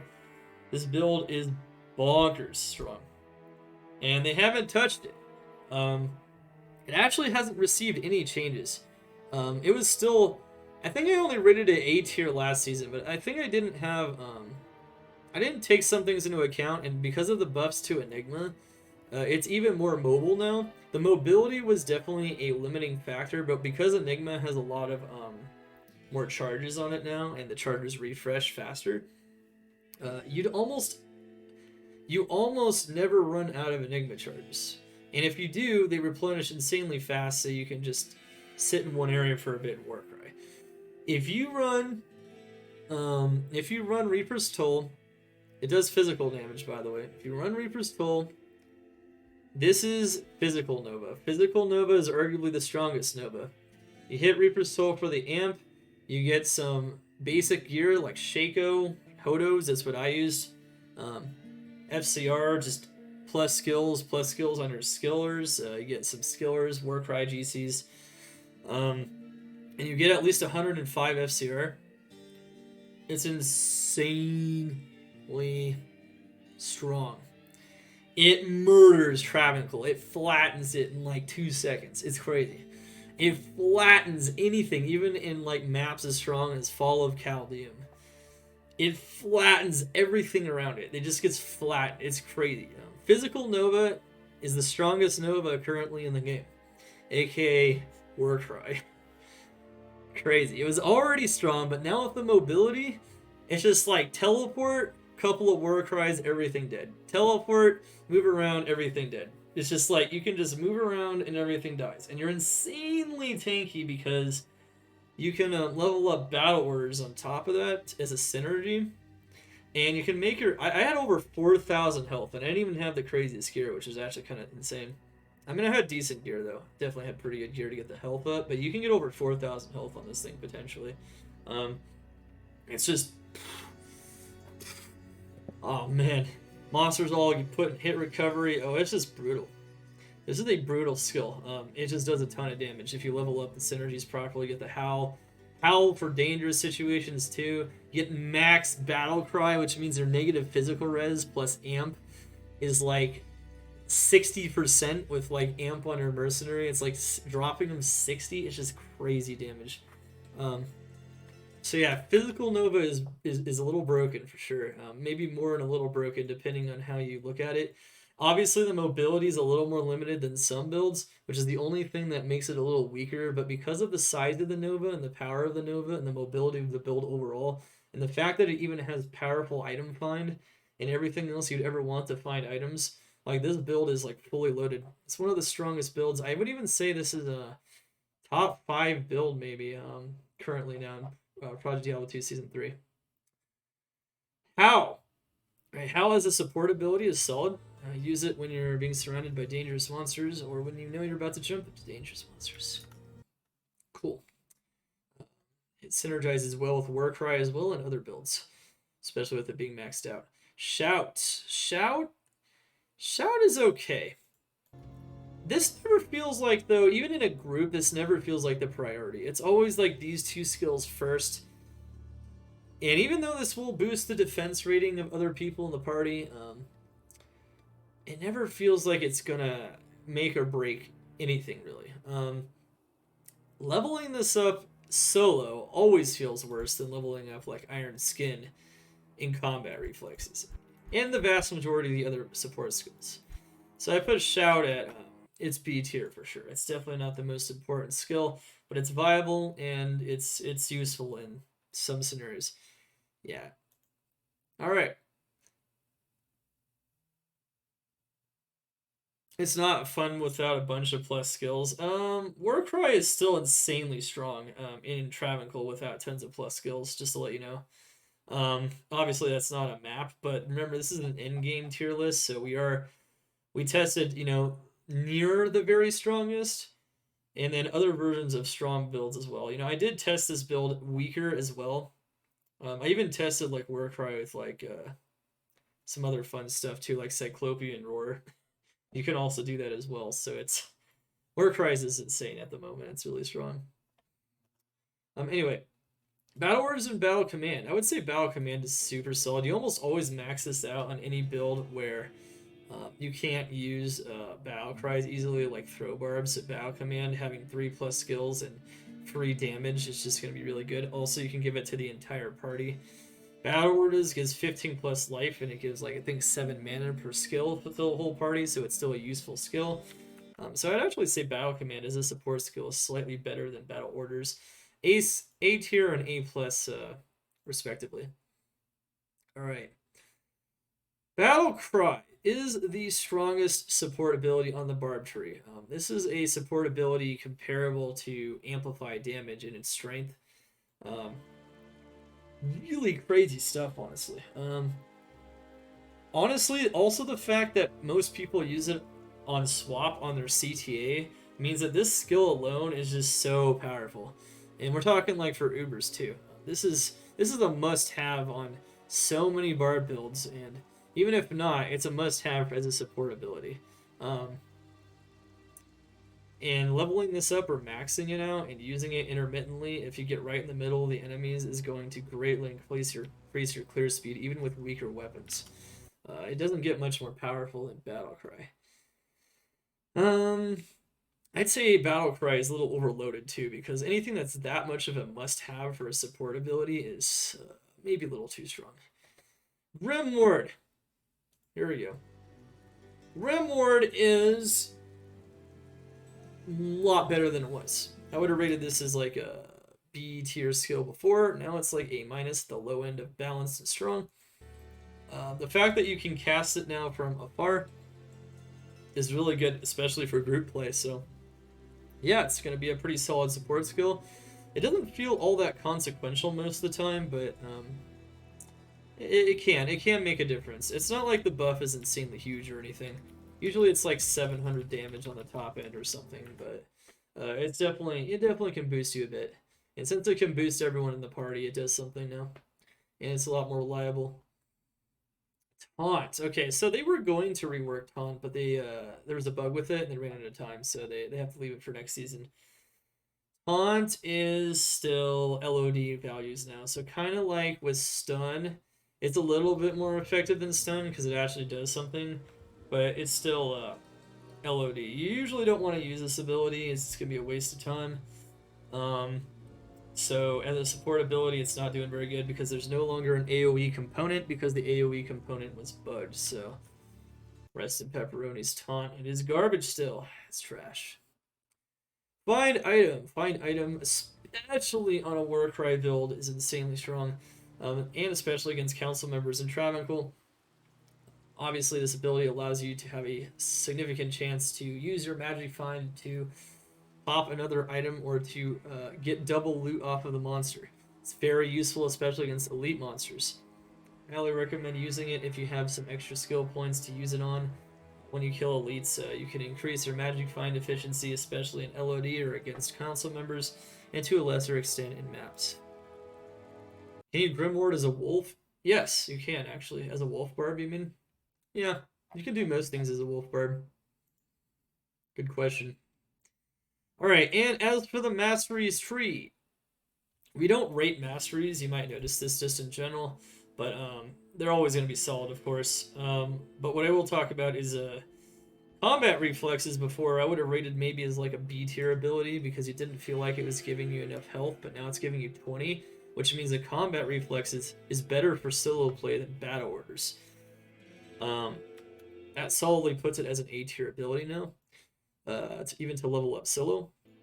Increased speed is still that 1-point wonder. You can put more points into it if you have nothing better to do. And Iron Skin and Natural Res are going to be 1-point wonders, or even more points if you want DR, especially on hardcore. So these are also going to be solid support abilities. There we have it, chat. That is your tier list summary for the Barbarian. Let's go over the Barbarian's 3 top builds. Warcry, Whirlwind, and it's kind of hard to say, but either Whirlwind or Leap Attack kind of tied for third. So you have some very strong builds on the Barbarian, and they're competing with all of the other top mappers, of course. So these tiers aren't just within the Barbarian.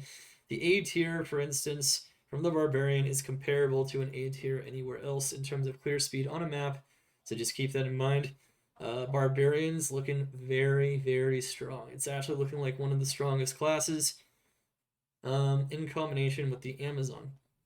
So it's like maybe the second strongest class overall at the moment for how many powerful skills it has. Just got to get some basic weapons and the Barbarian is good to go. Recommendations on starting build for Barb group play. Max out battle orders, battle cry, battle command. Maybe get some battle orders as well, of course. Battle orders is still going to be great in group plays, so max that out maybe as well. And then, honestly, you can go throw barb for a group play. Just maybe proc amp if possible, but if not, you can just, if you're just starting out, just use whatever weapons you can craft or imbue or find off the ground. Because there's a lot of options for finding items on the ground now. If you don't have anything better. They buffed a lot of those this season. Like I said, so many amazing changes to all the items, making so many more things more viable. All right. Next up, we have the... Yeah, by the way, I reread and I was there for the final patch notes just to make sure there are no build changes after I did the final testing for the closed beta, and there were not, so... That's the tentative final patch notes, though. They might change some things at the very end like they did last time, and it might make a difference on some things, so I can make another video about that, and I can talk about what I think it might do, or if I don't think it's going to do very much. But that's about it.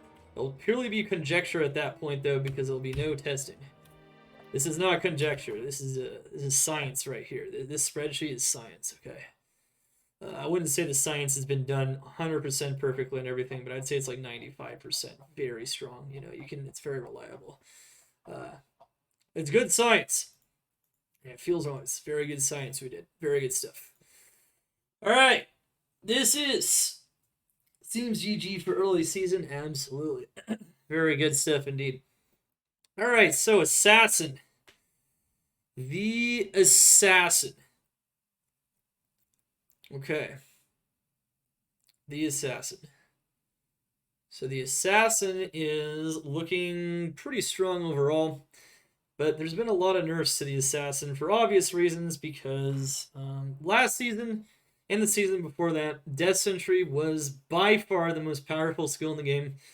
S double plus, triple plus, whatever you want to call it, it ripped everything to pieces.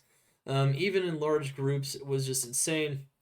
It was just so broken, so ridiculous, and it just made the game kind of a joke. And everyone played it. It became kind of boring.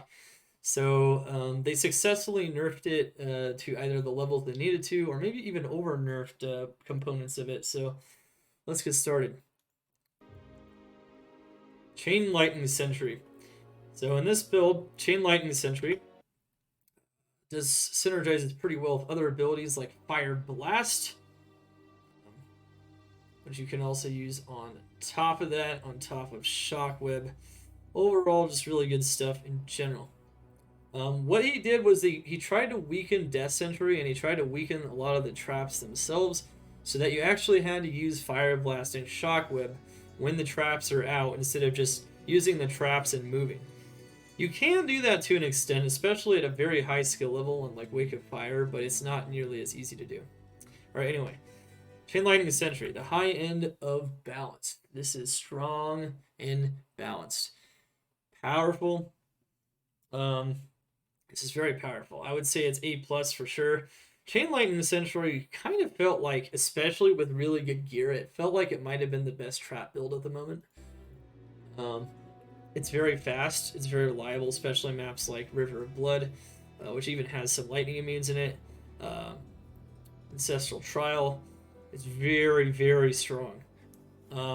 It's very strong, but it didn't feel broken. It didn't feel like you were killing stuff too fast, but it felt safe, it felt strong, it felt like you sometimes had to throw out some other abilities.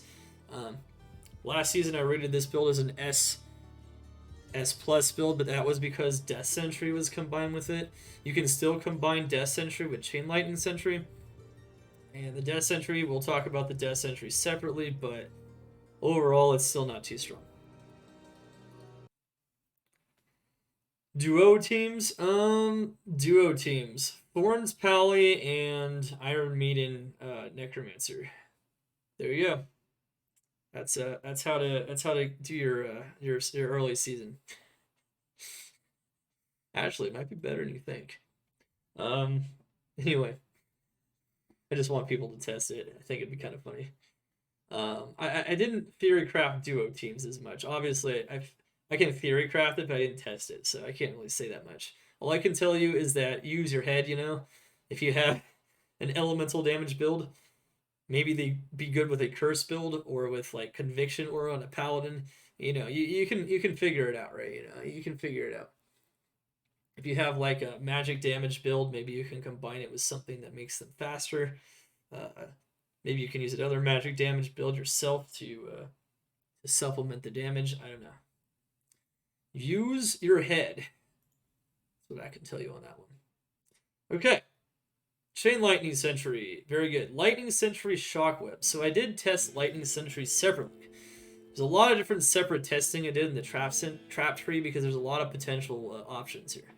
You could also go Lightning Sentry. So you can go like Charge Bolt Sentry and Death Sentry if you want. You can go Lightning Sentry Shockweb.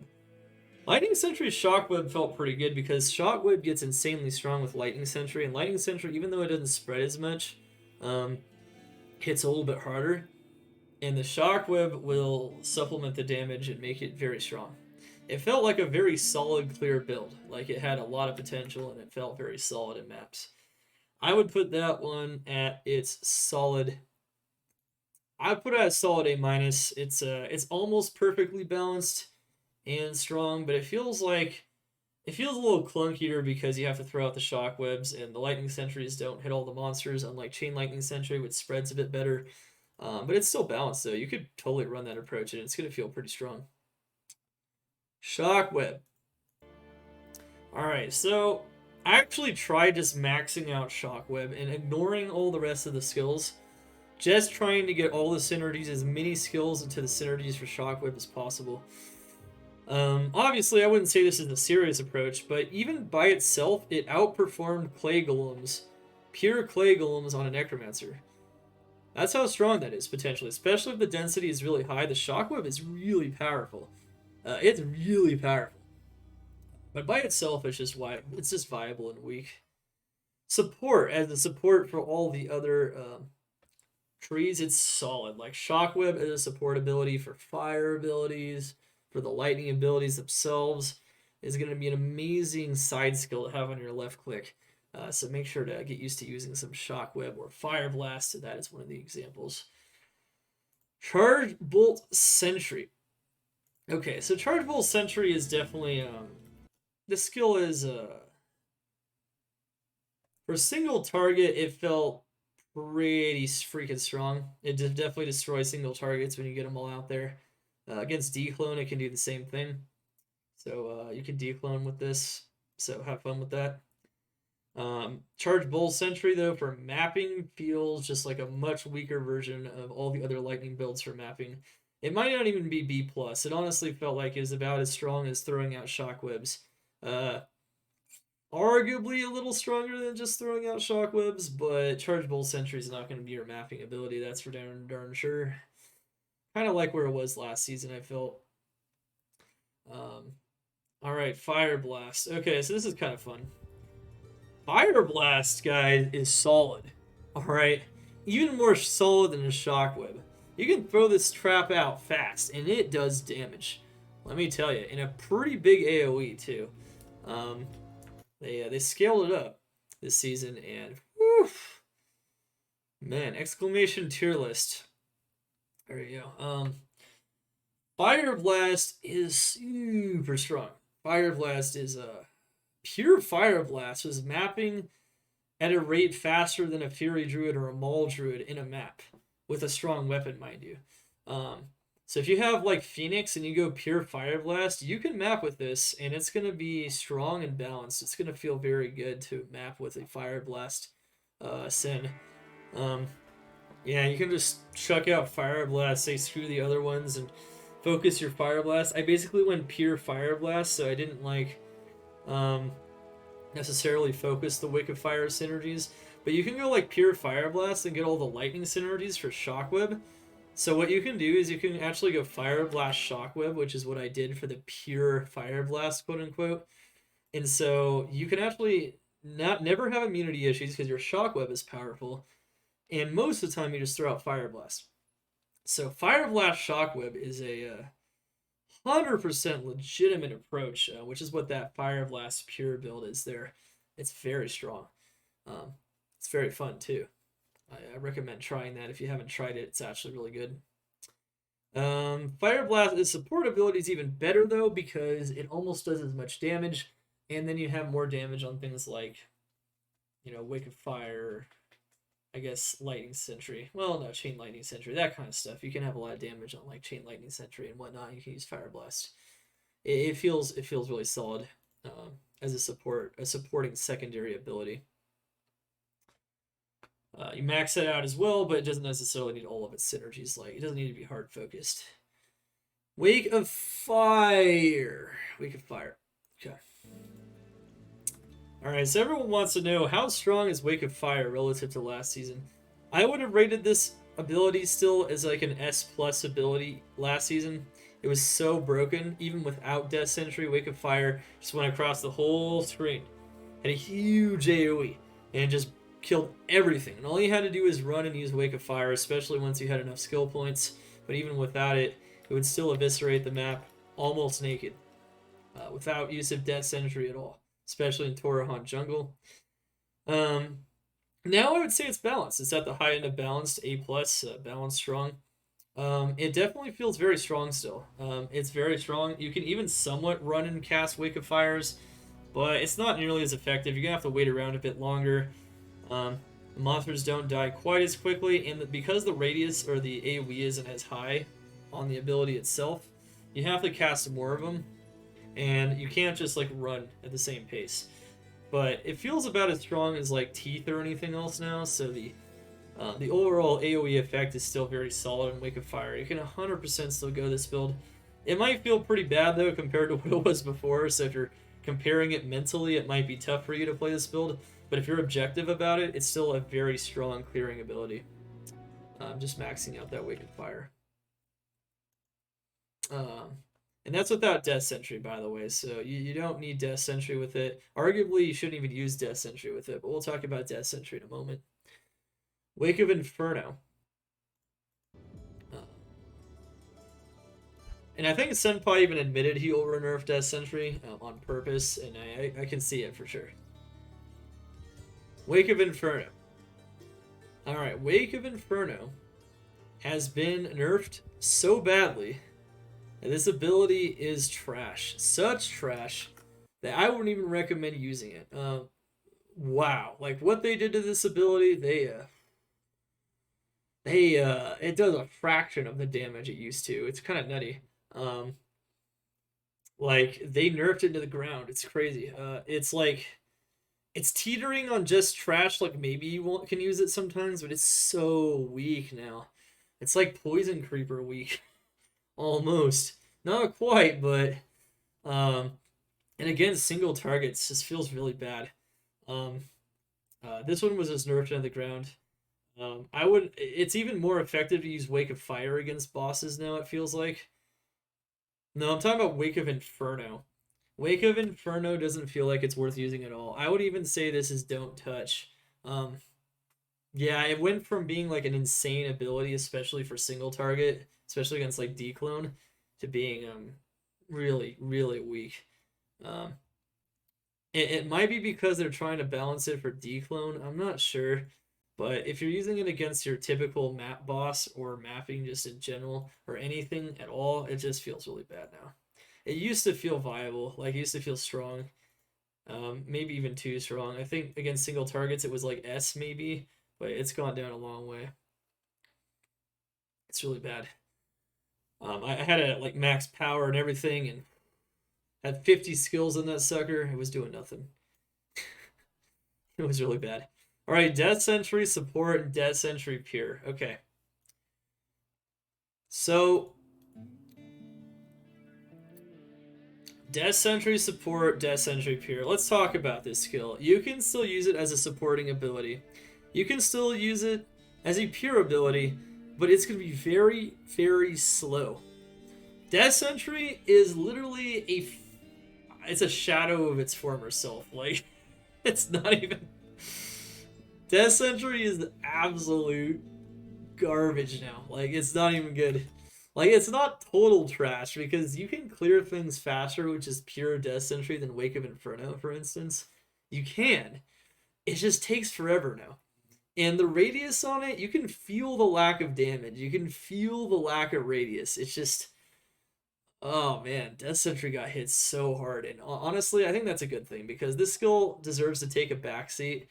I think it's too weak now, but that's okay. I mean, obviously, I don't think it's strong and balanced, right? I'd have it in the A tier, right? So, it's too weak. It's trash for pure, and for support usage, it takes a backseat, honestly, to Fire Blast and Shockweb as a support ability. Like, those support abilities, as a support ability, is stronger. It is stronger than Death Sentry now. Oh yeah, Death Sentry has been over nerfed for sure. That is why it's B tier. So you can use it to supplement your Chain Lightning Sentry damage, and it will supplement your damage for sure.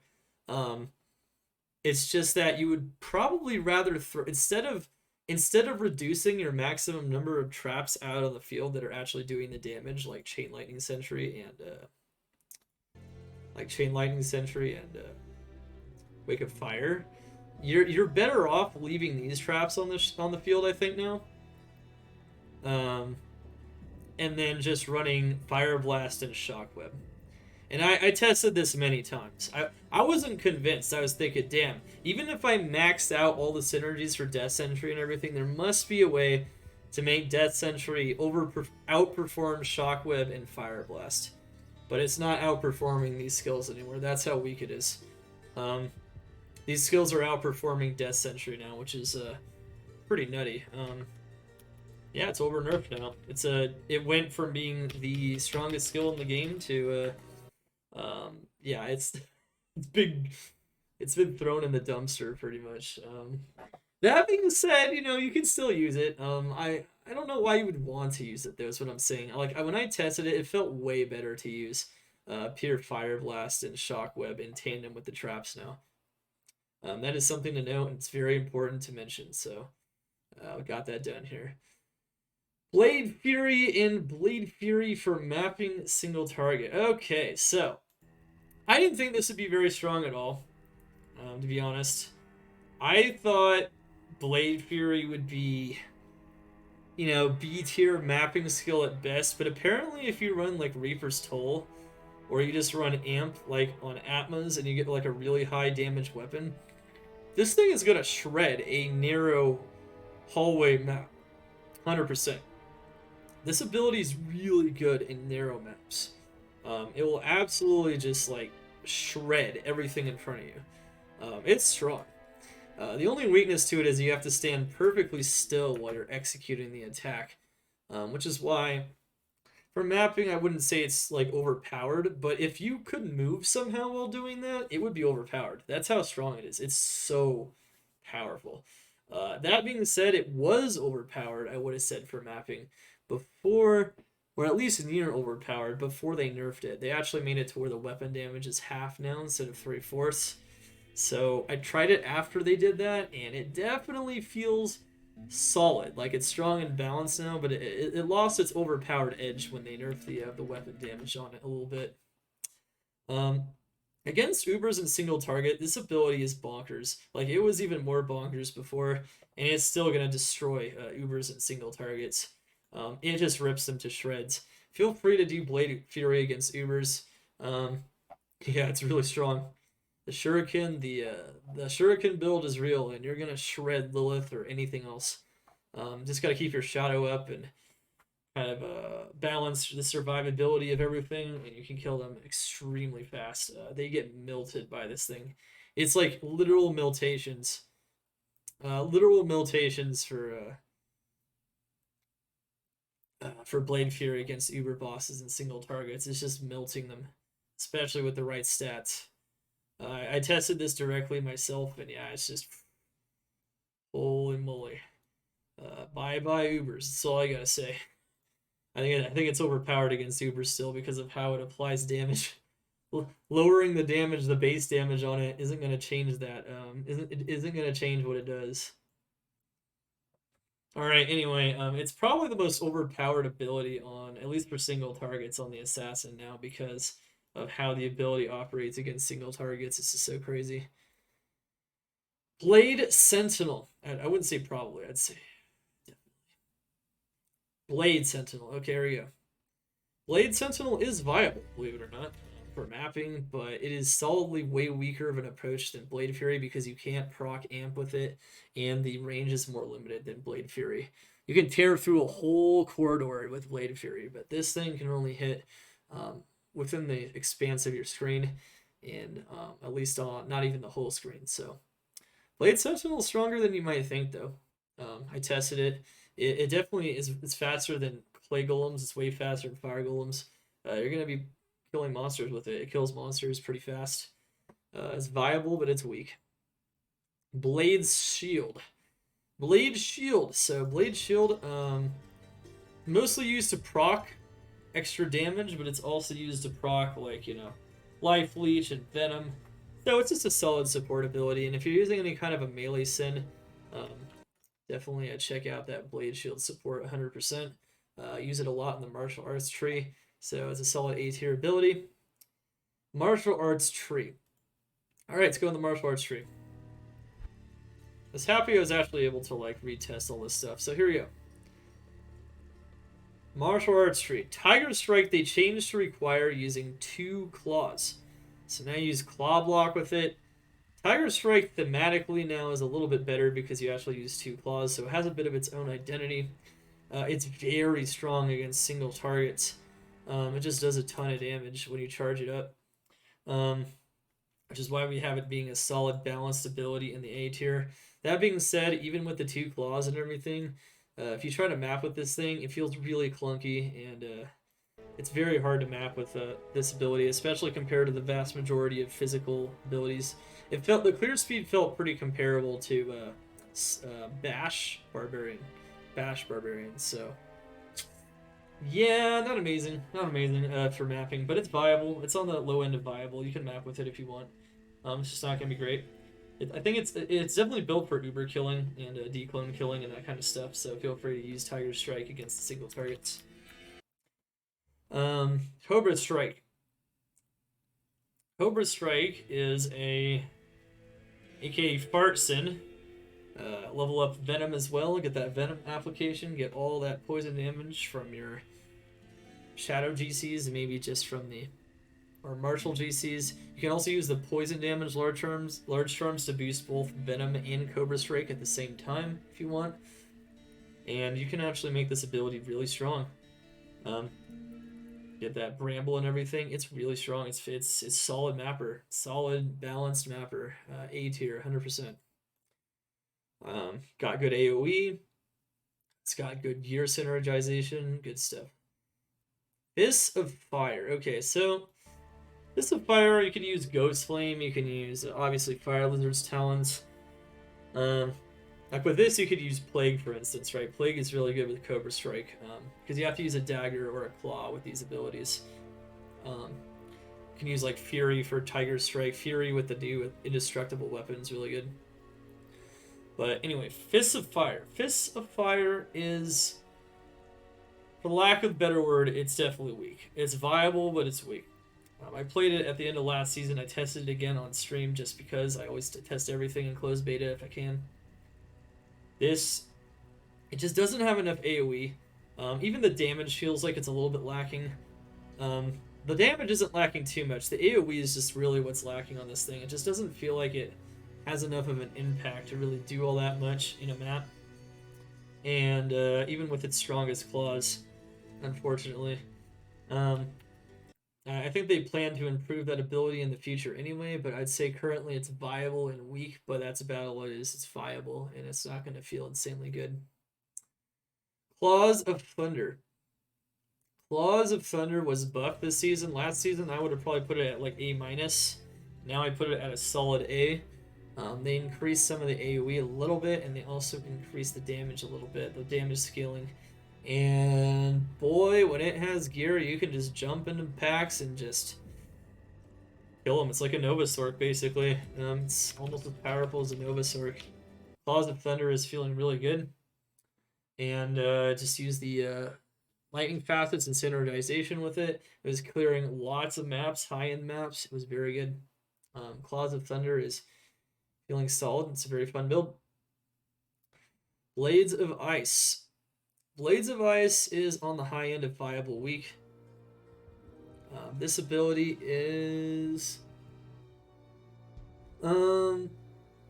yeah, for sure Roll and Hammer, for sure. They would have done that 100%. Blades of Ice is insanely safe. This is something I'm going to say about this ability. It's almost strong and balanced on its own, but it's insanely safe already. It's safer than Fists of Fire because it freezes everything. It's really, really good. If you're playing on hardcore, Blades of Ice might even be a higher tier, but I have to take into account like both modes when I tier these things somewhat. But on just overall, discounting the safety of the build, it lacks AoE, just like Fists of Fire, and it feels a little clunky to actually kill stuff with in some cases. But that being said, you can use Black Oak Luna, you can use a lot of shields, there's a lot of cool things you can do with Blades of Ice. I wouldn't totally discount it. It's almost in that balanced, viable, balanced, strong tier. It's getting there. Phoenix Strike. Phoenix Strike is very strong. Phoenix Strike is just as strong as it was last season. It is the strongest martial arts ability at A+. I would say it's almost overpowered, but it's at the strong end of balanced.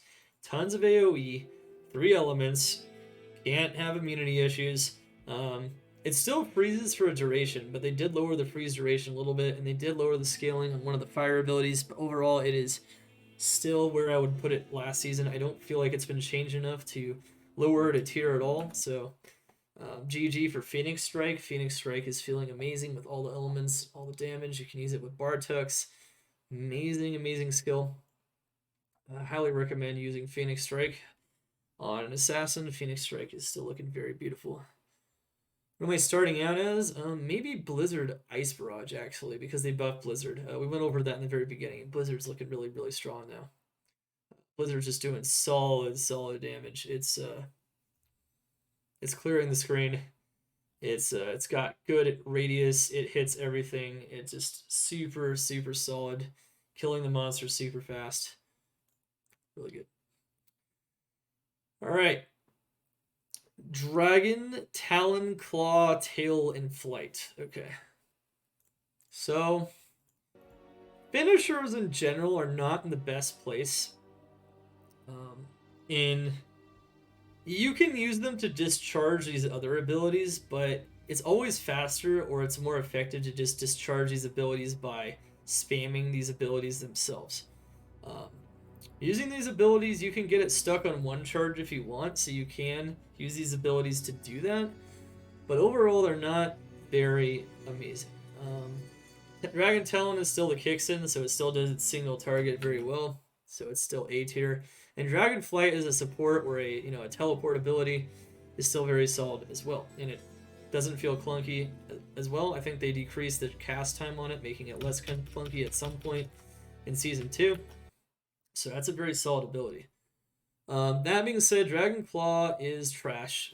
This is just a bad ability. You can use it, like I said, to proc like 2 charges if you can time it properly, if you want. But overall, it feels faster and smoother. The attack animation on these finishers is very slow. Dragon Tail is the same way, except Dragon Tail is slightly more effective as a single ability, making it barely viable. So C tier, D minus. I would kind of avoid those 2 finishers for most purposes if you can, but you can use them if you want. It's not going to be the worst thing in the universe, but it's not as effective as just using the abilities as they are. Shadow Disciplines tree. Alright, so we don't rate masteries. Most of these are support skills though, except for a couple of them. Some of them are builds and support skills. Okay, here we go. Mind Blast Psychic Hammer. This is actually the first thing we tested when we tested the Sin. Favorite build, man, it's so hard to choose just one. I had a lot of fun though with some builds though. Like Blade Fury was pretty sick, honestly. Like I didn't expect that to be so good at mapping, but it's so crazy actually. It's so good. I think it's pretty fun.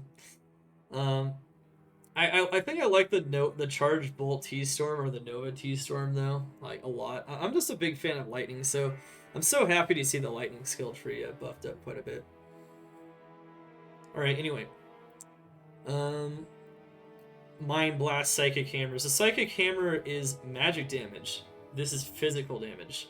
It's a physical magic build, which means there's almost no immunity issues whatsoever with this build. Almost nothing. The number of monsters that are physical and magic immune can be limited to pretty much one area, which is River of Blood. And that's only like once in a great while.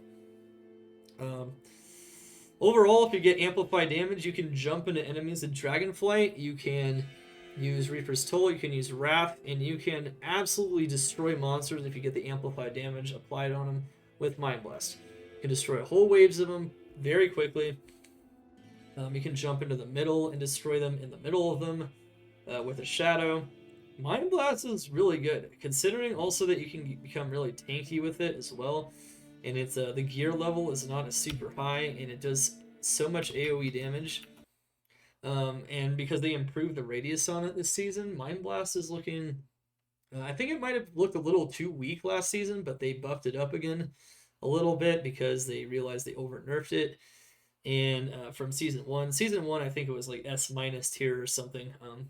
I don't 100% know, but it probably was. Now I would say the skill is finally feeling good. It feels like it's in a good place. It's not too broken. The radius isn't too huge, but the damage isn't too small. The damage is high. And you can, it's feeling really good at maps now. So Mind Blast, Psychic Hammer, 100% a build. Solid and strong. Balanced indeed.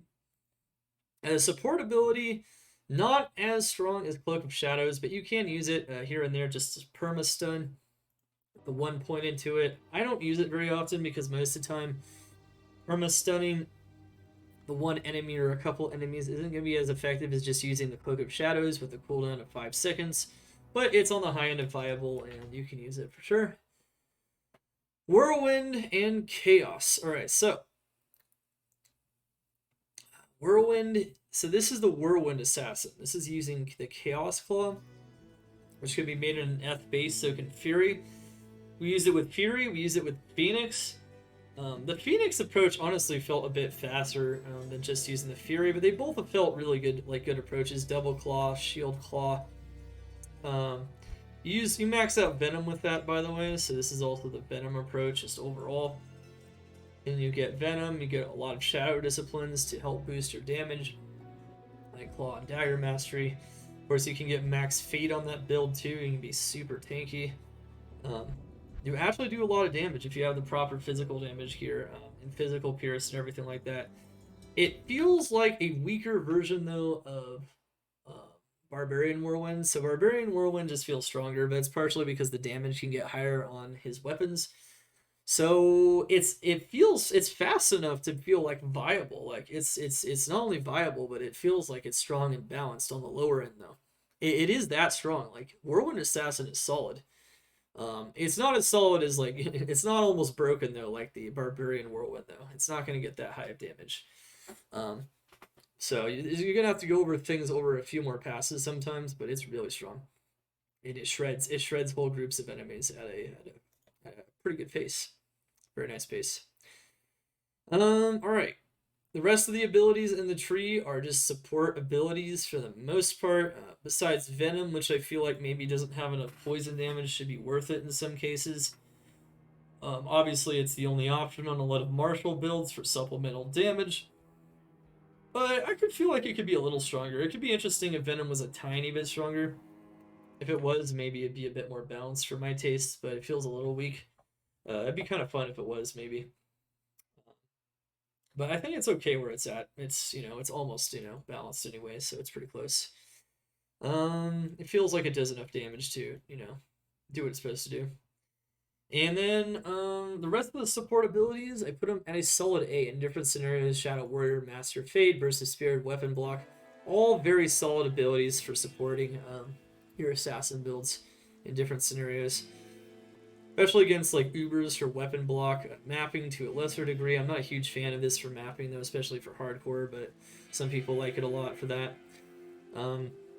These, if you max them out, they survive very well, especially the Shadow Warrior in some situations, but it depends on whether or not the res is the priority or the defense.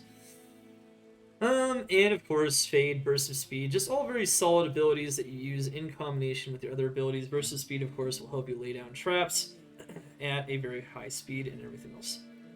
And Cloak of Shadows, of course, Cloak of Shadows is arguably almost broken.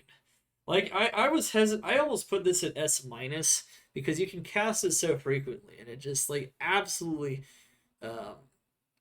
bilks the monsters. But it's not as strong as Dim Vision though. Dim Vision is stronger. It's like a stronger Cloak of Shadows that lasts even longer. And it's more reliable because you can just keep casting it over and over. So Dim Vision is an S tier, it's in the S tier for a support ability. Comparatively, it's not that strong, but it's insanely strong. It's at the high end of balance for sure, at the very least. Spreadsheets, I know. Spreadsheets are fun. All right, chat. I think that's the assassin. Unless I forgot to go over anything.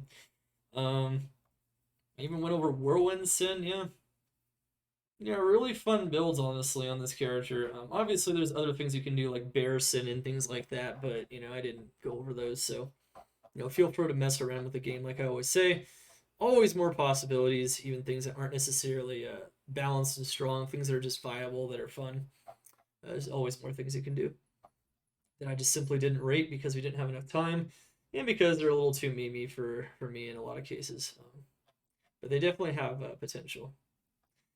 Bear Sin arguably might even be like really good against Declone, for instance. Yeah, feel free to test it out with the changes though to the summons though in Declone though. Poison damage in general is a lot harder to kill Declone with now, so I'd be careful with that. All right. Anyway, top 3 builds of the assassin. Okay.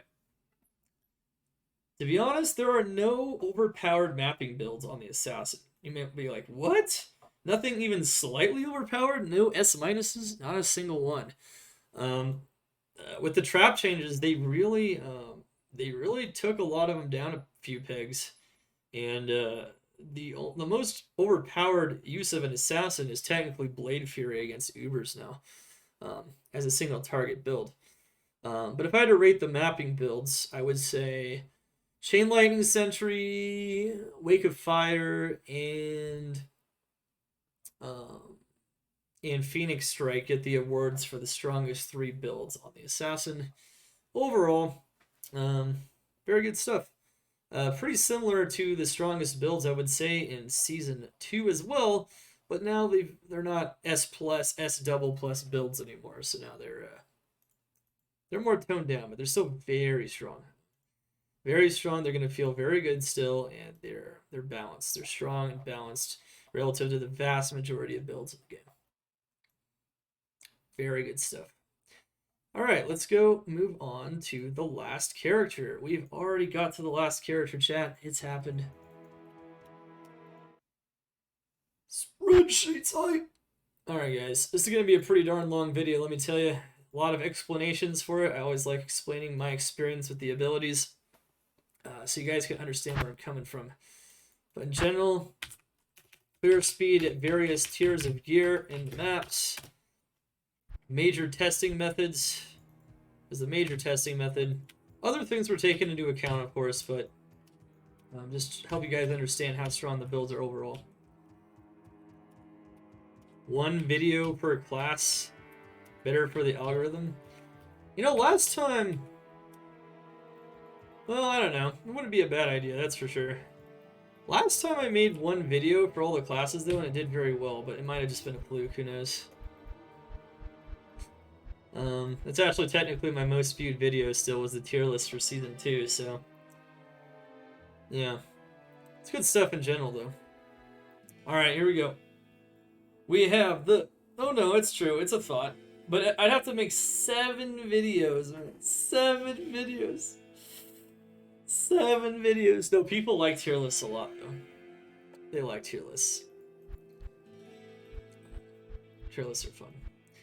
Alright, so next up we have the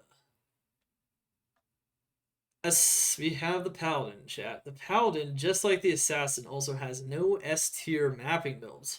None of his builds are busted anymore, and they addressed every single one, bringing them pretty well in line. So let's talk about though all the builds and talk about how strong they are. So Assassin's looking pretty good overall. Definitely had some broken cases for sure in Season 1. In Season 2, maybe Holy Freeze is one of those broken cases. Holy Bolt at one point was pretty broken.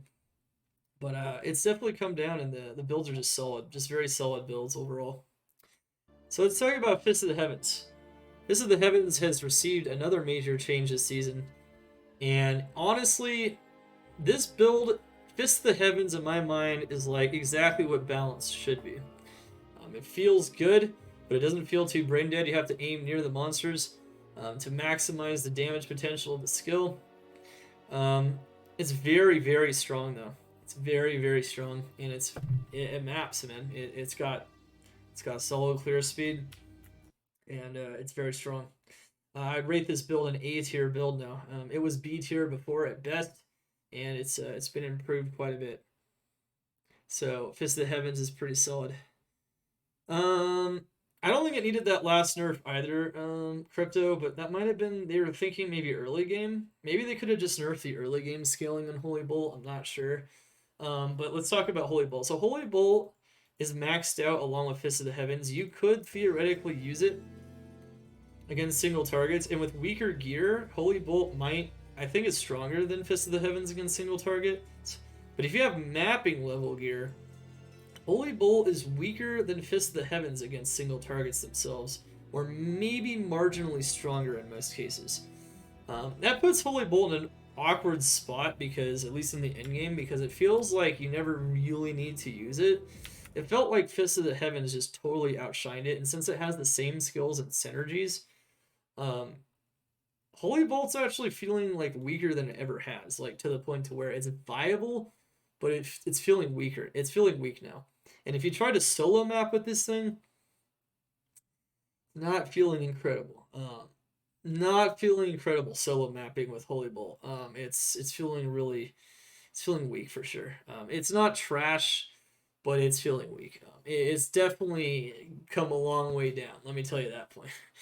It's finally not very good at all. Maybe in the beginning of the game for LOD content. Since this is a late game tier list, though, we're not talking about that. But for the late game, it's pretty dead. You can use it for healing for sure, and healing and doing damage in groups. But it's not, if it doesn't do a lot of damage even in players 1, the damage is going to become very negligible and even higher player counts. So yeah, good luck with that one. Blessed Hammer. Blast Hammer. Yeah, I was surprised at how weak it felt now. Like, holy crap. It's come down a lot. Blessed Hammer is strong. Very, very, very strong. Blessed Hammer is feeling really strong. Yeah, I would put this one at definitely at like definitely at like a solid A plus tier. It's a solid, balanced, strong build. Like, you jump into the monsters and you can shred them with Blessed Hammer, and you have a lot of mobility with Joust if you reduce the cooldown.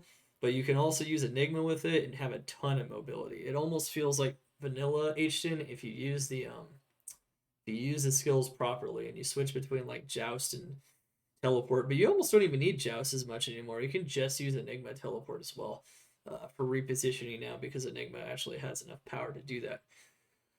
So the hammers are going to feel very good.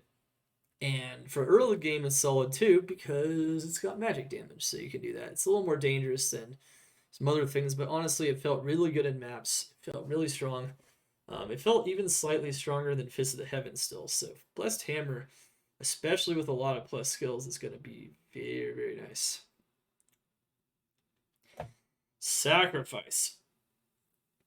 Sacrifice is a B tier single target ability.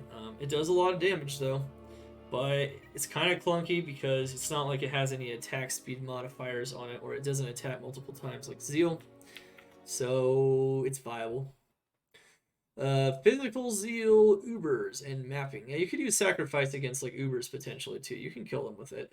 I'm sure you can. It definitely feels like it can.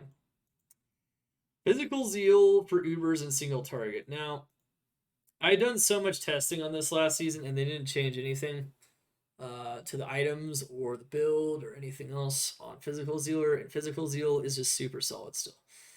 Super solid for mapping, super solid for key running.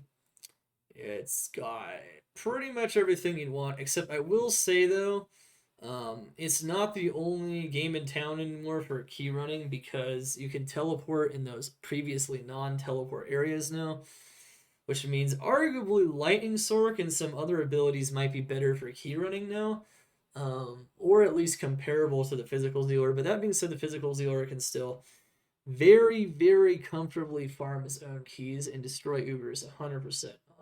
Very strong build. I even killed Declone with the Zealer, so it's on the high end of strong for single target for sure. It does a ton of damage.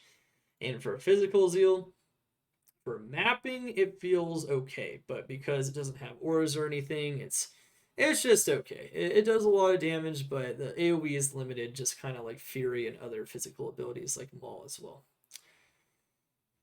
Smite. Smite is a single target ability exclusively, so I only tested it against single targets like Ubers and like Declone. Smite is solid. It's solid. It doesn't do as much damage as Physical Zeal potentially, but it's more reliable because it always hits. Smite does a lot of damage, and if you get a strong shield, max out Holy Shield, you get even flat damage like on Astrians or Redeemer, you're going to have a very strong build on your hands with Smiters, 100%. So Smiters, they train them down reliably, and they kill the big Ubers as well very reliably. It's a very solid approach. They're no longer the only S tier Uber build though, like in vanilla Diablo 2. So it's just a strong build. I would also say it's not very good against Declone because it requires killing his minions as well, or you're gonna die. So like, I would say Smite is like just a very solid single target ability, and for Ubers it works 100%. For Declone, maybe not so much anymore. It feels like you might need insane gear to make it work for Declone, and even then it might be very hard to do based on the Declone changes. Before the Declone changes, it was more possible, but now it's not looking as good. Physical Charge. Physical charge. All right, so charging around the map, a little bit better than Zeal, but overall, unless you have an insanely high damage weapon, it's not going to clear that fast. But physical charge is fast though. Nice, strong, and balanced approach to clearing a map with a strong weapon. Feel free to use it in tandem with fanaticism. Very good. All right, vengeance and conversion. Okay, so vengeance. Everyone always wants to know about vengeance because they did a major rework on it. Here's my take. Okay, all right. So vengeance is not trash. Okay, so there might be some other content creators out there that are going to tell you that vengeance is trash. That's not true. Just straight up, it does a ton of damage. It's single target, or at least it's like immediate area damage. It's really, really high, and it's all elements. So you're never going to have immunity issues with this. You can do this in whatever map you want. What I'm going to say, though, is that there are other abilities, kind of like Fists of Fire. I'd almost put Vengeance in the same category as Fists of Fire and Blades of Ice, in that the problem with it is that it's simply in a map doesn't have enough area of effect. It just doesn't. Against single targets, it's arguably even more effective. Actually, I know it's more effective, but because of the lack of attack speed, it's still not insane. But the damage on it, the flat damage is insane.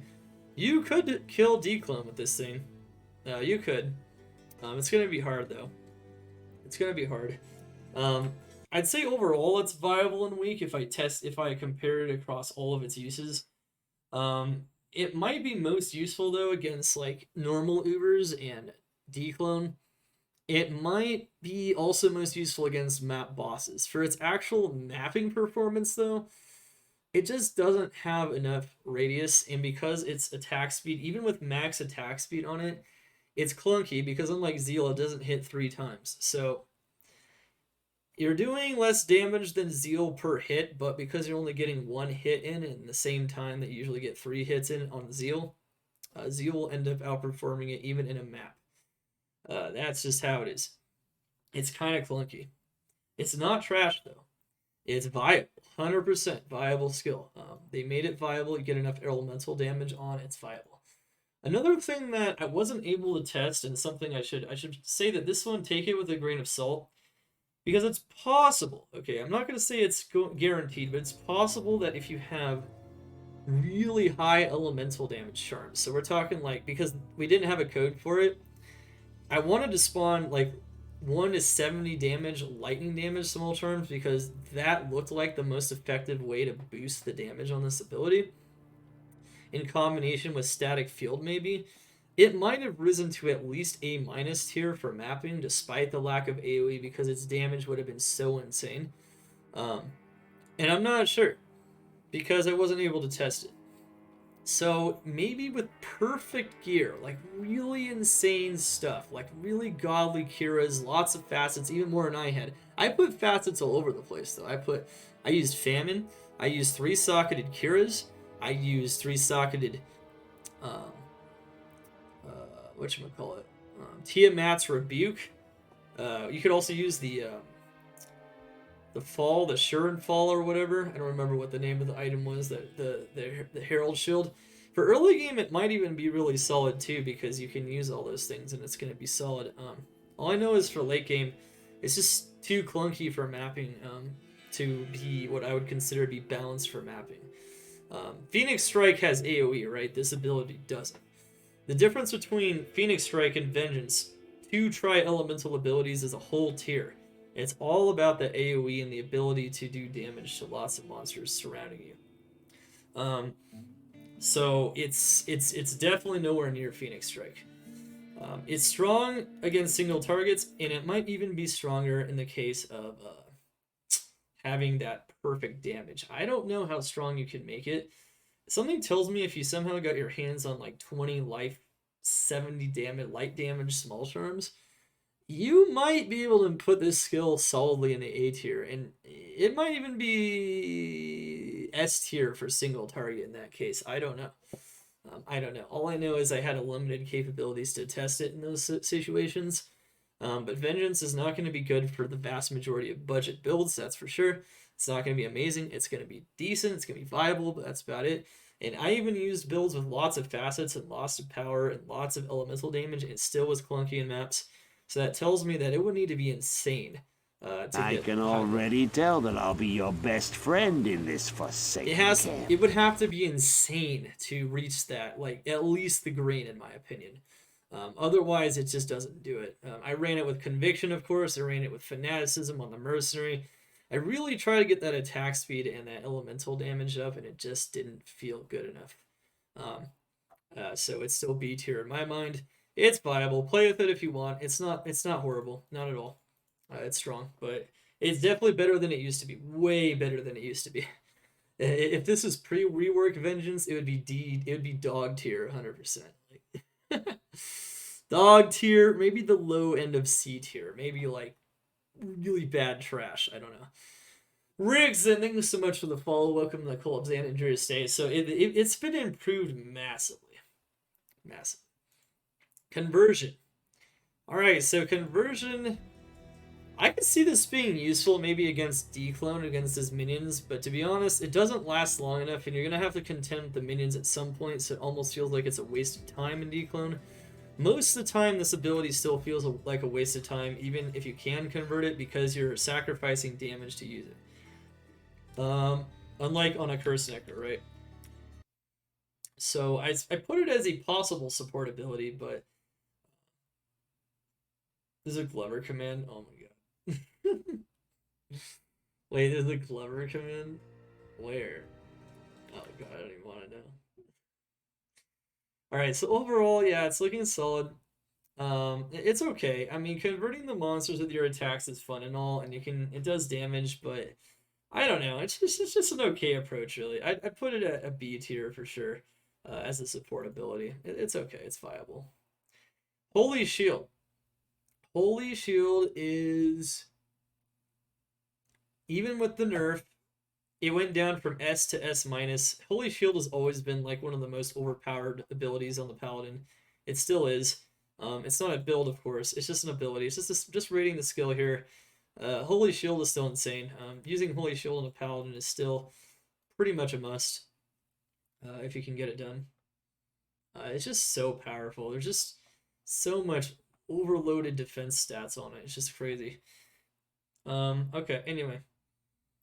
Joust. Joust for mobility, especially with the fact I would have rated Joust at an A-. Now I rate it at an A because you can reduce the cooldown on it, which is pretty sick. But now the cooldown starts higher, so it's not like it goes up that many tiers, really. And it can be effective for that single target damage when you get directly on top of them. It does feel like against like Declone, for instance, putting points into Joust or like against other single targets is more worth it now.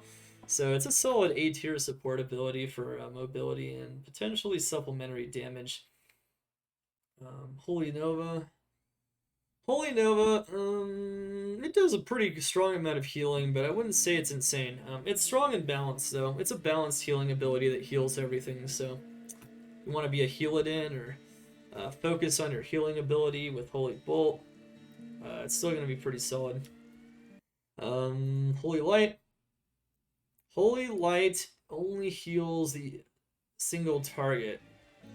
It does heal it a lot, though. So if there's like a two-person build maybe for Declone, this could be really good. Otherwise, it's not going to be insane. So it's viable for at least something. I don't feel like most people want to use that ability most of the time still, though. It doesn't feel like using it most of the time is effective. Not at all.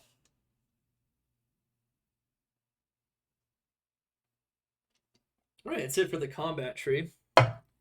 Lots of strong builds in there. Okay.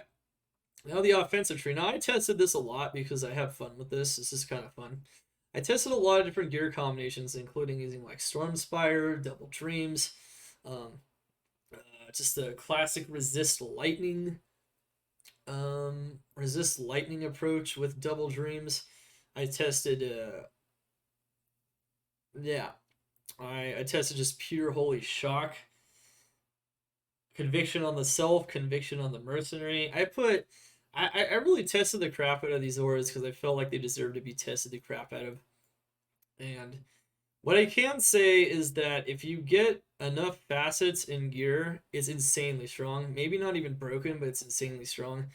Um, and if you can have decent gear, it's still very, very strong. So it feels way better than physical charging or anything because it does a ton of damage. It does way more damage against the map monsters and it hits really hard. And because of all the elemental pierce you can get while charging and whatnot, it's just really good.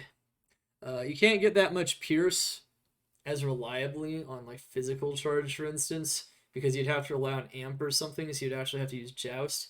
But you can like charge across the map and you can like kill monsters at a pretty solid pace with all three of these abilities. Um, so Holy Fire has the most consistent damage. It's very high damage though. And if you use whatchamacallit, like Phoenix, like Paladin Phoenix, put on other negative fire, like fire facets and a Shaco.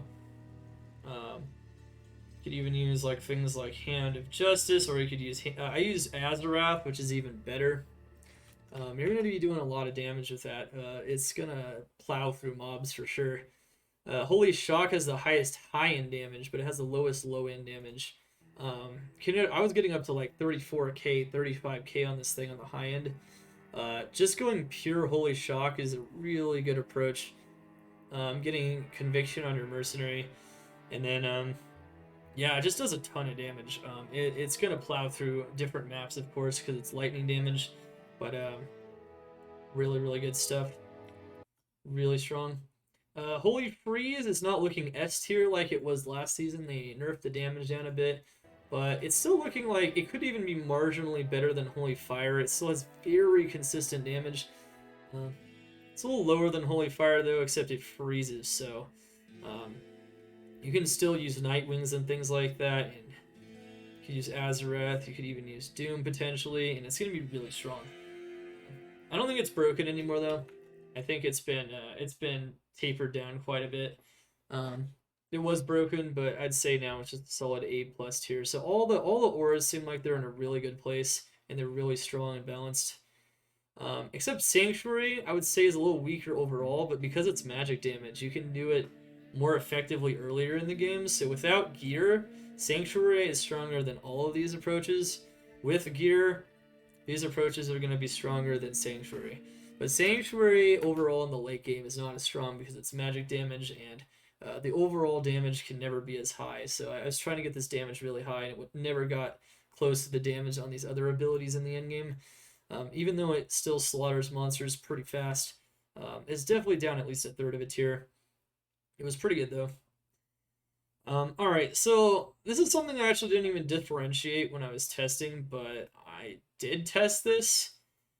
If you use just Zeal and Charge, and you're not using Fanaticism on yourself, and you have a strong weapon, and you use Attacker Takes Damage on top of that with Thorns, I would say it's like it's just a more mediocre approach because you can't fit as many auras on the build potentially. And the monsters, once again, don't attack fast enough to make use of the Thorns 100%. But when I put a lot of Attacker Takes Damage on my Paladin, like with a lot of really high Attacker Takes Damage items, and I use Thorns on top of it, the monsters were dealing a lot of damage to themselves. Which makes me think maybe if you could combine Paladin Thorns, like really high level Thorns, with a lot of Attacker Takes Damage, maybe Iron Maiden and Spirit of the Barbs on top of it, it'd be pretty solid. But by itself, if you're trying to solo map with this thing, it's always going to be weaker than using like standard physical Zeal and Charge because the monsters just don't kill themselves at a fast enough rate to really make use of it. So I consider it a B tier ability overall, but it's not like it's going to hamper your clear speed that much. And you can definitely still use it. If you're trying to use it as a pure attack damage reflect build, though,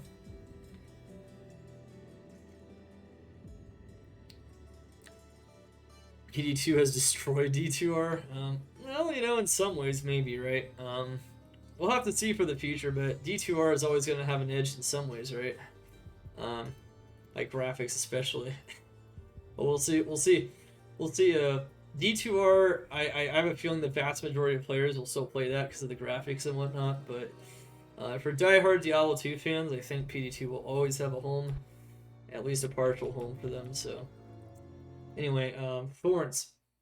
So if you just rely on the damage from the Thorns itself, it's trash. It is. It is. It's too slow. It does kill things, though, about at the rate of the Mosh Pit Necro. It will kill them faster than you think. If you get your attacker takes damage really high, it will kill them faster than you might think.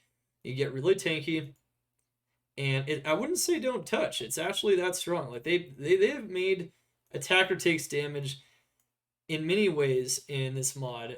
It went from trash to, you know, maybe don't touch to like viable to at the high end of trash. That's kind of where all these builds are at the moment. It's still too slow to consider to be like a legitimate mapping build, but it's actually solid. It's solid, and if you use the Olin charge with it, maybe you get enough attacker takes damage. It's looking good. It's looking really good. Matter of fact, I imagine with best in the slot gear, it might even get as fast as an A- tier build at mapping because they're killing themselves a little bit faster. Problem is, it doesn't proc off of everything, and mage attacks, for instance, don't affect it. So it's just, I don't know. It's spotty at best still. Wasn't Thorns very viable in D2 base? Yeah, I don't know. I don't know. It's okay. It's kind of like Vengeance, where you could use these approaches, but they're just not the best. They're viable now, though, and unless you try to use them, you know, in weird ways, or they're just like only using the pure approach, which is not great, but you could do it for the memes if you want. Definitely looks strong enough to be at least a meme build. Good shit.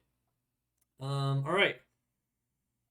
Second version of the Tesladin. So this was actually the strongest Tesladin I tested, arguably, but it was tied with the pure Holy Shock. So this is where you go double Dream, and you go pure Conviction.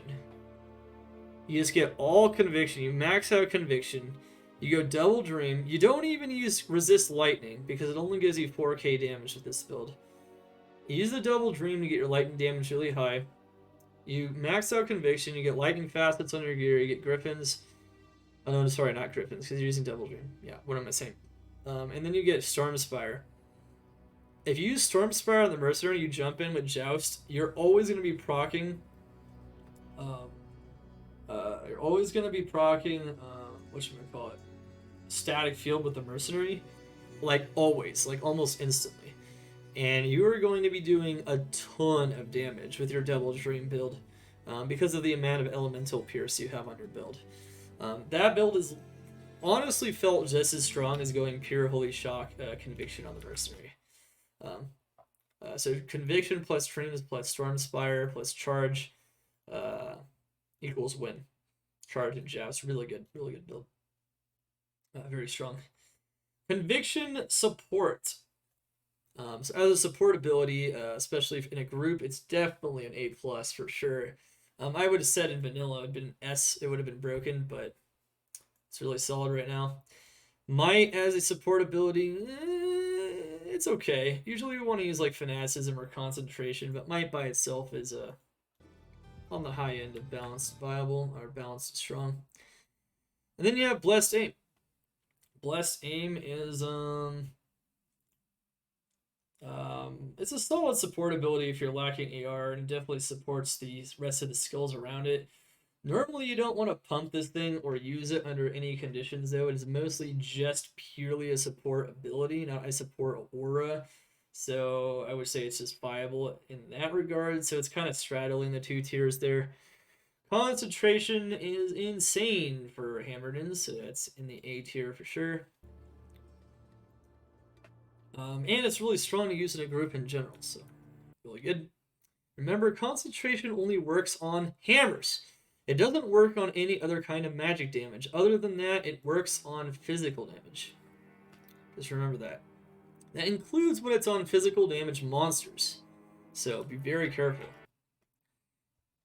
They did nerf them after making them too strong, though, so they're not broken anymore, I don't think, but they're still very strong. Fanaticism support. All right, so once again, as a support ability for a whole group, this is going to be amazing for AR damage and attack speed. Increasing the party damage is just really good. Really good stuff. Okay. All right, and then the defensive tree. Defensive tree, just a bunch of support builds mainly that are all strong and balanced. But pure Dream Pal using resist lightning is only a minus tier, so it felt almost too slow, but it was still fast enough to do some maps pretty well. So I would say, it's fast-ish. Dragon Pally also fast-ish using resist fire. Obviously the lightning one doesn't need resist lightning though. You can just use pure conviction. It's also arguable that pure conviction on a holy fire paladin might be better than the dragon pally now. I didn't test that specific secondary holy fire build, but it could be based on testing of the lightning version. And but yeah, overall, using the resist lightning and resist fire as the main auras, it's still a viable approach. It's strong, it's balanced, but barely. But it's not amazing anymore. Honestly, they've nerfed the dragons so much and the dreams a lot that to the point, and the resist auras enough to the point to where they're not even as strong as the using the native auras themselves or using just pure conviction with some other way to lower the res. And the rest of the builds are literally just on the high end of strong and balanced, like Redemption, which used to be, honestly, I would have said this was like B plus last season, but with the life change, it's solid now, even better than solid. Like, this is really good. It's really made Phoenix stand out a lot. Salvation is really strong. Vigor is just strong and balanced. Defiance, strong and balanced. These are all strong. Strong, balanced, at the very least, in different scenarios. And these are going to be strong and balanced against different monsters and just to use for your party as well.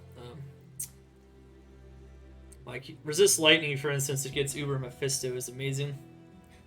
And maxing out these skills can increase your passive resistances, so really good stuff overall.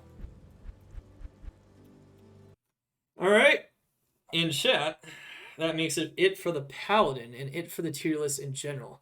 If I had to rate the top 3 builds for the Paladin, I would say they are, I would say Blessed Hammer. Hammered In is one of the stronger builds for mapping. And then honestly, I would look towards all the pure auras, so the main aura builds: Holy Freeze, Holy Shock, and Holy Fire. Really good to use those elemental auras, and they become very, very strong in the late game. And Fist of the Heavens also gets an honorable mention for improvement because the skill improved a ton. And there's hardly a trash build on the Paladin, or even a trash skill, and there's not even a single don't touch skill, which makes the Paladin very well rounded. Lots of insanely strong and fun abilities, but there's nothing broken though. There's nothing that felt like it was clearing too fast or it was just blowing up the whole area. So that being said, Paladin's still looking insanely strong. It's looking very, very good. The weakest overall class at the moment arguably might even be the Assassin now, except for the exception of Blade Fury against single targets. But then again, Blade Fury is insanely strong too. It's sort of like traps. So even the weaker class is not even weaker, it's just by a hair. It's very strong still. And the strongest overall class is looking like the Amazon, with the Barb being close on her tail. I can already tell that I'll be your best friend in this forsaken The Sorceress, I would say, is probably a solid 3rd place, also having a lot of extremely strong skills and combinations. and mobility, of course. All right, I mean that's pretty much it, guys. Of course, we're gonna put the I'm gonna try to put the timestamps for every build so you guys can review them all separately. I'm gonna put the link to the tier list itself and the patch notes in the description of the video and in the first post as well. What's the point of open beta? It's to test server stability, yeah. It's to see if there's any crash bugs or anyone's finding ways to do a top 5 busted builds segment. You want to see the top 5? Here we go. Top 5. Warcry. Definitely. Blade Fury against single targets. Poison Nova. Well, actually, no. Let's just do mapping. Let's do Warcry, Poison Nova, Lightning Fury, Strafe, and Multi-Shot. Honorable mentions: Molten Boulder, Charge Bolt, Thunderstorm, and Frost. But not by a huge amount. I'd like to emphasize, guys, that even with the tier list as it is, or even as the tiers as they are, most of the builds are either balanced or marginally overpowered now. And there's only one build I'd say is still significantly overpowered, which is Strafe, but not even by a huge amount. It's still S+ for sure because of the gear level it takes to do that and everything, but like, it is, everything has been brought even closer. Builds that weren't viable still yet were brought viable or strong and balanced from viable last time. There's more builds in the green and in the blue, or just the green mostly, than ever. There's less builds in the blue, less builds in the yellow. There's less builds and skills in the orange and red. Everything has been brought closer. Everything's been made more viable. So many things are viable now, early and late game. For late game, this is what, obviously this tier list was made with a lot of late game testing. I focused on late game testing to figure out what would be strong mappers, what are strong builds to go for, so you guys can help understand what's going to be really strong, what would be really strong if you got the gear for it and whatnot, so you guys can understand how to farm as efficiently as possible. That being said, in the early game, you can almost do anything. Even the things that are just viable, some of them are even stronger in the early game. And it's like Holy Bolt, for instance, right? And it's just, it's insane. The PD2 team is insane. Yeah, like I feel like I'm being pretty objective with this list, and the builds that are all A tier, not only do they feel strong, but they feel really good with decent to high level gear. And they don't feel broken. The vast majority of the builds don't feel like, wow, this is too easy, or you don't need any gear to play it, Like, it's so good. It's so good where all the vast majority of these builds are. They've done such an incredible job. Incredible. Yeah, it's just amazing stuff. But yeah, I'm gonna put all this stuff, of course, below, and that's pretty much it for Season 3 PD2. This is the semi-final overall tier list. I say it's semi-final because it's following the final patch notes, right? So testing has been done on the last round of patch notes that made any kind of balance changes to any of the items or skills that may have been affected by it. Even after Poison Nova got hammered multiple times, it's still extremely strong ability if used properly. So yeah, just have fun, guys, and let me know what your builds are in the chat, and hopefully we have an amazing season. I'm looking forward to it. My plan is to play hardcore solo self-found this season, so let's have fun and see what we can find, and see if we can build any other awesome builds solo self-found. It might be a little challenging to build them solo self-found, but we'll see what we can do. Because of the players 3, players 5 change, which I really like because it balances the LOD and the map content a lot better. And it also makes the late game, in terms of like drowning in items, feel a little less oppressive. And people quitting early because they just find too much stuff too easily.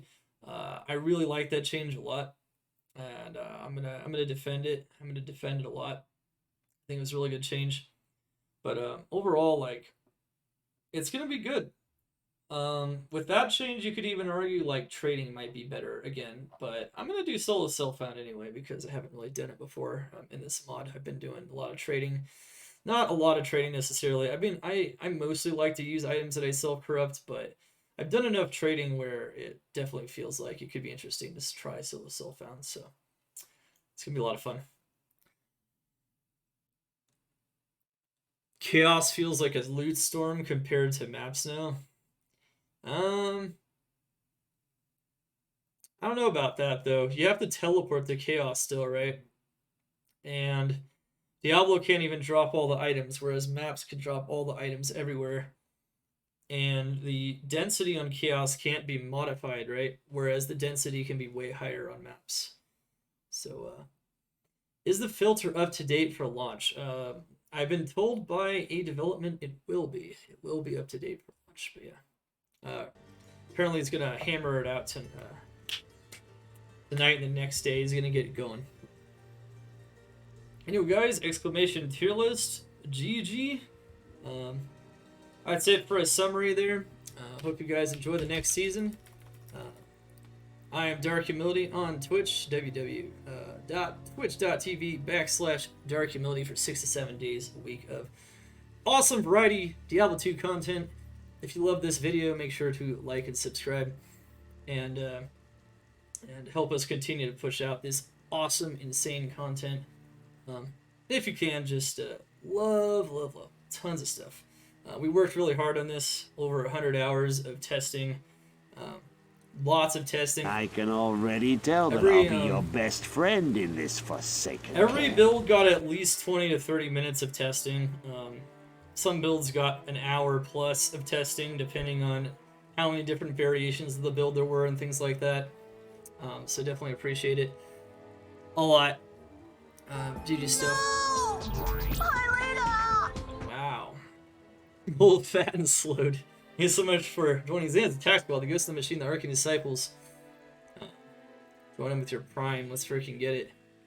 Let's go. Yeah, make sure to catch all of that information in the timestamps and the I can links. already tell that I'll be your best friend in this. The links to the document will be in the video, so catch all that stuff as well. GG, guys. That's it. That's the culmination of our hard work during the closed beta session. I can already tell that I'll be your best friend in this forsaken camp. Awesome stuff. Let's go. And I will see you guys on the fields of Project Diablo 2. Season 3, playing hardcore solo self-found. Alright guys, Dark Humility over now. Let's go.